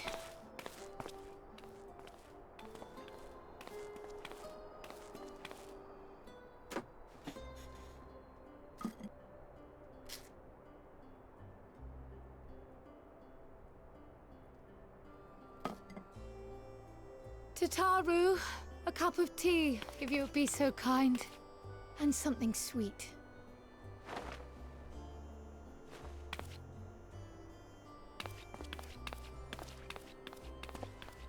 By Mistress Kryle's exhausted state, may I assume that the ward hath been restored? Indeed. We succeeded in weaving it anew, albeit at a slightly diminished potency than when I had Becklug's assistance. It is no cause for concern, though. The tower is not easily reached, never mind breached. And even should some few succeed, their presence won't escape my notice. Excellent. Said duty thus discharged, thou art free to go wheresoever thy fancy taketh thee. Upon which note, hast thou perchance come to a decision? The offer remaineth open. Well, if you're certain that's what you... I mean, if you think I...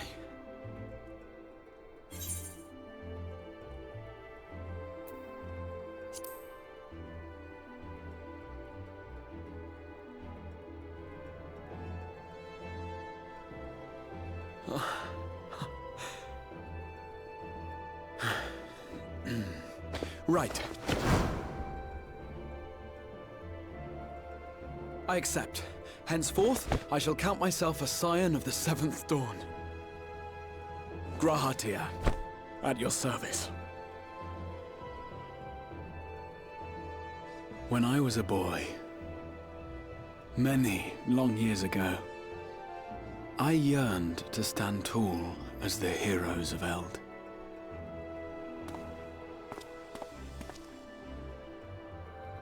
But, like a fool, seeking to pluck the stars from the heavens, my every attempt to reprise their deeds fell short.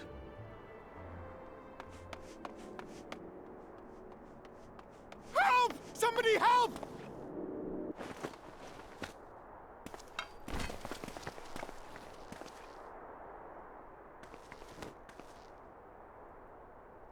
Hippogriffs! Hippogriffs on the rampage! A giant flock of them! Please, we need help!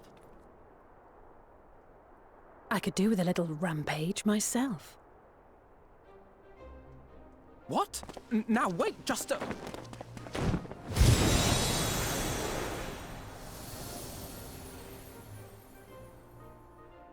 here we go again.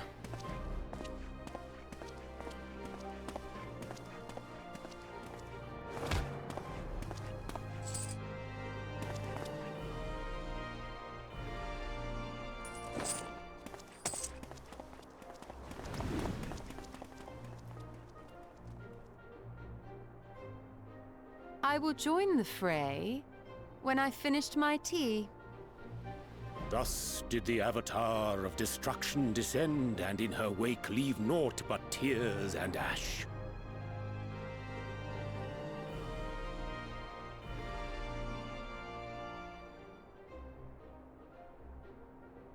And then, one day, an all but forgotten dream from my youth stood before me, in the flesh.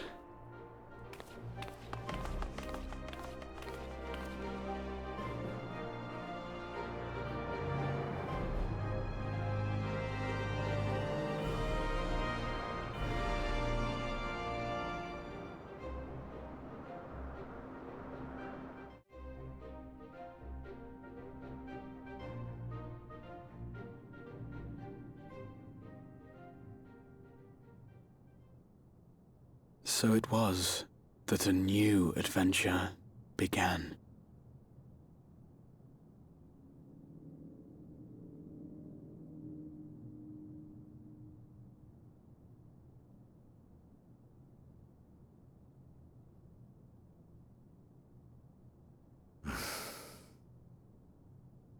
The memory of a dying world's end.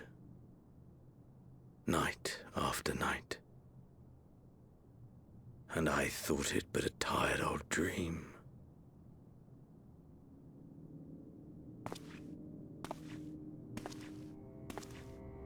I say, I knew that securing the palace would provide your Radiance with depressingly little sport, but that you should fall asleep out of boredom. Splendid. Truly splendid. And my own preparations, you will be pleased to hear, proceed apace.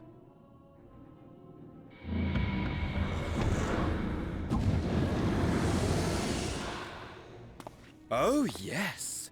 They proceed very well indeed. Frighteningly so. And we owe it not least of all to this singularly useful body I chanced to find. With the Populares now all but destroyed, it will be the simplest of tasks to discredit their groundless assertions that I met with a grisly end.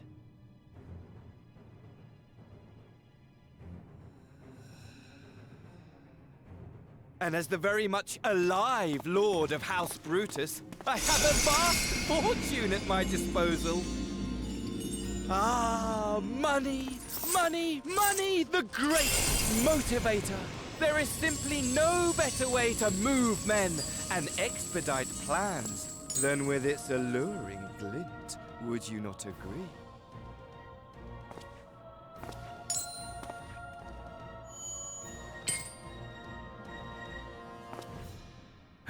But wait, were we not acquainted, you and I?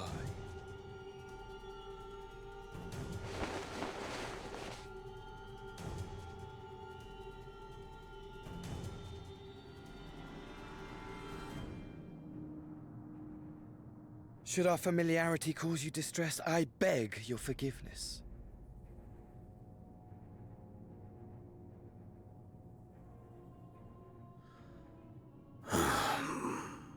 What did you say your name was?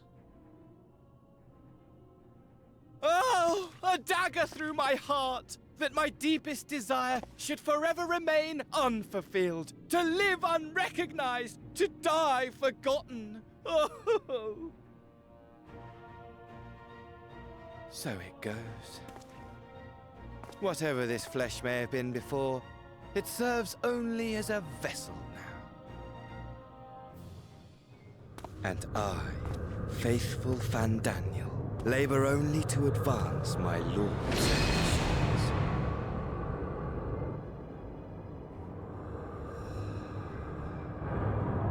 Speaking of which, with the palace in our hands, We may now proceed with the next phase of the plan.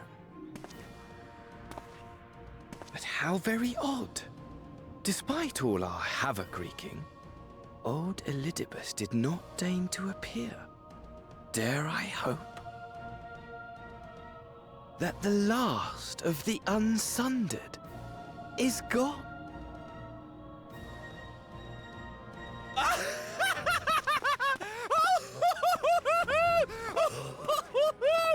Imagine it! Bound no more by the shackles of mouldering memories of damnable duty, free at last to live for the moment!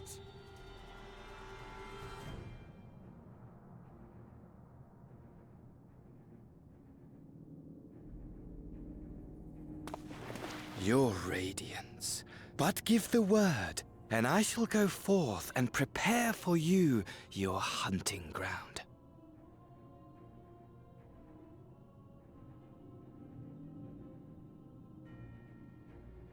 That which awaited was a fell beast. Ferocious, ravenous, remorseless. Do as you will.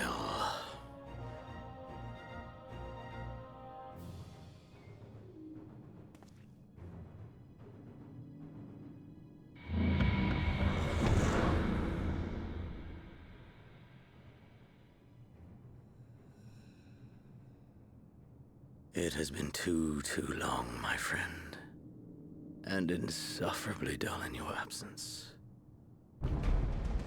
When you return to me, you will share everything. Every blow will be a story unto itself. Every triumph, every kill. Rest assured, we shall have a fitting stage for our reunion.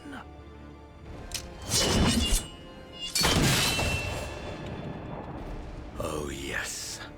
To reprise that transcendent moment, I will set this world ablaze. And we shall dance before the pyre.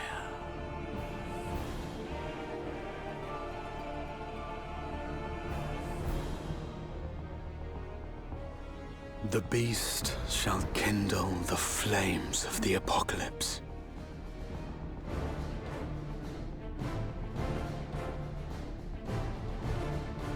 Into its domain shall the hero set forth for the final chapter in the tale of this star.